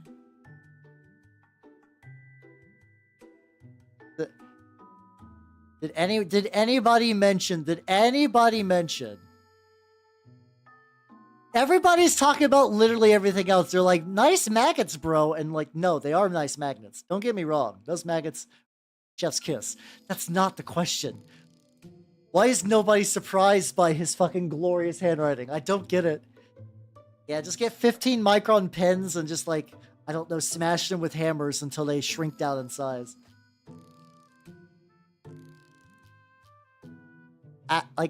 Absolute wild bullshit. I would believe he's a Sliker. Like, for me, like, it does sound dumb, but I like how he like, I feel like every hobby you kind of need to know who is, like, the best. Oh, it's all good, Nintendo player. Have yourself a good night and take it easy and have yourself a good rest, yo. Have a good rest. I still gotta get that other cable. What the fuck do I want to do for that other cable? It's gonna be a weird choice. I don't think I've ever done this on any of my other Minotaur stuff. Usually I do a bright red. But I kind of want to do some more of that golden yellow, weirdly enough. Let's try it. If this doesn't work, I'll switch. And also, Dr. D. Snuts. Oh, from the New England D. Snuts. Very nice to meet you. Fucking nerd. How you doing? I'm Howbernut the Mimic Elf, miniature painting VTuber of the Nurgle and Skate variety. I'm currently working on some Space Marine heavy intercessors, though. But how you doing? I've seen so many D's Nuts names that I've never seen one done quite like like not in that style. That was a new one. I caught it immediately, but it was a good one. Good shit, yo. How you doing? You're doing great. Fuck yeah, let's go. I'm doing good as well. I'm working on guys. Well, by finished up, I mean these guys are ready for an oil wash. These Deathshroud bodyguards. They turned out pretty good. Very nice. They turned out good.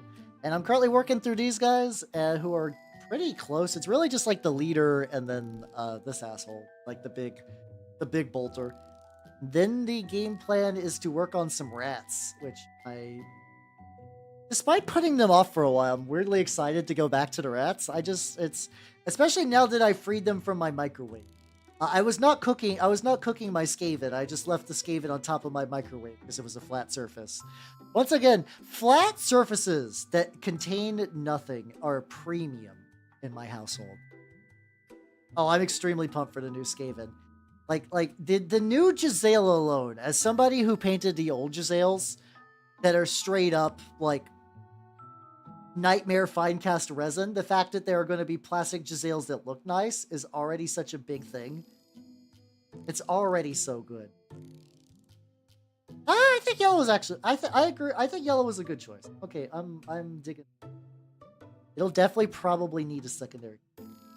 It's fine because I might use the extra coat to go and paint the bald head on my Captain Sergeant Man.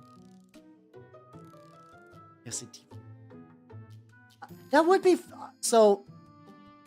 I don't Gisele's love indeed. I have not. There's a very famous picture of a deep fried Gundam. And as far as I can tell, I've never seen the equivalent for, like, a Warhammer model. Like, I've never seen a breaded and deep-fried Space Marine. Do you guys know what I'm talking about when I say the deep-fried Gundam? If not, I can pull him up. He's a very fun one. It's definitely one of the classics. But I know not everyone is well-versed in the classics as I am. Cable's coming in from the side. I vaguely remember. It's okay. We already got a clusterfuck. I guess if you flash fry, because like when you fry chicken, the breading cooks pretty quick. It's just mostly, I believe, you want to make sure the chicken inside is like cooked. So I imagine if you just want to get it close enough, where you just like it's deep fried and then that's it. I think you could probably do it. All right, I'm pulling it out. I'm pulling out the deep fried Gundam. Let's do it. Let's share it with the rest of the class. This is one of the most collage streams I've had in a while. Here we go. Behold. Shrink it and then. So this is one of those things. If this is not a Gundam, that's legitimately impressive that he could deep fry something in that shape. I feel like considering you can get cheap like high grades for like $20, I don't see any reason why this isn't real. I have no reason to believe this is not real, you know? Oh yes, it is. Maybe tempura frying actually, like the temperature is more correct for doing that to Gundams. Gumpura, exactly. Very, very, very delicious snack. There's gotta be somebody who's done that to a Warhammer model, though, right? You would think. Then again, maybe the fact that Gundam, like, not saying that Gundams are more no, they are more disposable. Like, it's just cheaper to get one and break it and fuck around with it and make memes because, like, as opposed to like, oh, I spent like, sometimes I forget. Like, I'm okay with G-Dub's prices. I'm not thrilled, but like, I'm not gonna lose my shit. I wish they were cheaper. I did show a friend like some like Perry Brothers horses, you know? Like they did some Perry Brothers horses. Like I was just like, hey, look, you can get like a bunch of horses. And that's like 12. I'm pretty sure they are 12 monopose horses, or if they're not monopose, there's not super big on the customization options. But it was still 12 for $30. I was like, damn. That's nice. That's a very nice price for models. And like the Perry Brothers do good shit, so it's not like they're ugly. Yeah. Didn't know that friend canceled stream. Oh fuck. Hopefully it's nothing big. Hopefully it's just like a little, just like not enough sleep or whatever. Well, hold on. In that case, let me write down my notes then. Let me write down my notes. Deep fry Warhammer. Okay. I know my local shop has a pile of Primaris, just like Intercessors. For oh yeah, no, I believe they worked on the Empire line. I know they also did stuff from the Middle Earth Strategy battle game. Yeah, exactly. They worked very early, and then I think they left, and then they came back for Lord of the Rings because I don't blame them. Now those Lord of the Rings balls are never in stock because like games like they did an announcement. They're like Middle Earth Strategy battle game made to order, and I was like, ooh, and they're just doing these like, I mean, kits that probably some people are legitimately happy for, but it's just like the fellowship at like a certain location, so they're like special variant models, and on one hand I'm like, okay, I can dig a special variant model. On the other hand, I'm like, there are still critical models missing from various armies lines for that game. Games Workshop, please. Games Workshop, please. All right, so this guy's, we got the yellow. No, I still got, okay, so the yellow is drying up at a reasonable rate. So we can go, I can go for the second pass. And the way this is probably go, it's probably going to tint the yellow pretty dark once, this is also like a yellow brown too. It's probably going to tint that pretty dark once the wash hits. Oh no, it just had a very long pull out. There we go.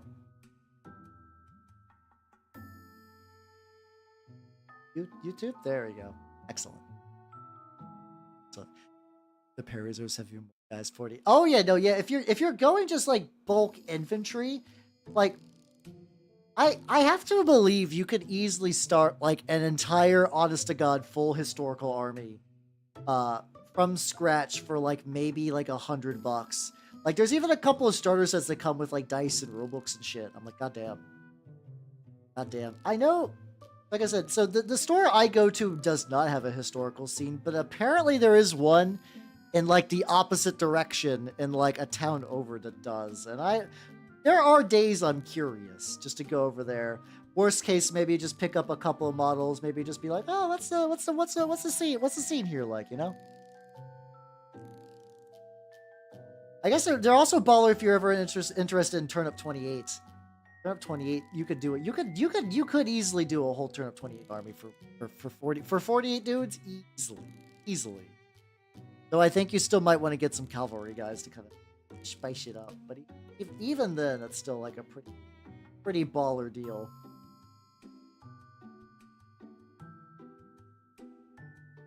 The layering of the cables make this nigh impossible to not miss something. I'm okay with this though. There we go. Look at him.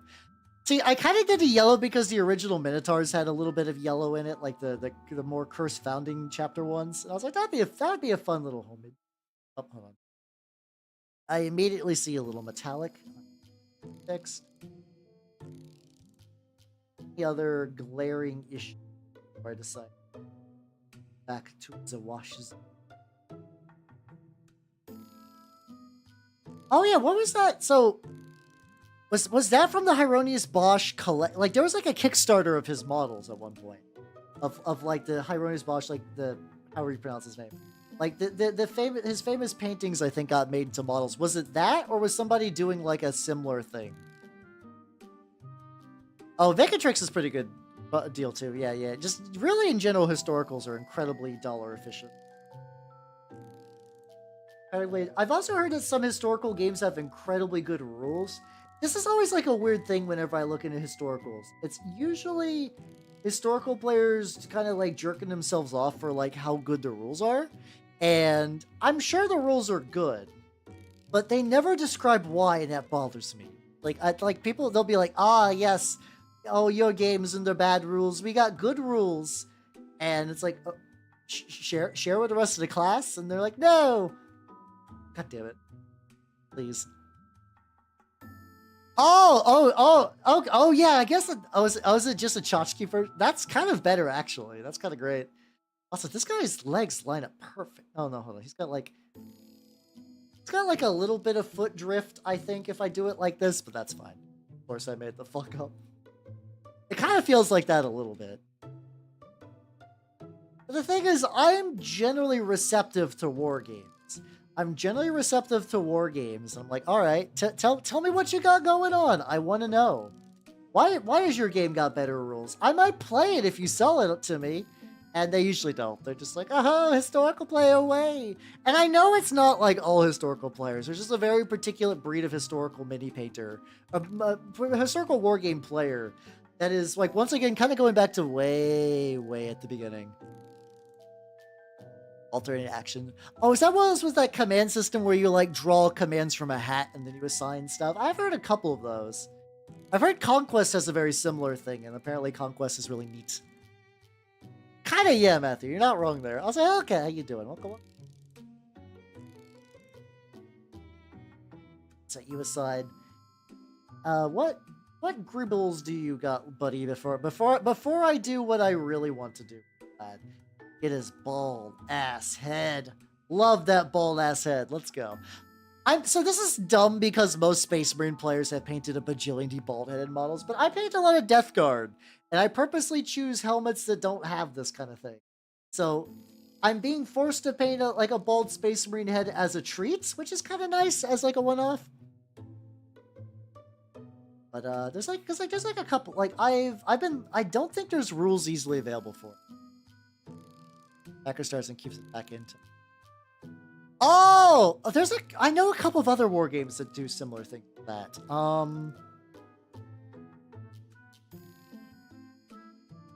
There's a lot of them that do that kind of like failed activation thing. So hold on. Yeah, I think my YouTube is. I feel like the shuffle kind of broke it. So I am going to go. Just literally hit. Oh, I hit newer minis, not music. Go to the.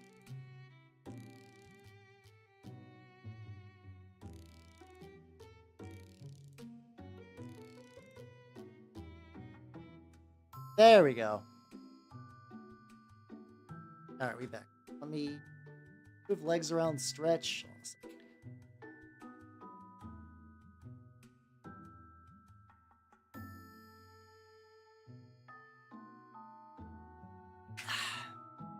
There we go. If you can remember the name, let me know. I would like to at least look at it. I'd like to at least look at it just as like a curiosity's sake.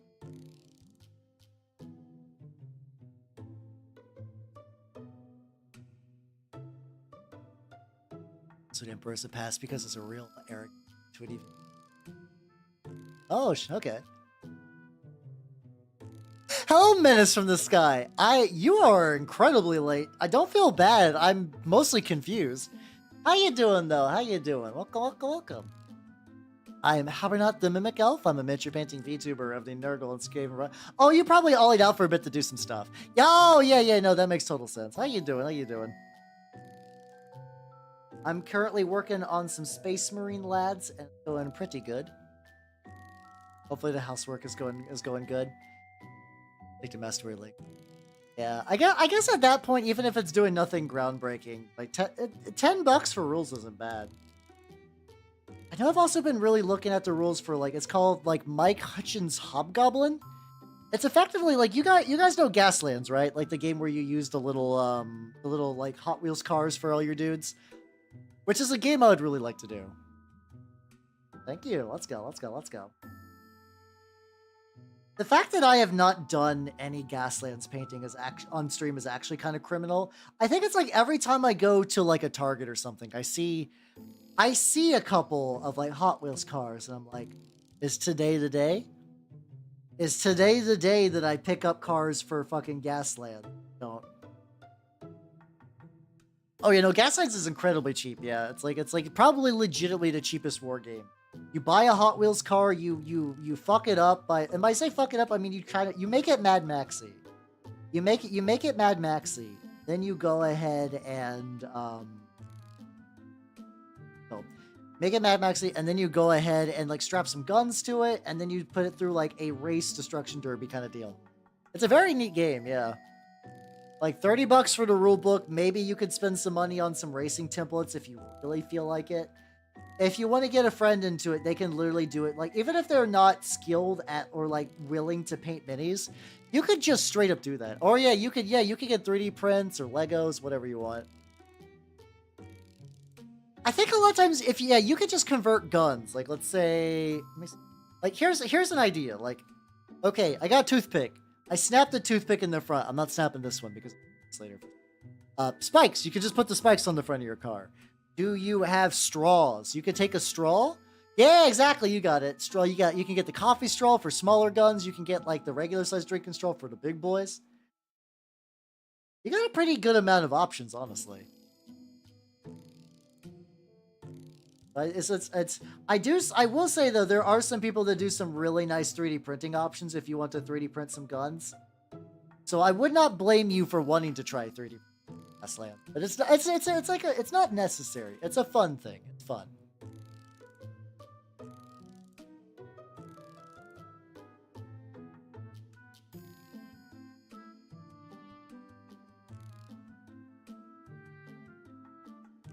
No. All right, everybody, it's time. Operation Bald Head. Okay, what colors did I use for this? I use Rhaegar Flesh equivalent, and then I also use the burgundy. Let's begin doing some mixing. I want to have basically mostly the burgundy. When we'll pull out the wet palette, yeah, let's go. Well, let's do a little mixology. This is also not mold. This is just the sponge is dirty. Like I said, I'm using the. If you see like there's like a hump here, that's a penny. There's a penny under there, and it keeps everything from molding. It's really nice. But the 3 tiny little dots. 1 dot of this, and it should mix into a color. There we go. I'm kind of actually really happy with how precise those came out. I was expecting I was going to have to finagle those a bit. Mix it up.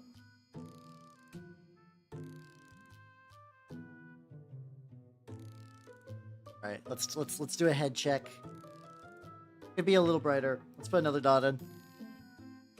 Oh yeah, a lot of, honestly, I have a decent amount of Osprey books. I have like the Doomed. I have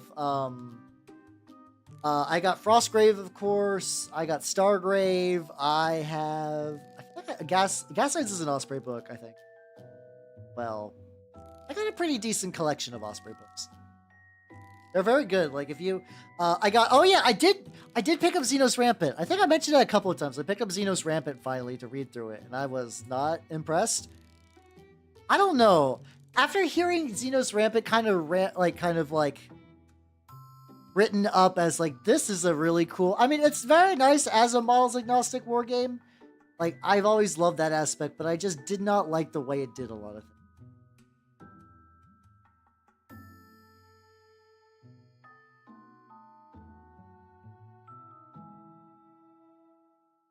Get the raised areas of the skull. This is my first time doing this kind of like pinking like flesh, so like if it's probably gonna look a little jank, but I'm okay for experimenting. Yeah, no, it's weird. It just kind of rubbed me the wrong way, and like I don't know.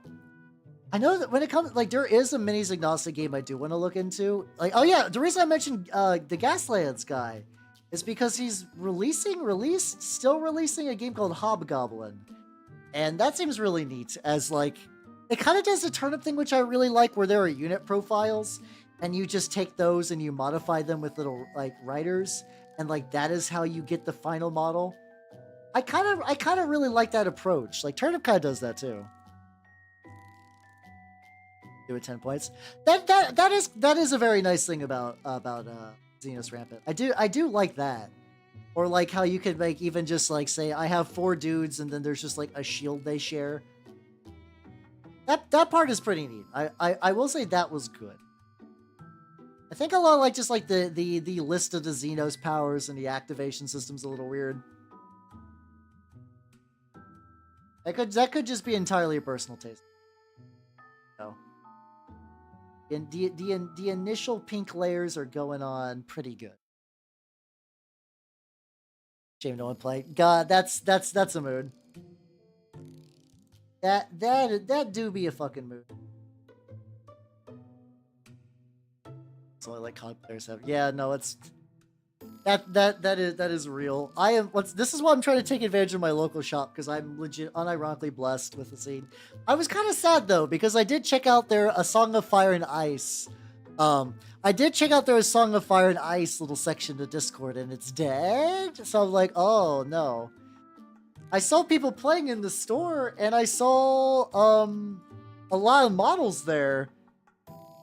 If this just happens to be a very well-stocked dead war game, I'm gonna be bummed. Which it could be. Hopefully not, though. Alright, this is very much just like a little bit of Rhaegar flesh with a little bit of tone. Alright, let's see how this looks on the lad now. Things we want to definitely highlight are the area around the scar.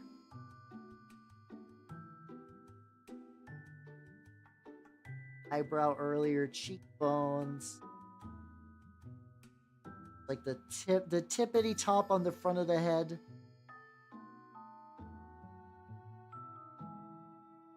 This around a little bit.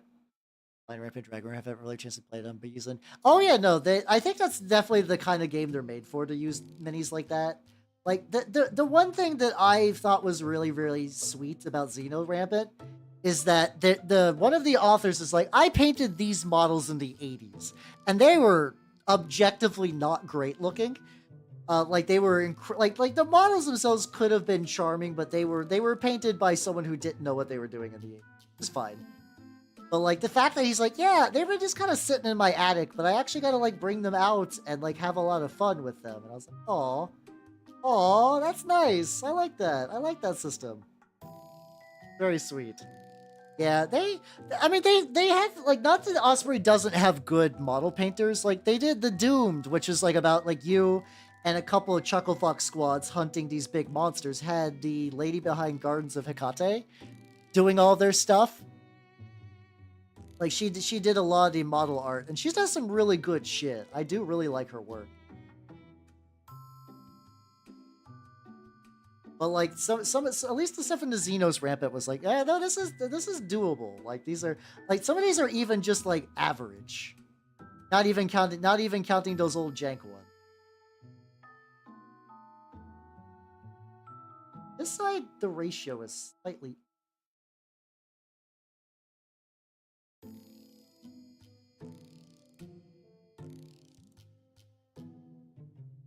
maybe the issue is I just need to continue lightly feather this. Look at him! Okay, actually, this is like the first time I've really done skin quite this way. I'm actually really happy the way this is turning out. Like, if you look at it, you can kind of see that pink undertone. Like, I might be pogging a little hard right now, but this is kind of, this is probably some of the best flesh I've ever done. Look you, how you doing, Echo? How you doing? I mix a little bit of that kind of like brighter color, that like off-white I did. I'm gonna do one. I'm gonna do a couple of incredibly small highlights, and these will only be used. Like the skin too. Fuck yeah, let's go. Thank you. Only gonna use these directly above the eyebrows. Like.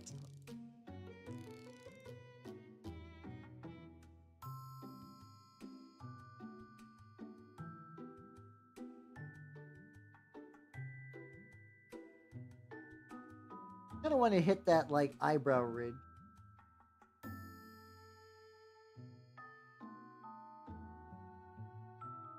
And like right on the scar, that kind of like fucked up scar bit. Little furrow in the middle. Oh, it's kind of beaten a little. Dredge this off a bit. This.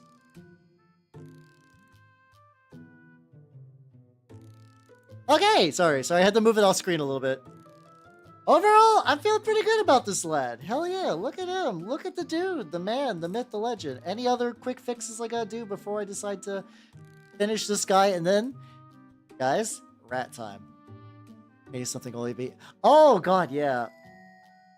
The funny thing, there's, so I don't go on Reddit a lot, but I found out that there is a subreddit of people who paint things that nobody will ever see. And I don't mean like this is a mini that I'll never play. I mean like inside of this tank. Like you know how like some Warhammer tanks can like open up to a back compartment, but a lot of people shut them? Some people will open those up, paint all of the like the little accoutrement, and then straight up, hold on. They'll paint the interior of those, yeah. Or like they'll paint the cockpits of knights that they will seal. Like some of them will even like leave little notes for each other.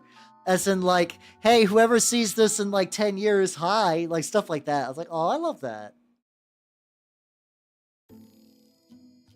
These English archers show they feel about the author. Oh, fuck yeah, let's go. That is the kind of, like, really fun charm you're going to see in a littler book like that. Yeah, those immersion maxing feels very... I could never do that because I would go insane. There's, like, areas where, like, under arms and stuff... I paint. There's sometimes I paint an area that I'm like, this will never actually be visible. But the reason I paint it like this is because I'm deathly paranoid that I will be filming this. And this has happened a couple of times when I'm like, I don't need to do that. I will paint something. I'll be filming it, and then I'll look at the model, and I'll be like, oh no, you can actually see that thing. This guy's gonna hella overhang the base. I printed out these bases. These bases are also from the Minotaur, Sons of Hellas model range, which is like a lot of Minotaur stuff in general. But this one is not level. It is not level, and I have to basically nuzzle him right there. All right, so we're doing that. Okay, both squads are done. Well, how done, which is I need to oil wash off stream. Let's bring the rats out, everybody. Let's bring the rats out. I got the rats. I'm gonna start with this boy. I'm gonna start with this rat. What do I got? I have a little tin to the side that I'm going to fill with mineral spirits. Hold on. I'm gonna duck back real quick.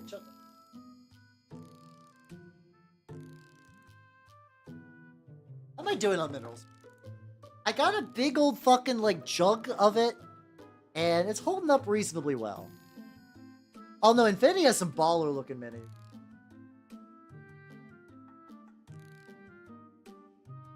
There we go, pour a little bit in there. I literally believe that. I like this to tell you. Yeah, oh god, yeah. I remember hearing about that story too. I remember hearing about that story. I was like, what the fuck? Every now and then you do get like, I think a lot of stories are kind of over exaggerated, but that's the kind of thing that like, I'm not too surprised. So I got a Q-tip. And so this was part of the idea that I've been seeing in grimdark circles, where you take a model and you put a lot of, you try to put some streaking grime on it. Some bits of it look good. We're going to try the Q-tip method. First of all, they said you can kind of just like, it might be too late for some of this, in order to just kind of rub some of it off. Tip. Oh no, it's kind of working. All right, so I am currently going through this leg. I'm kind of doing that. I've heard if you do it dry, if you go in dry, it kind of blends it a little better. And then we got the mineral spirits if I absolutely need. A bit of mineral spirits on my thing. In theory, I should be able to dab that on, and then other side, and just kind of swoosh that around. Like you can kind of see it's pulled up like pretty heavily in the leg. This version of painting is going to be weird because you're just going to see me vigorously rub a gigantic rat with a tip for a while. But I assure you that there is a method to this madness. And a lot of that is just kind of seeing these like little funky like extra grime areas. It's like this doesn't look. I like the deep shade recess. Can't find which box they're in. Oh yeah, because there are some like demo boxes and stuff like that. I did find out apparently the Toha. What's it called? I apparently found out that the Toha were getting a special release where they were bringing back the old the old kit they like starter box they had as like a made to order thing, and I actually have that in a closet somewhere. At one point, I was somewhat debating getting into. I was somewhat debating getting into Infinity. I just didn't. My local scene was a little sweaty, and I got wrecked. I was like, "Fuck this shit, I'm out." Well, I appreciate it. Glad you're not king shaming my rub rat. There is a game called Rub Rabbits, but that's specifically more about. That was a very interesting game. Also, boss, thank you for the Patreon sub, the Prime sub. Thank you. I do not have a Patreon. I say yet, but I cannot legitimately think of a reason why I would. If I start doing more YouTube content, maybe that would make sense. I doubt it though. Trying to find that like night. A lot of this doesn't need too much grime removal, honestly. I'm also willing to live with just like, this guy was a test. Sometimes tests don't fully work out. And that's okay. That's I. A little bit of the dryness on here. Then do it, Echo. I mean, if, that sounds like it'd be fun, and if people want you to do that, go for it.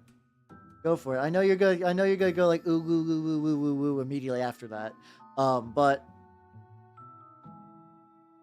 if the public is asking for it, and you think that would be a fun thing to do. The Eugenics faction has the only real cool Daifei model with the sword. I got you. I know. The funny thing is, I have not looked at like really any of the human Infinity factions because the fucking alien ones are the ones that are like my jam. This, if I do it kind of like this, it does kind of kind of restore a little bit of luster to the armor.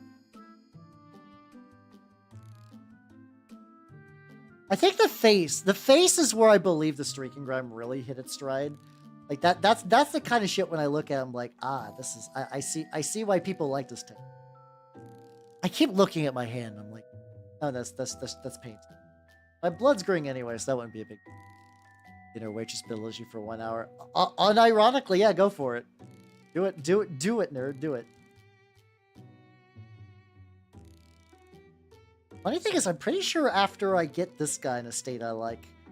Honestly, though, also another thing, the big thing I really like about these kind of like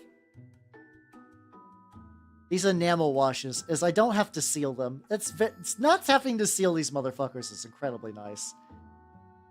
What's going on with you? Yeah, it really is like, okay, so everything else on the body is generally fine. I'm okay with more or less everything else. It really is just the leg.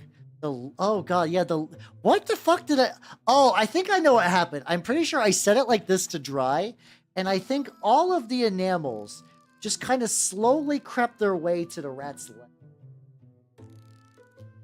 And I think because of that, that's why they are kind of like extra, like bad grimy, I guess. Like they're grimy and crusty, but in a way of just like it excess wash pooling in a place it should not have, as opposed to like the kind of stuff I like to do. For some CNC for Grimdark, go nuts, go nuts. I generally do mine kind of Grimdarker, but I am learning a lot of techniques I've not used a lot. So if you got the pro tips, I think this is fixing the legs a little. Where's my oil brush?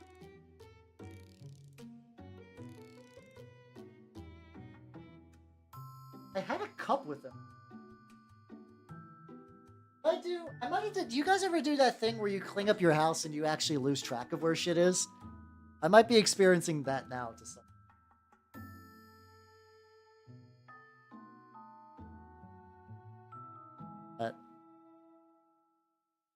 But yeah, no, I'm totally willing to hear some tips. Till then, I will continue to fuck it up. I'm doing fine. I can already tell I'm kind of like bringing this model into a way I'm already a lot more happy with this. What is clean and house? I clean my house. I do. As much as I joke about the damn bitch you live like this, I do every now and then take some strides to organize Casa de la Hal.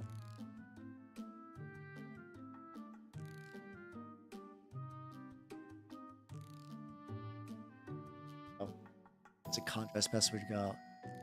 Oh, okay. So if I'm getting it right, I think probably what happened is that I went too dark with this, and then I applied the wash, so I'm not getting the contrast, I guess. Is that kind of what you're kind of more... Is that sort of what you're implying? Because I know I've been watching some of the tutorial stuff. I know that they're doing a lot of stuff where they are, like, doing a much brighter colors and then kind of applying the layers and layers and layers and layers of crust. And, oh no, that actually rubbed a little bit of the primer off. Okay. I think this side's good. I should have sealed this before I did it. That's fine. 18 tubers showing off essential. Yeah. I'm showing off all the fine tips you cannot perceive. I'll leave that a little. I could even maybe tiny.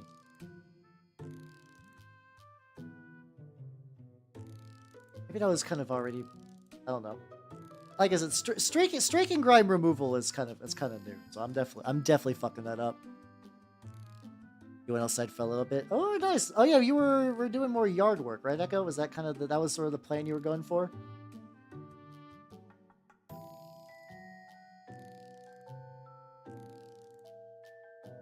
I get. Maybe what I was just doing is I was just too rough. I think that could also be it. I was like, hello, Corrosion. How you doing? Actually curious how you does. Oh yeah. So how you doing? How you doing? I'm Halbernot the Mimic Elf. I'm a miniature painting VTuber of the Nurgle and Skaven variety. Today I can show you what I was working on if you want. So here's some Death Guard. I'm bumping rats. This is a Death Guard model. He is not done, but he's waiting for an oil wash. I painted him on some others. I've also been working on some Minotaurs. There's a reasonably large number.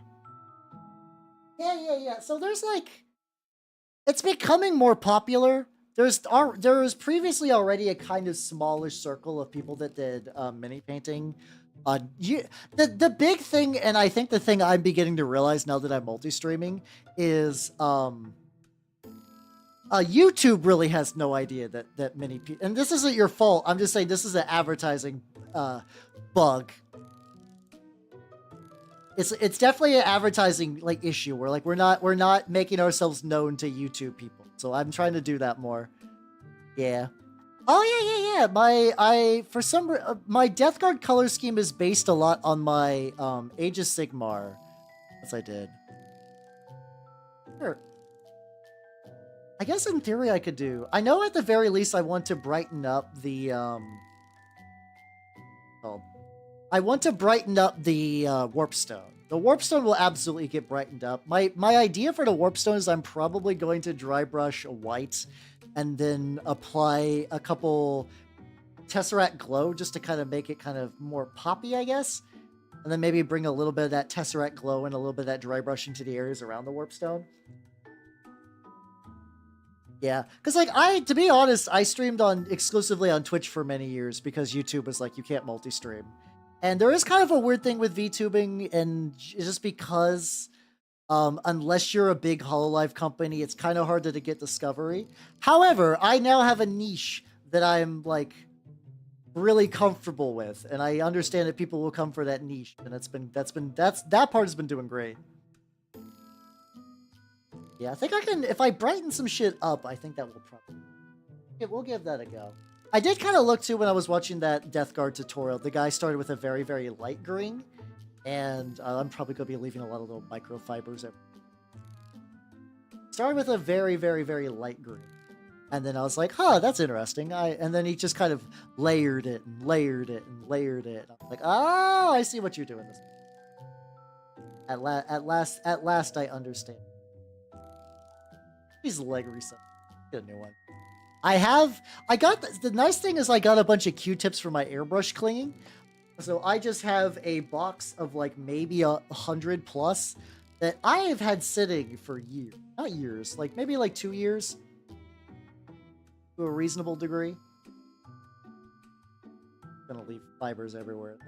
The fibers will what absolutely make me lose. I can feel that in my bone. I do. I'm seeing if I can recycle a little bit of that color I made earlier and just kind of lightly. A little brighter than the rest, but I think it still kind of blends. The army gets muddled. I mean, I don't disagree entirely.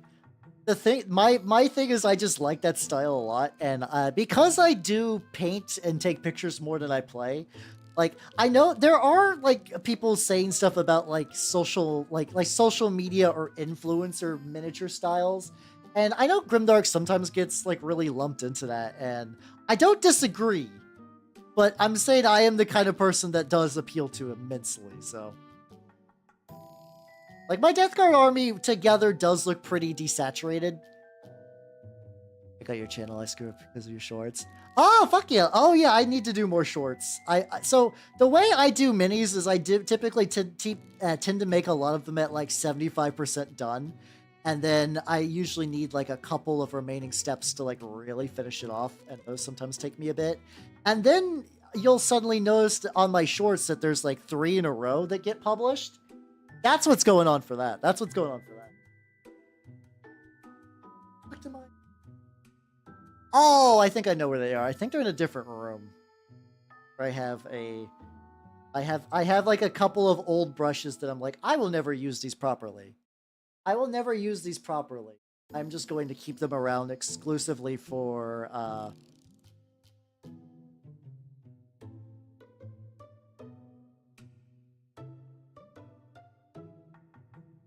what song am I playing right now? I guess at some point oh, this is a goddamn full concert from Yuka Nagase. I was like, I feel like I've been listening to a lot of her today, and I put this song on my playlist, not realizing it was a whole ass fucking like mini concert. Oh, that sort of explains a lot. I just kind of like the look of just like the extra textures and the grit and like the kind of desaturated. I don't know. For me, it's sort of like the opposite of like the heavy metal style. So that's why I kind of that style a lot. Oh, Waffle Cat, I am painting a stuff. Ironically, I'm unpainting a thing right now. I am applying some mineral spirits and I'm doing a little rub off on the lads. How you doing though? How you doing? Welcome. Well, this one was a lot easier to like compared to the other one. I think this one I gotta like maybe straighten out the robe a little bit. The legs are just inherently going to be a little weird because of it maybe doesn't help that some of the angles on these. It's been painted by figured. Yeah, that's exactly corrosion. That's what I'm doing. I was originally a War Machine player back in the day. I got back into painting around like right before the pandemic started, and then I also became a VTuber. So hey, then in addition to that, I basically was like, maybe I'll get into 9th edition, and that just wasn't really a thing near me because of COVID and stuff like that. And 10th edition's a thing now, and I know a lot of people are very on it, but I'm going to use that as an opportunity to kind of dive in a bit more. Like I said, my area is opening the idea of doing more what's it called? Crusade leagues, and I saw that there's a tournament. Technically, if I want to dive immediately, like jump from the jump immediately into the fire, I could do it. I could do it that way. Yeah, not the worst thing. Yeah. Exactly.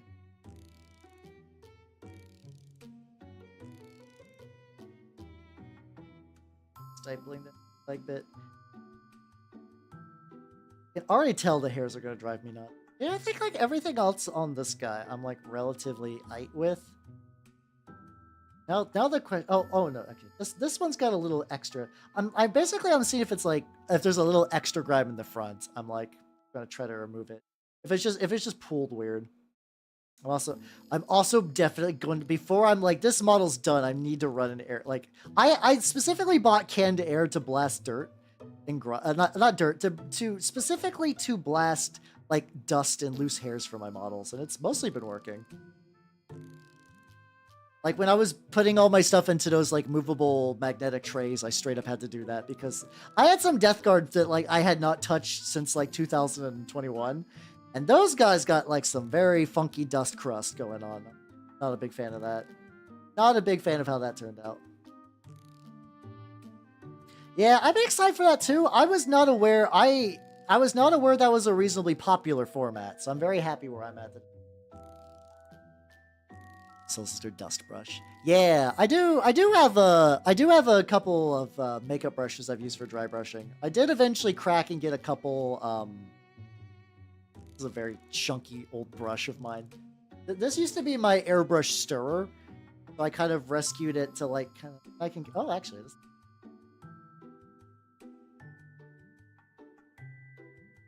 Here. Yeah, I'm just gonna assume that these little angles of this might be savable. I don't know. Like I said, this is probably I've used the Streak and Grind for like a speed paint I was doing for like a big collab project, and I used it for the Doot Master. The Doot Master I definitely fucked up. I definitely fucked up the Doot Master. If anyone of you saw that short, the Doot Master was using Streak and Grind.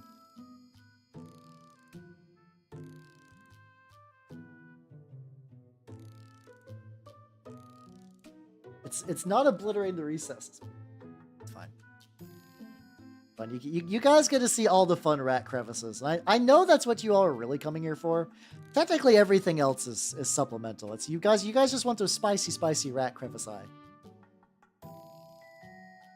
Let's move you. I need to keep all my oils and enamels over on this side. Legs are grubbly, but fine enough. All right, let's get some dry brushing going. Oh. Let's see. Let's get a little bit. Is that gonna be?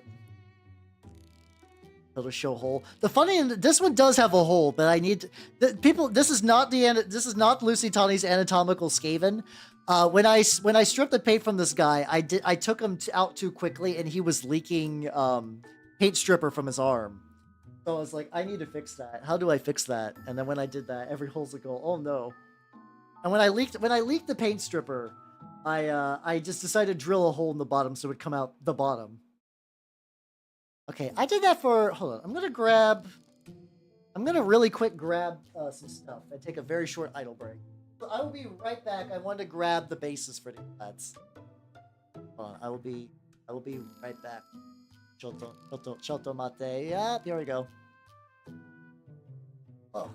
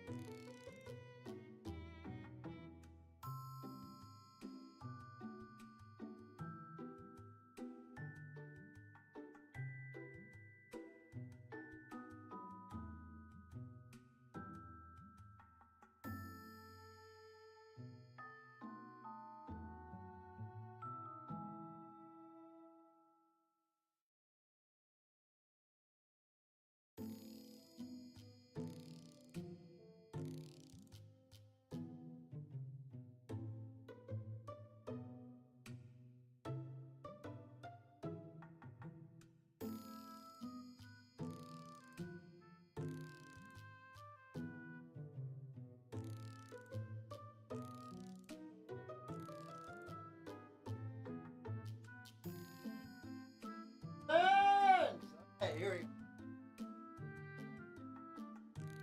Oh yeah, batch painting. As somebody who has like actually done a lot of Skaven in the past, it does drain your fucking soul. It really fucking does. It is pain. Welcome back, everybody. I've returned, and I brought bases back. Hold on. Also, Soren XL, thank you for the follow. I want the workshop. Oh. Let me show you how articulate I am by making weird noises. Hello, everyone. Welcome. I've returned. And I brought back the bases. These were just some kind of typical cork and ground texture, and then these like big fucking crystals. What's up, Benjamin? Have yourself a good night and take it easy. Have yourself a good rest. Jim is helping me more diligent. Fuck yeah, that's the goal. That's the fucking goal. Hell yeah. God, I've tried... So, I initially got the Leviathan box because I was like, painting Tyrannid seems fun. And I don't know what's up with me. I can handle most things. There's something... I just cannot find a color scheme I like on the Tyrannids. And I've had people be like, but how? You can... That's not too bad. All you really need to do is just like you can do a bunch of speed painting stuff. I'm like that's still miserable to paint. I'm not enjoying painting them. Oh. They look nice though, but like I think I'm gonna sell them back to my local store so that they can give them to someone who needs them. You know.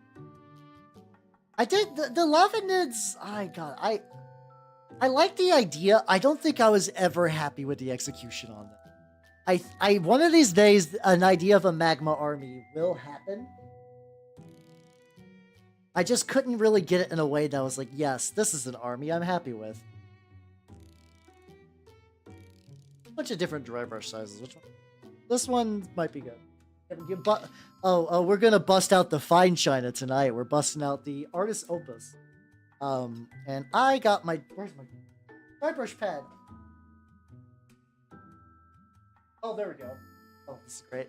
So I got like a dry brush pad that I 3D printed and the print fucked up, but the print fucked up in a way that still makes it functional as a dry brush pad. Shit, I'm gonna die. Oh god. Oh god. So like, how nicely do they need?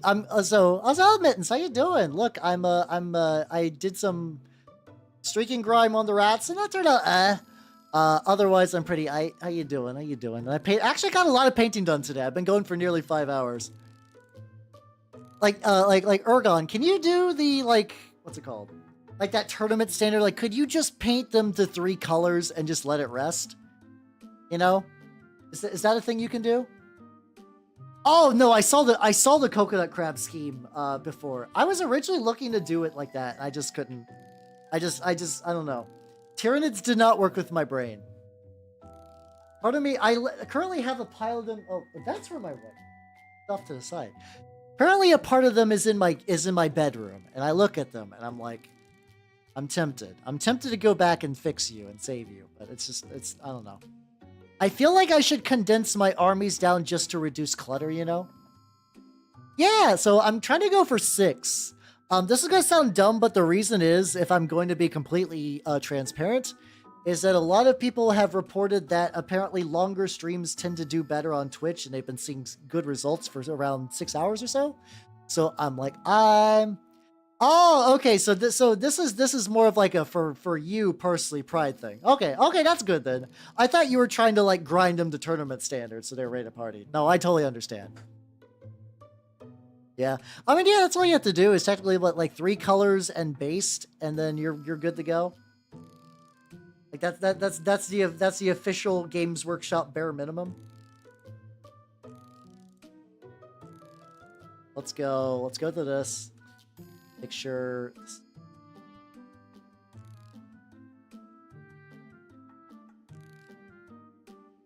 Okay.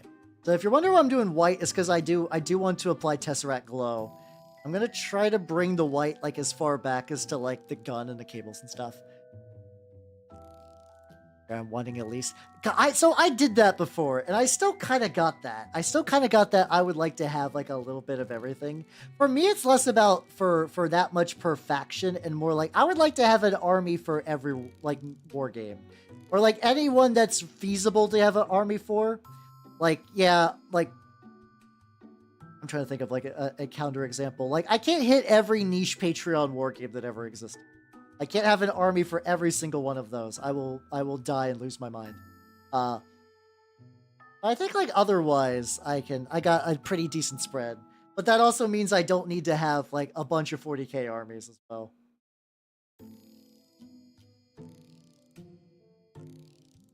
I'm applying kind of loosey-goose dry brush white to basically areas that are green and will hit green, like the tubes and stuff like that. I'm hoping that this will kind of bring back that like little missing contrast I'm looking for.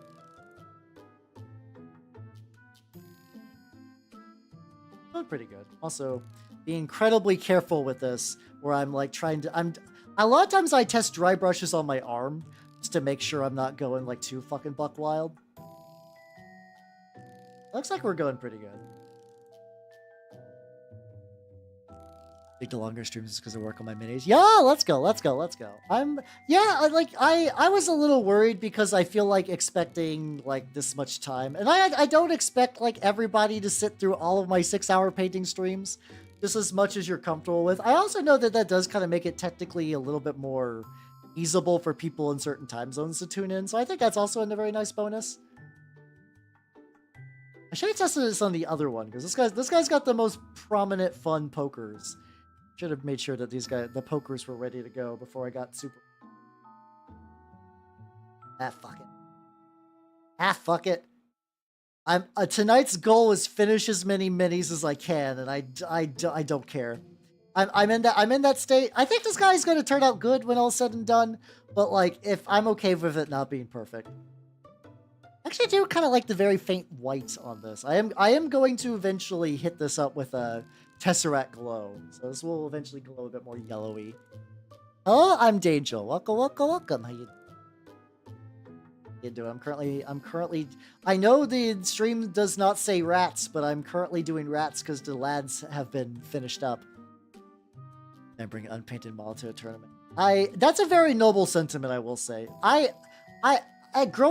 starting my wargaming journey in the War Machine community did skew me, where a lot of people just kind of showed up with like, I hate the entire like unpainted army, but I can stomach like having like I can understand if you got a new unit and you're like really waiting to like get it on the table. I'm really excited to get on the table, my bad. Get more Yuka Nagase. When I switch Yuka Nagase at this point. Alright. Bringing your Necrons. Oh, cool. You got a backup at the very least. That's good, then. Oh, that's true. Yeah, where you could run them as, like... I guess that's technically what the combat patrols are for. You could just get a combat patrol of each and run them as, like, a little sub-game, I guess.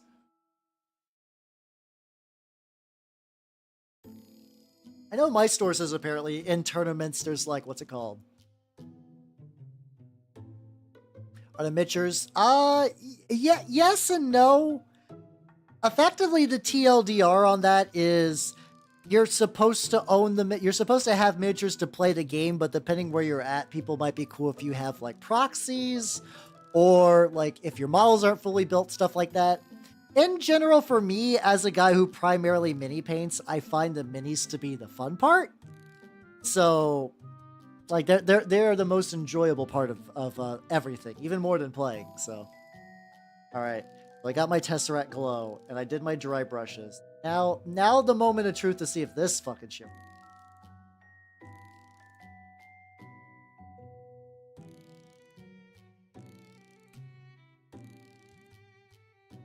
Okay.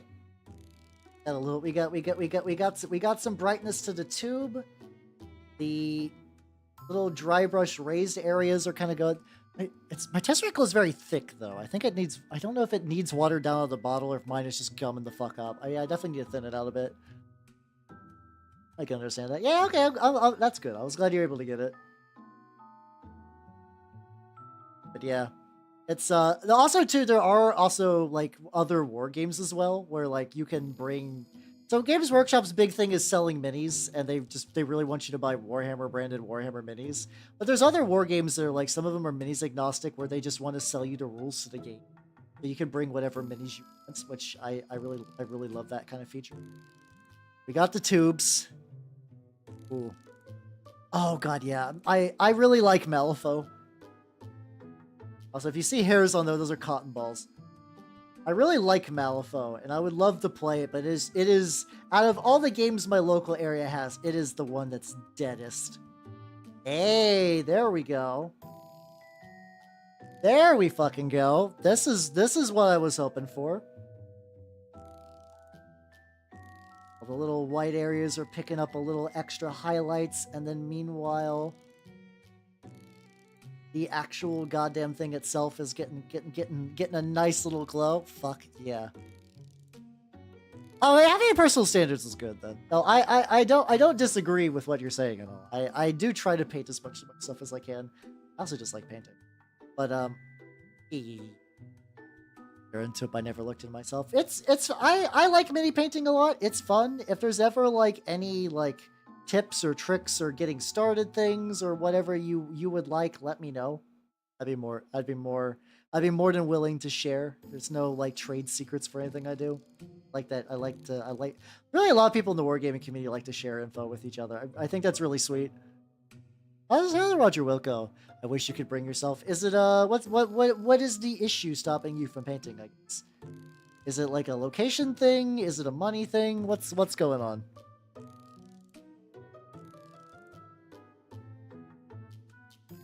fucking blowing.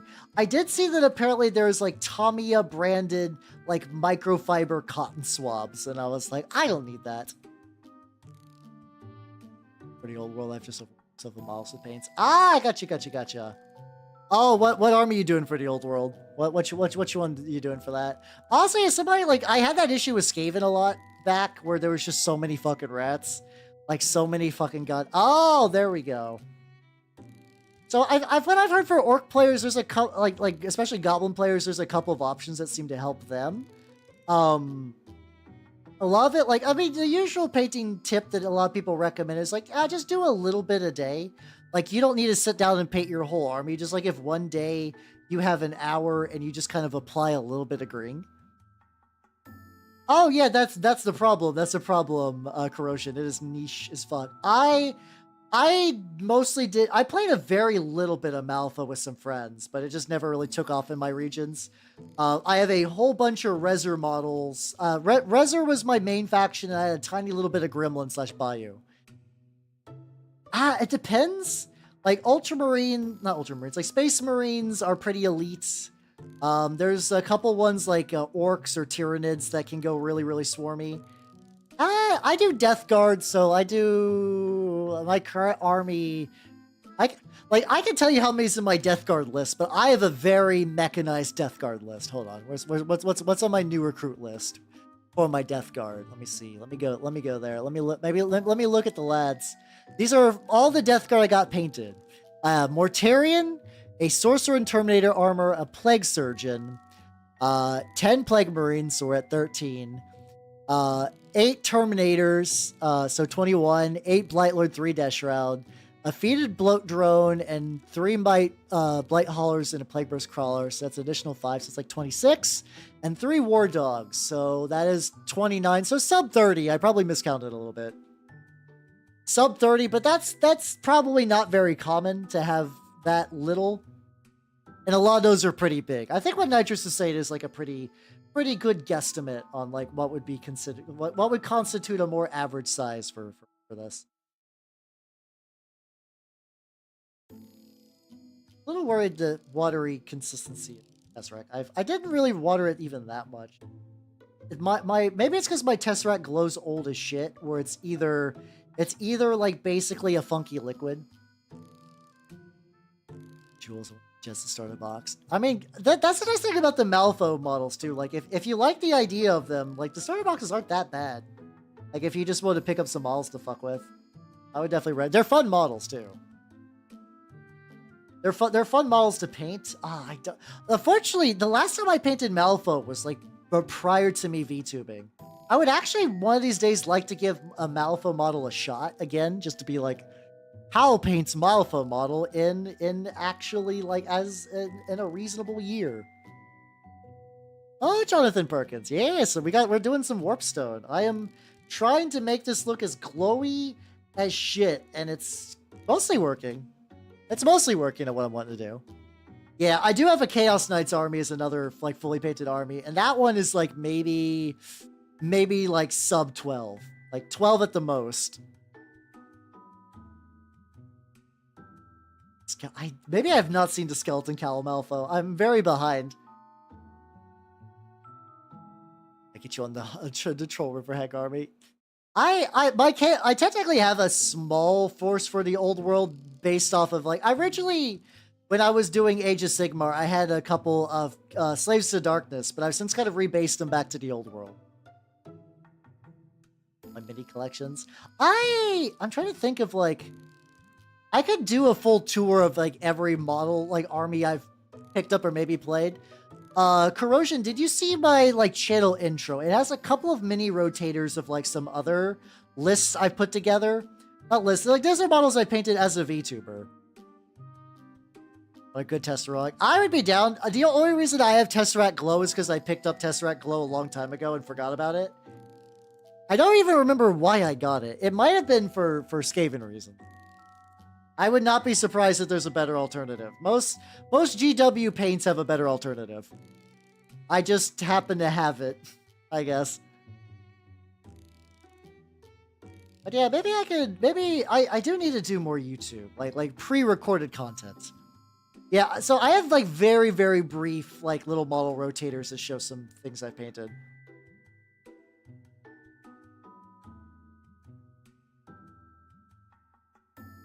There we go. Hey, Warpstonen. Let's go. Have I been a VTuber? Haha, opposite. I've been a VTuber for 4 years. That's my model laggy. Hold on. Okay, I got a little bit of lag going on.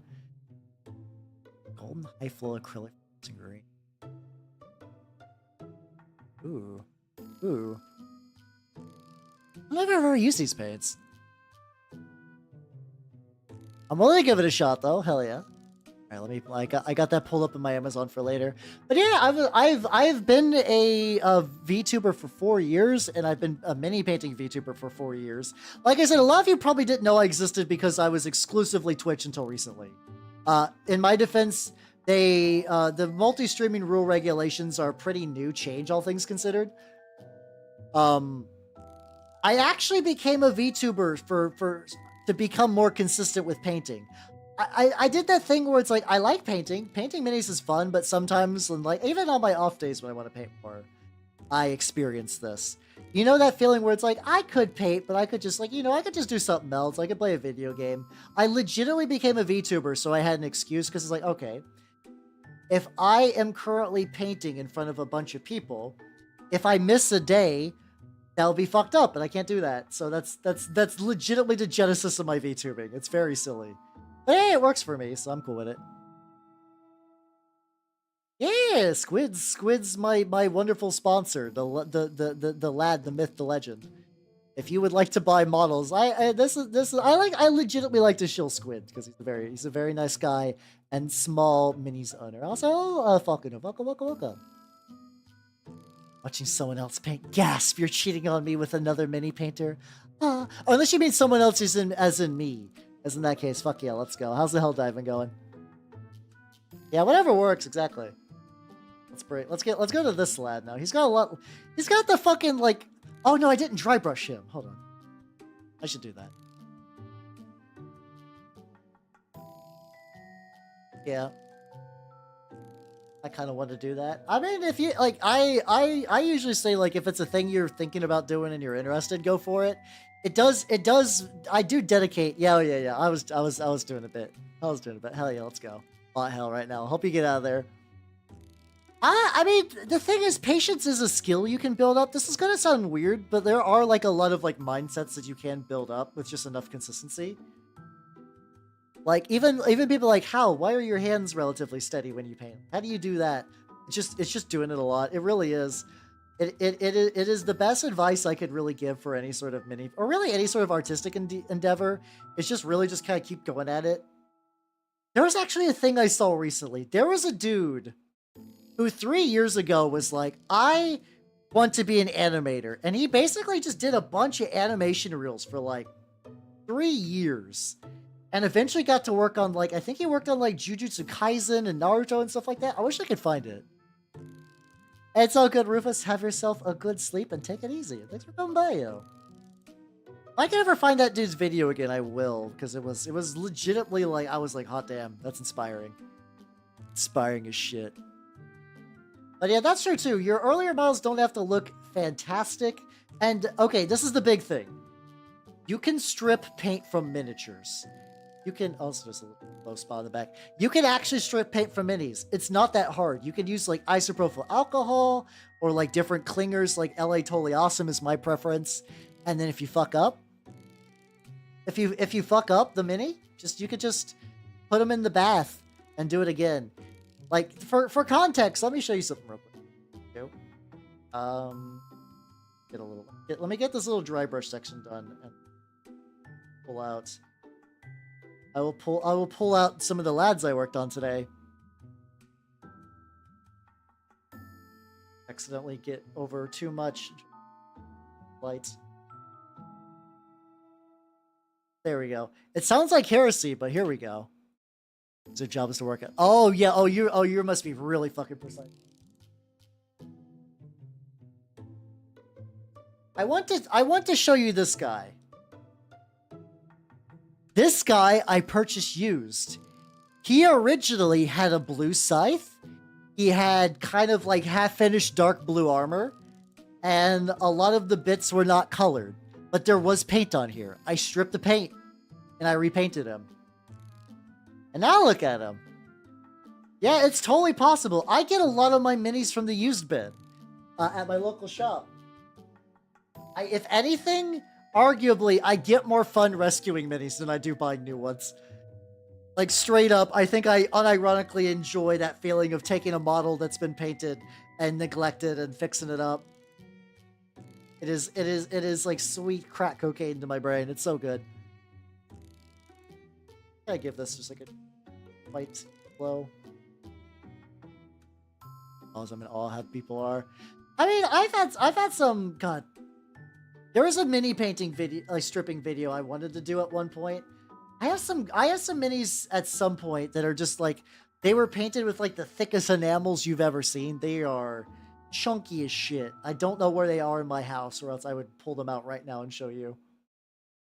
I probably buried them somewhere because I'm trying to clean up a little more. Best that you never see your minis. The thing is, as long as you still like your minis, that's fine. These ones are ones that were traded in, so they're free real estate. There we go. What is artists that turn trash? I kind of do. If you really want to see turn trash into art, Warhammer Miniature Terrain is just a fancy version of upcycling. You can take like old like insulation and like styrofoam and like wooden stirring sticks. There's a lot you can do with recycled materials and make terrain. It's actually really baller. It's a baller way to recycle. So many craters back. Oh yeah, CD's doing that for that. There's all kinds of shit. It's possible to go absolutely ape shit with miniature recycling. Yeah, I will say it. So eBay is another option. I am incredibly blessed that my local store has a used bin, and the used bin is good. If I was not cleared out when I was last there, they had a Glotkin, which is like a big Age of Sigmar unit now. That's just like a big. It's effectively like a bunch of dudes riding on the back of a baby, kind of like a baby Great Unclingwin lad. And I was like, oh, I cannot buy you yet because I spent all the fun cash for the month. But if you're still there when I return, Glotkin, it was meant to be. We will be united. No, that thing is absolutely going to get scooped up. That thing is absolutely going to get scooped up. There's no way we'll not. I will be genuinely surprised if I come back and that motherfucker is still there. Yeah, eBay is very mixed. If you guys want the pro tip, the best time to pick up minis is whenever they do a bunch of nerfs. Whenever they do a bunch of nerfs to a codex, just swoosh into eBay. Just do that, exactly. Yeah, it's kind of, I mean, the Nurgle in general has kind of got that slightly cute vibe, so yeah. Maybe I'm a little biased on saying the Glotkin is kind of cute. It is also two worshippers of Nurgle riding on the back of their mutated special needs brother. So I guess combined with that and the Song of Ice and Fire, I guess there's two armies where I could run a mentally challenged man as a tactical choice. I guess it do be like that sometimes, you know? With the 4th edition. I would like that too, but Damon's in what's it called? In 40k is already kind of a weird spot. Honestly, I would love it. I would love it if they did, and I don't think they ever will, if they just did Codex Nurgle for 40k that was Death Guard and Nurgle demons, and that ways they could actually give them some like good army rules and actually make them useful. Because like 9 times out of 10, outside of Nurglings and the occasional Great Unclingwin, a lot of Nurgle demons are shit in 40k. They're just like real bad. This is while they're trying. Well, you say that, but there are people like there are tournament grinders that bounce from the hot army to the hot army because that's what gives them joy. I used to be more like, why would you do that? But now I'm okay with it because they technically provide fodder. They are effective. Like, you know how mushrooms decompose animals to return the nutrients to the soil? Tourney grinders decompose armies and make it so newbies can pick up them cheap on eBay. They serve a vital part of the ecosystem. Nothing seated minis. Oh yeah, I mean, you could maybe pick some up or ask the local person there to see if you want to get started. Just like I'm sure they would be more than willing to help you, because I will say, unfortunately, if you do get hooked, you are a customer for life, and they will enjoy the sweet benefits of your mistake. I say mistake just because they're expensive. Yeah, Orcs is good. Yeah, exactly. So that's their power, Terry. Ogren are pretty cool. I do not have any Ogren, but I did see the guy who's coming back at my shop, who used to be a guard player, pick up the Bulgrin. The Bulgrin fuck with me super hard because one of them just looks like Wilfred Brimley, but like as a ogre man, and I just find that idea very, very silly. Yeah, there is a legitimate mini circle of life, straight up. It is real. It's just funny. I just find it. I think about stuff like that. I think about how that works. Though I also occasionally have, as somebody who buys a lot of used material, I do have very grim thoughts. Like, I buy a lot of used and old tabletop RPG books, right? I buy a lot of used miniatures. There is a non-zero chance that some of the books prior to me getting them were owned by now dead people. I don't like let that haunt my dreams or anything, but sometimes I do sit down and be like, huh, this could have been a dead guy's. Let's see, like, yeah, we're doing Stormfiend right now. How you doing? And contemplating death. How you doing? Estate sale. Oh yeah, no, you get great sales from estate sales. If people are not, I have not done estate sales personally because I just never found anything that I want. You're totally allowed to live vicarious through me. I do. So I am very poor with my financial decisions. However, that means you get to watch the nerd paint all these cool models. Like, hey, check these out. Like, I don't know when these guys are gonna get done. Tully Cavaliers. Woo! I was painting them last Saturday, and I've made zero progress since then. Those might be a next week project though, because this week I'm already booked on what I'm gonna be painting. Or I'm already pretty booked on what I will be going down with this week, but they will be happening. I'm still hoping I could, like, A Song of Ice and they also, I think maybe I'm getting to the point within my shop where I am finding I'm finding discords within discords. I was like, okay, I joined my shop so I could join for 40k, and they're like, oh, actually our greater region has a discord where we do the league stuff, and I'm like, okay, that's fine, that's whatever. And then so that's 2 discords now just to play 40k. And now the Song of Ice and Fire guys were like, hey, we got a Discord as well. Also, Nitrous, have yourself a good night. And Matthew, have yourself a good night. I wonder if that's a viable guard. I mean, I'm sure you're technically legally allowed to run that because the Force organization doesn't really exist in 10th edition. I do wonder if like a mostly Ulgrin army would be good for guard. That's one of those lists that I feel like could either be absolute shit or just happen to be the right type of skew that does really, really well. I could totally see that going either way. I would like to imagine that they were good, because as a Death Guard player, I like it when the Beef Boys are back in town, you know?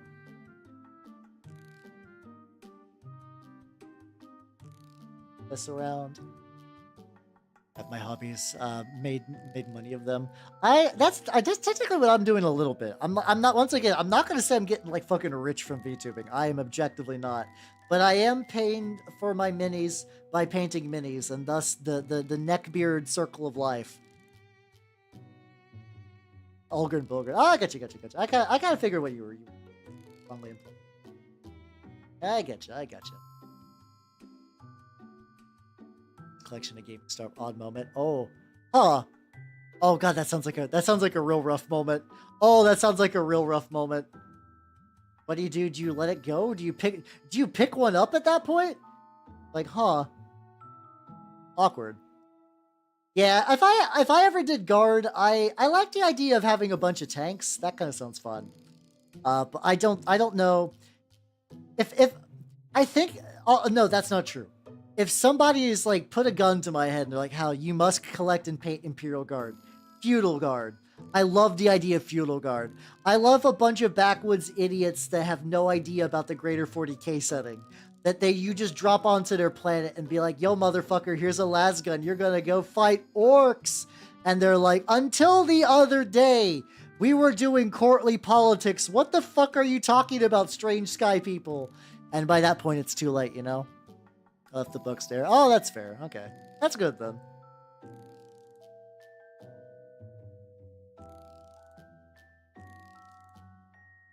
This guy's got to dry a little bit more. Probably need to spread it to the glow to the other stuff. All right, let's take a look at this. Ooh, look at, okay, I'm pretty happy with this. This is still relatively dim in the grand scheme of things, but you know what, I'm pretty happy with this. Okay, one more thing I want to do, actually. These cut scars. These cut scars, I think, would be really good to get some warp block. Get some fucking glow into stitches. You know, it's not a good idea to be this ripped. There we go. I think he's got some. Okay, there's some. Okay, I did a bruise stitch there, so overwrite that. Yes, I did. Lad. I'm okay with finishing saying the lad is ready tonight, ready to party. Orcs are a lot of fun, to be fair. Some of the cars had to come later for. Oh, damn. Oh god, yeah. What if you have a custom guitar? There's a couple of different reasons they end up there, and none of them are good. Divorce, death, maybe a wild midlife crisis, usually more divorce, death, or debt. Like the 3 Ds of losing your guitar. Oh, it's so good, Steve. Have yourself a good night and take it easy, yo. Have a good night. Let's glow. You are going to...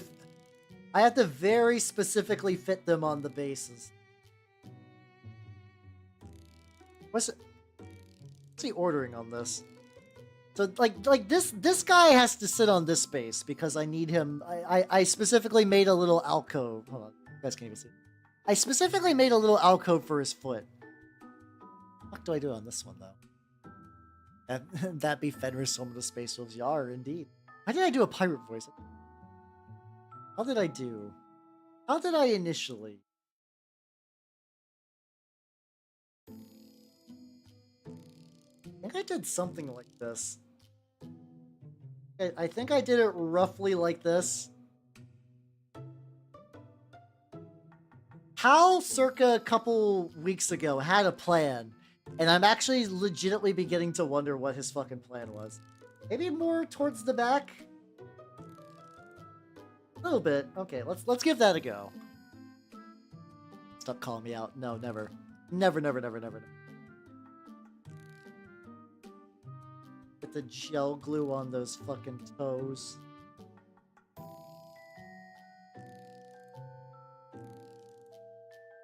There. Oh, okay, this fits relatively well.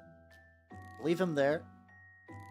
What a separate happy. Yeah, I think having one Bane blade would be like something in my collection would be. But like, I already don't collect a lot of Space Marine tanks, and there are ones that like I could use a Predator and Death Guard. Honestly, Death Guard could probably benefit from a Predator, but I do not have him. This guy, that turned out pretty good. Still kind of drying a little bit. I might go back and spruce up the shine later. Let me glue you on here now. This guy at the very least has a very definite, like, I made a little perch for you. This is not his original foot, by the way. This foot was... Let's have a little bit of fun real quick. I got a little bit of, oh, Druchii Violet is leaking from the top. Fuck. I got a little bit of purple wash on here because every now and then a wash will crust up right near the top and it doesn't shut fully. Oh, Wanky Mania, how is your Helldivers? A lot of people playing Helldivers tonight. Fuck yeah. How you doing? Yeah, I'm gonna try to mix in some of this purple. I want it to kind of look like it's a little bit bruised and fucked up. Like it's like almost like it's not a good idea to have your foot severed like this. But yeah, originally this guy had like a more normal foot. but I was carrying him outside to prime him. I dropped it, and the foot's gone. I have no idea where the foot went. I legitimately have no idea. I went searching for that motherfucker. I went searching for it. I cannot find it. So I just took a spare bit I had and gave him a sick robot foot. See, I find knights to be incredibly peaceful and easy to paint. I have no idea. I have no idea where that bit is. I painted that like if you look in the corner, hold on, I can actually make it a bit bigger. This is like the last fully complete model. This is the last fully complete model I did, and this guy was like pretty chill to paint. I had no real issues with. Mind you, I do Nurgle knights, so like they're pretty, like I can get a little grimy on them. I can get a little grimy. I am very happy the way that sewer base turned out, though. I'm very happy with the sewer base. Yeah, I did give him a peg leg, indeed. That was the plan. The plan was successful. Oh, sick. I'm gonna have like these guys. I probably might even have ready for a YouTube short like sometime tomorrow, and my content boy brain is very excited about that. Yeah, he's got 1 foot out of the door. Hey, for people who don't know, I'm doing a Turnip 28 cult where everybody has their feet chopped off. Hold you.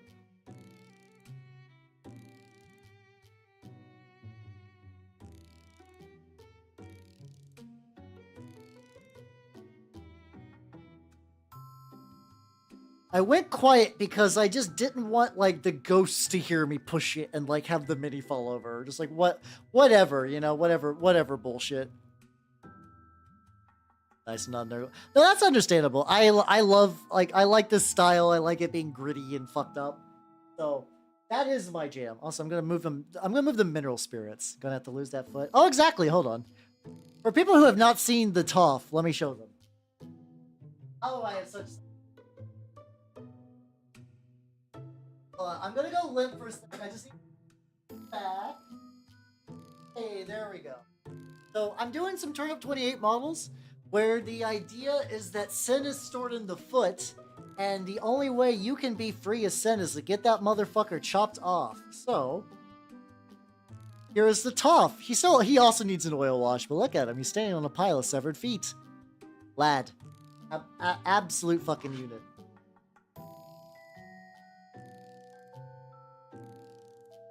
Let's see. We still got a half an hour to go.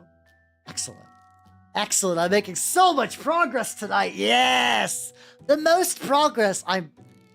Guys, I might legitimately have 1 6-hour painting stream a week. I'm not gonna lie. I'm incredibly productive. There's something about the extra 2 hours that just magically makes all my stuff get finished. I don't know. I don't know how it worked like that, but I'm cool with it. So, well, let's keep that going then. Move these two.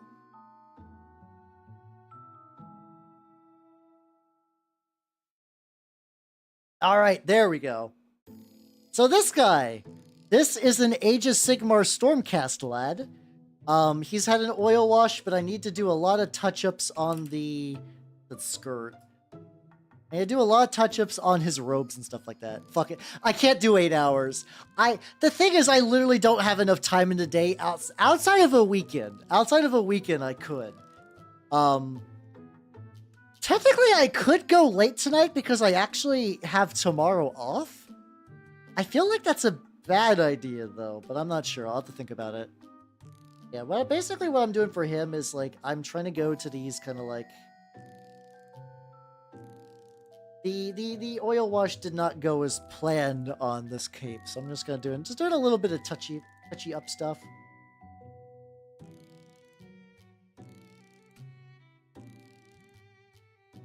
It's a little thicker than what I originally thought. That's fine. Tell you, this actually. Oh wait, this might have been during the time I was using a darker color for this. Fuck.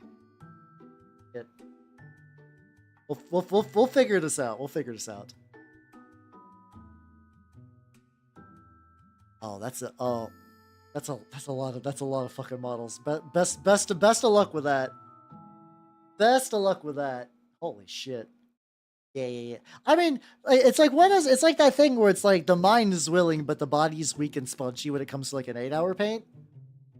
Because like basically what I did today is I immediately got home, and then oh no, this is drying closer to what I wanted. I might just do a straight up, just like a redo of this cape. That's fine. I can leave some of the darker patches. That little bit's a little more open. Like I basically got home, ate, got stream ready, and then it was time for stream. So I was like, yeah, let's go. I could definitely. Though I mean, there are some people that do this as like their all-day job thing. So like that for them, doing like an 8-hour stream isn't that surprising. In theory, I could probably build up the stamina to do it. If I just keep doing these, I could probably eventually do like a hella long mini painting stream, which might be kind of. What's that one? Like I kind of want to like these ropes. I feel like I could bring up a little bit. Hold on. But how do I want to do that? I got. How color do I want to bring? Question. I'm gonna try Steel Legion Drab, and we'll go ahead and do a very light dry brush on the ropes and see how that looks. Very tiny brush. Small brush. I have all these with these funky grips. Hello, Blazer Boy. Welcome everybody. Welcome. If you do not know me, I am Halbernaut the Mimic Elf. I am a miniature painting VTuber of the Nurgle Skaven variety. How are you doing? What were you up to? Oh, how's the Minecraft going? Hell yeah. If people do not know me, I am Halbernaut the Mimic Elf. I'm a miniature painting VTuber of the Nurgle and Skaven variety. And today I actually did Nurgle. I did Skaven. Now I have like a half an hour left, so I'm trying to do a little bit of a couple extra models I got kicking it. Just a little bit brighter than it used to be.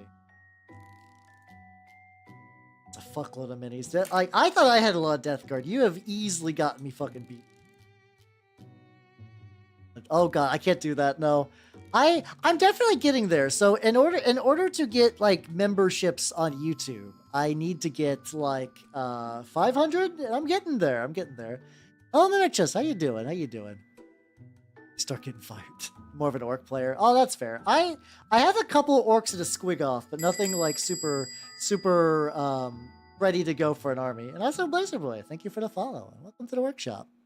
Yeah, oh yeah, no. It's one of those things that's like, in an ideal world, I would paint minis, like, a lot more. But there's, like, pesky work getting in the way and shit. But I've also really heard good things about, like, eating food. Now, I don't know, I think it would take a while. My YouTube's growth is very odd compared to my Twitch growth, so I do not want to put any sub goals there for right now, just because, like, the fickle whims of fate could really do just about anything in that department.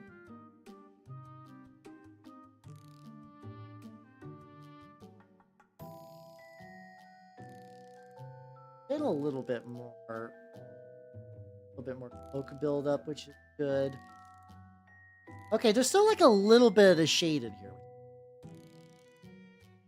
I want to do. I'm debating whether. So I'm using like a burnt. I'm using like a burnt red for the cape. I'm debating if I just want to do something brighter for like the really highlighty highlights, or if I just want to kind of stick with it. This is also just random Stormcast dude. So this is like another one that like if I can get him in like a pretty good state, I'm okay with it. Stormcast are just kind of a fun little diversion project of mine and are not like a serious army I'm investing in. So I think if I do end up getting the starter box for Age of Sigmar 4th edition, I might legit have enough Stormcast for like an unironic army, which is a weird thought to say. Oh, you've been doing this? Oh, okay, no, I started at 29? Well, Warhammer specifically at 29, but yeah, I was definitely in my 20s when I got into mini painting. I'm jelly though. I would have loved to have started as a wee lad. it just was not a feasible thing to do where I'm at. Like I legitimately I lived in the sticks and I did not even know Warhammer was a thing until 2008. Turn 30 on Wednesday. Yeah, let's fucking go. Happy birthday, yo. Hell yeah, hell yeah, hell yeah, hell yeah. How is being 38 treating you? I will be 34 come August. I'm feeling pretty good. Feeling pretty good. She kind of has like a little bit of a natural kind of... And hey, Poxwalker, thank you for the follow. Welcome to the workshop. I was working on hold on. Oh god, I actually nearly poked the model with a red paintbrush. I was working on this guy, not this, there's 3 more of them. I'm just grabbing one. I was working on some Deathshroud bodyguard over here. DK. I do like Adric. Honestly, I prefer Bricky out of the 2. Though it still kind of was how do I paint rats, and I did, legitimately. Lad. It's so true. Like, it's the entire Adric crew fucks with my brain because I used to way back in the day be a Warframe player. So seeing like 2/3 of like, I don't think I watched a lot of DK back then, but I did watch a lot of Shy, and DK would just be like a guest friend of hers. And now they're doing Warhammer stuff. I'm like, what the fuck is happening? I still cannot get over that shit. That shit's still fucking wild to me. Old. Yes. Thank you for that hydrate and stretch, though. Stretch real quick.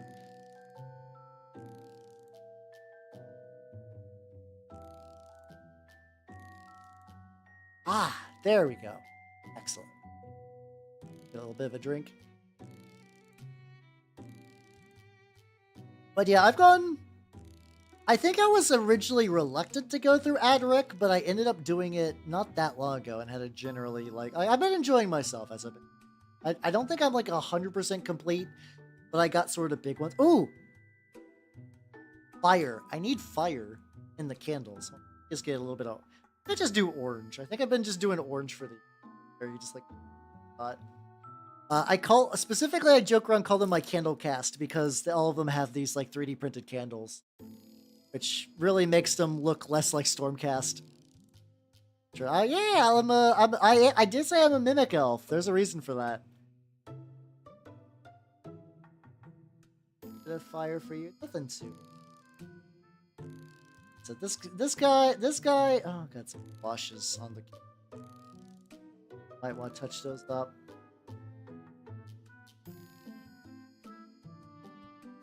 I'm having to think.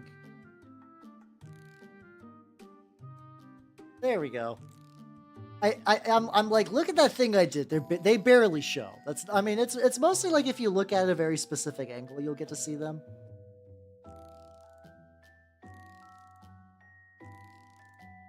There we go. And waxed. I might as well. I've had a lot of people that said it reminds me of like stuff like that. You should see him after. I do drink Jaeger probably more than most alcohol. I don't drink it with cranberry. D&D itself, not really. I am a big on tabletop RPGs. I've ran a couple for VTubers. I am a consummate GM. I love games like Necronica and like World of Darkness games, Blades in the Dark, Engine Hearts, Gamma World 7th Edition. There's a lot. I like a lot of tabletop RPGs. Shit, I got the hiccups.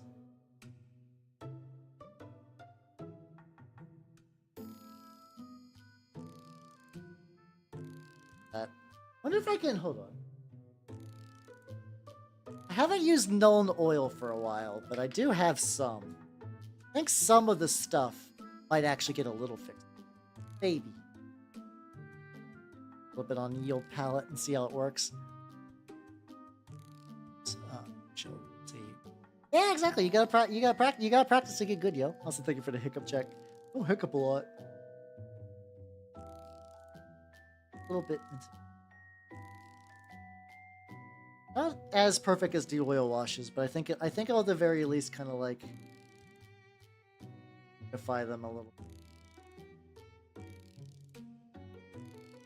hiccups. I see what's going on. Yes, I'm drunk right now. No, I don't do... I used to do streams where I got drunk and made a character in a tabletop RPG.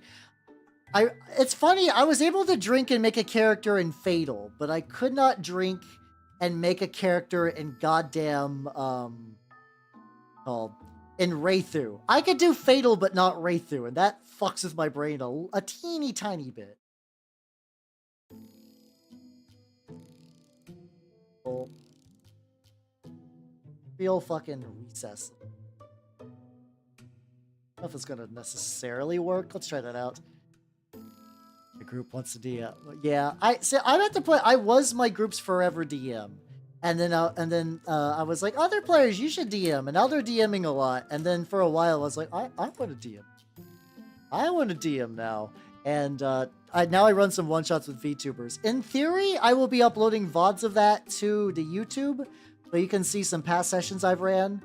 I say in theory, it's because I still have a hard time sitting down and be like, yes, now I will edit a 3-hour video into a delightful format.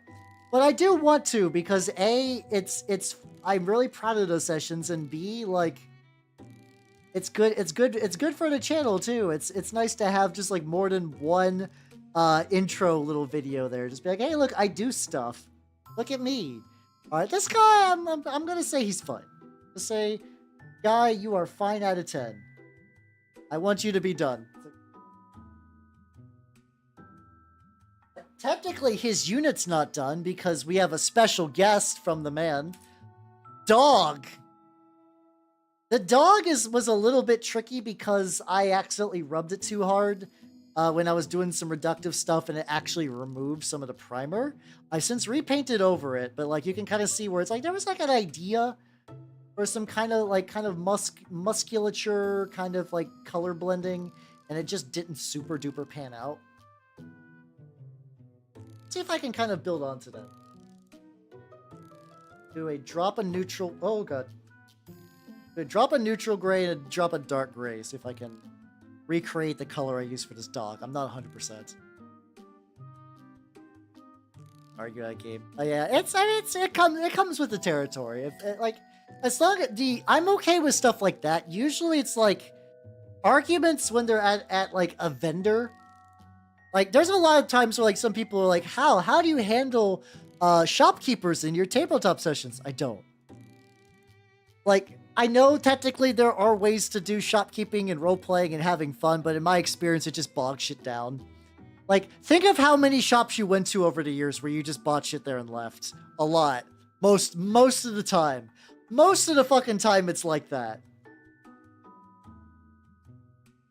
Like, remember that epic time where characters in a big fantasy adventure argued with the shopkeeper for discounts on wagon wheels? No, you don't, because that's not how that shit works. It's lighter or darker? It's a little darker. I wanted something like that so I can kind of get recesses a little bit. There we go. This is a technique I don't use super often, but I do know some people that start with the mid-tone, and then they brush on the shadows. I know Suggs from like the Rogue Hobbies does that. And it seems neat, and I've tried it a little bit with her Goblin Mini, which I have not finished. I have not finished that. He goes, ooh, fuck yeah, let's go. No, having ambitious hobby goals, but not the time or the energy to follow through is the realest fucking mood. It is an incredibly real mood, and I feel you for that. I 100% feel you for that. Actually, yeah, I thought I was going to be spending a lot of time futzing with highlights, but actually, if I just kind of paint on the shades a bit more. I don't, like, the bottom is already basically done. Do I paint? I typically paint dark and then I build up highlights. But I know the alternative is like you paint midtones, you paint highlights, and then you also like paint shades. Oh, and like that's like I'm seeing some like validation of that technique when I'm painting this lad. Yeah. Yeah, that's exactly that. Like roll to discount. That's the kind of shit I skip because it does for me. It just never adds anything. They'll remember the cool deeds and shit they did in the dungeon. They will not remember arguing with the shopkeeper. I will. I'll remember that because all the time was wasted. But yeah, that's. I also typically now just don't play games with like a very hardcore inventory management system. Like Necrotica doesn't even really have items, and I'm okay with that. I'm totally okay with that. Look at the lad. This, to be fair, this is the lad's golden angle. So if I can get this, like little, like if I can get this little profile shot to like really shine, then I too dark. Let's get that. I think the medium gray is just kind of the build up. That there.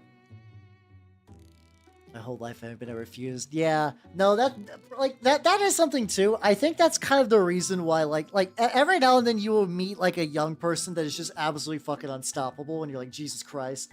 I think for a lot of people they do that. Like I got all the time in the world to do shit.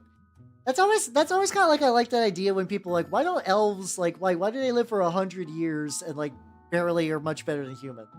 Like I was raised by humans, but like I always like the idea of like, and this is of course in tabletop games only and not real life, is like, if you have 100+ years to procrastinate, you're gonna procrastinate the fuck out of everything. Goddamn. Like I procrastinate enough already, and I don't think I have a super long lifespan. But if I was told I was gonna live to be like 500, yeah, fuck yeah, I would barely do anything. I would do the bare minimum to survive probably 90% of the time. It's just the elven gamer funk as they slowly merge with their chairs.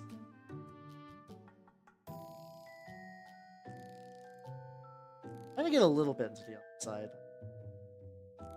Tough. The cheeky little highlight build-ups. There we go. Just let my players don't have to. Yeah, oh yeah, I 100% don't believe ammo counting is... Like, once again, ammo counting, there's some systems that do ammo counting well. I'm a big fan of the Gamma World 7th edition, where the way ammo works there is you have all the ammo or none of the ammo. Which sounds weird, but hear me out. So when you're playing that game, when you're playing Gamma World, oh yeah, I was raised by humans. I was literally changeling into a human family. So, and I got a human disguise too, which I wear when I like kind of go to Target. But it do be real. It do be real. But like Gamma World's got this cool thing where it's like, so you're firing your weapons. If you're being cautious, you're saving ammo. You fire exactly one shot that combat, and that's fine. If you're not being cautious and you're just throwing shit to the wind, you're assumed to be firing like just willy-nilly ammo. You might as well spend the rest of your ammo because out of this combat, you are not going to have any more ammo. And I just love that system. It's a very nice abstraction. People get it pretty quickly, and it cuts down on bookkeeping. Also, Gamma World is a post-apocalypse game, so like the idea of needing to find ammo every now and then is pretty on brand too. Look at Doggo. Doggo's turning out pretty well. I got like a couple of highlight builds in the way I like. Yeah, it do be like that. I mean, I've moved away from D&D for a lot of reasons. Usually it's not like the equal balance thing. Usually it's more like there's things that D&D cannot do and other systems can, and I wish people would play other systems. God damn it, son of a bitch. Dice determines how extra dice to rapid fire. Oh, there we go. Necromunda is a game that I feel like I would love, but I don't know anyone who plays it here. I don't even think my shop... They carry Necromunda minis, but I think a lot of Necromunda... You know how people kind of do that, like Necromunda is like the secret like 40k bits box kind of deal? Alright, there we go. We got Critter! Oh my god, Critter's done. What the fuck do I do now? What's left? What's left on my shelf? Oh, I know. I got some gray out so I can work on him. This is not a Warhammer model. This is for Turnip 28. This is a model I kit bashed.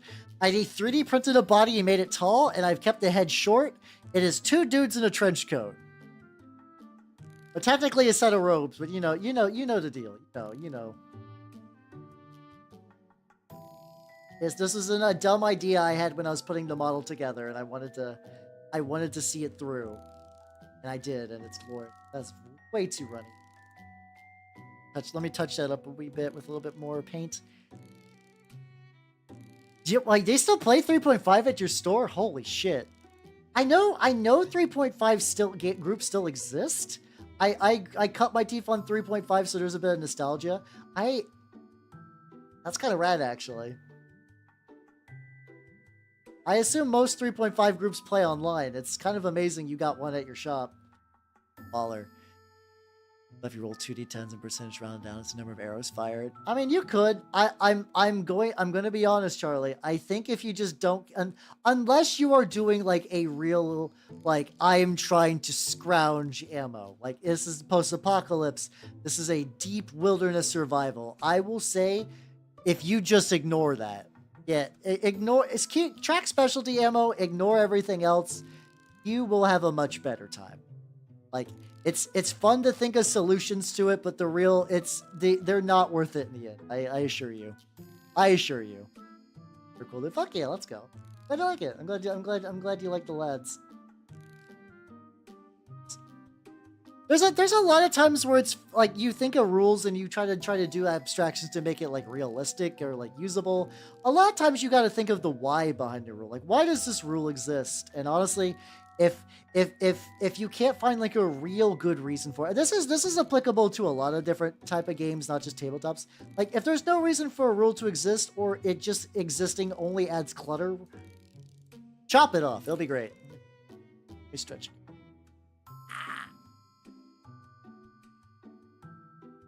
Oh fuck! I punched my microphone. Fine.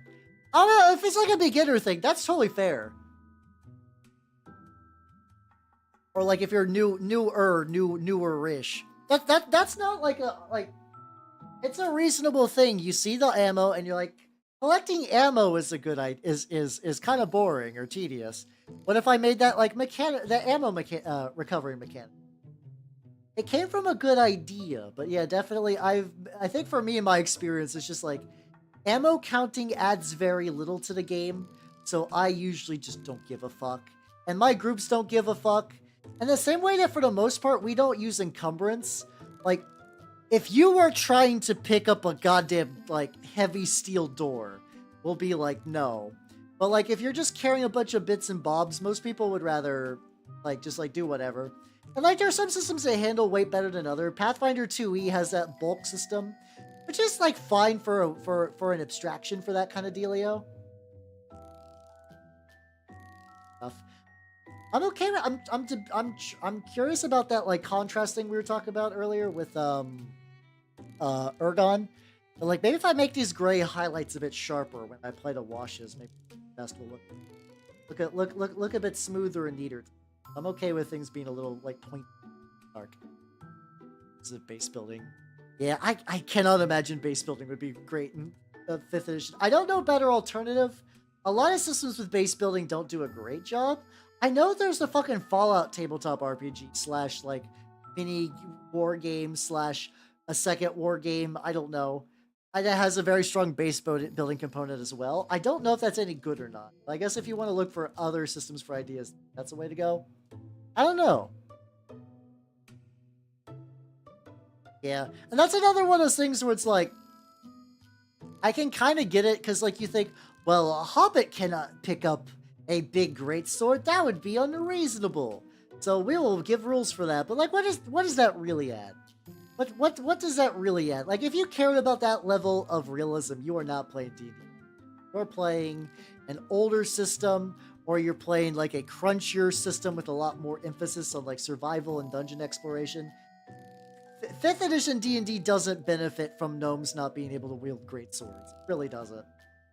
Unless there's some like cheese with like a fairy or whatever where you could like fly under people's outfits and then fucking like stab them in the dick with it. But like that's such a minor that's like such a minor excuse, or minor reason that I don't think it's probably that big of a deal. Let's see. Well, also too, it's also sometimes good to think of the player's characters as pretty competent. Like, it's assumed that after, like, I think a good example for like Lord of the Rings, it's probably a good assumption that Legolas probably does go and pick up his arrows, right? And Legolas probably does go and pick up his arrows after like big battles with the orcs. You don't typically see a lot of time spent on that though, because like for the story, we assume Legolas is good at archery. Like we know Legolas is good at archery, so we assume he's gonna do reasonable archer things. Oh, this is getting weird because I put a texture on them. There we go. No, I know a space-themed TRPGs. I mean, Dark Heresy is an option, but probably not the one you're looking for. Traveler is a usual classic. The Star Wars TRPGs from Fantasy Flight Games are pretty solid. I'm a big fan of like Edge of the Empire and stuff. You will need funky dice for those. Some other good space RPGs. Also, Brasco, how you doing? Thank you for the follow. Welcome to the workshop. How you doing? How you doing? Fuck yeah, let's go. This is Death Guard country though, so sorry in advance. Arrows in the dirt are gone. Okay, fair point. Fair point. But we'll still just say for the sake of convenience and for like, what does it really add to the story? They're like, yeah, it's fine if they get arrows back later. It's fine. Like I said, if this was a gritty dungeon crawl thing, I get it. I do like Vampire the Masquerade. I can look at my shelf for space games.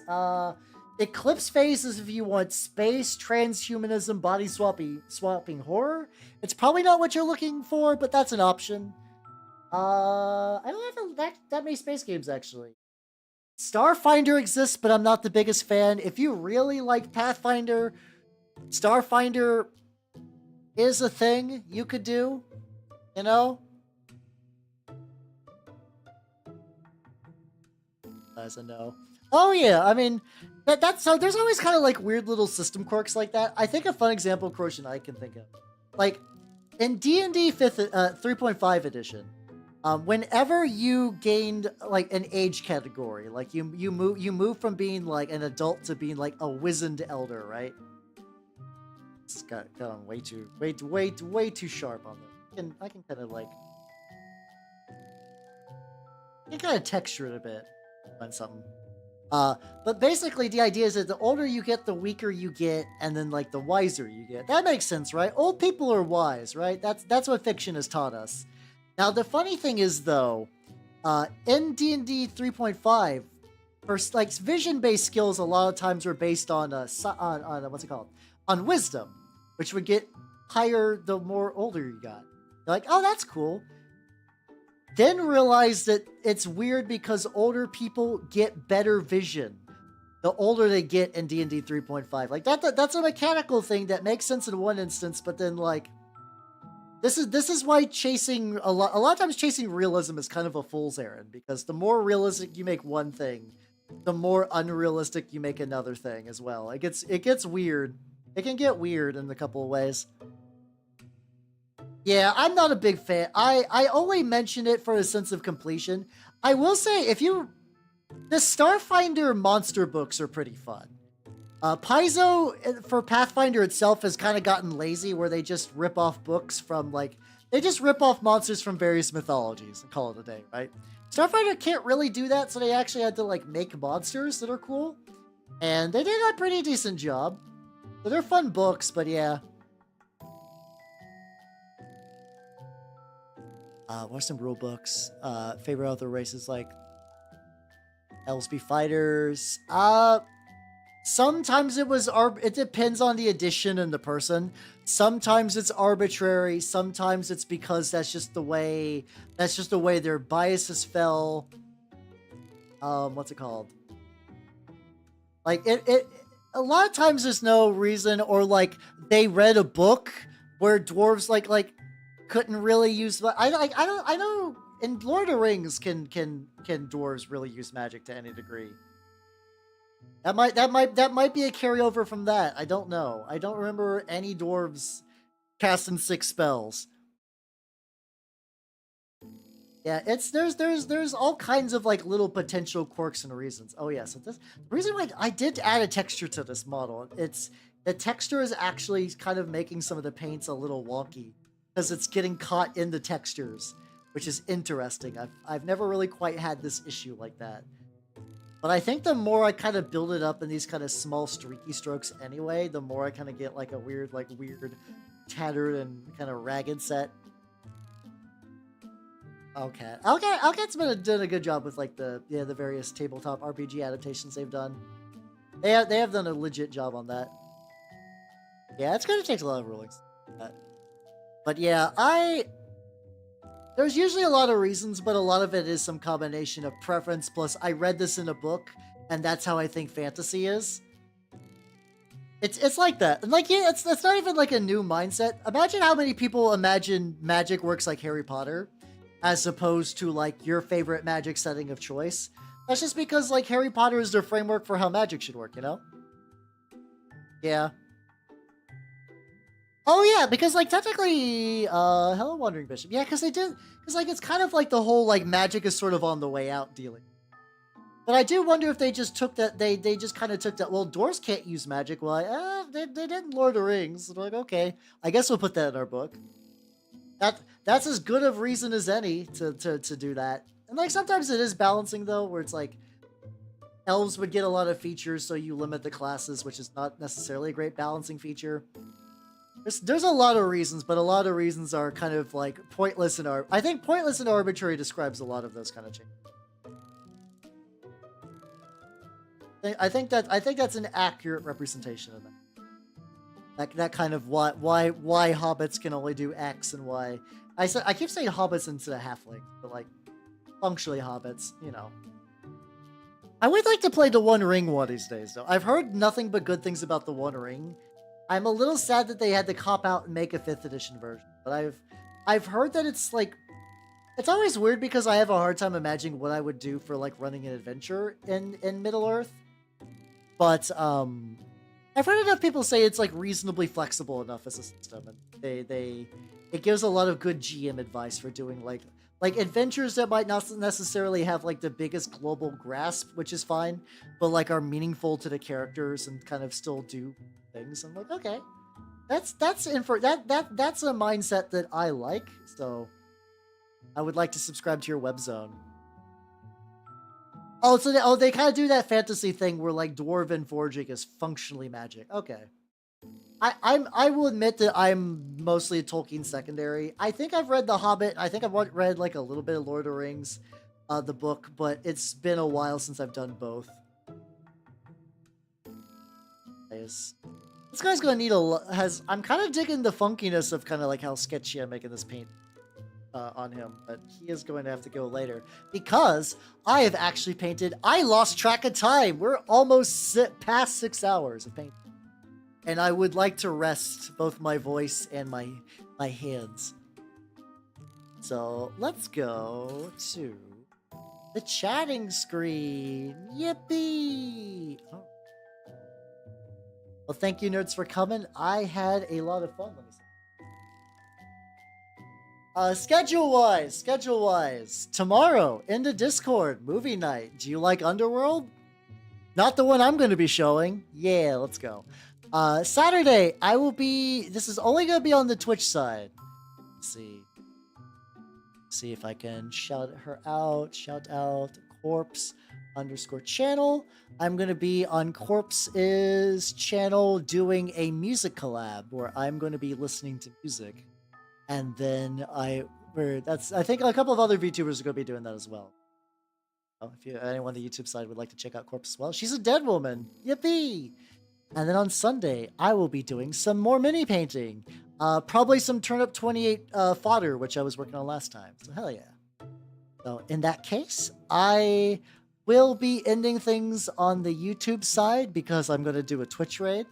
Thank you for coming, everybody on the YouTube side. Take it easy and have yourselves a good night, YouTube.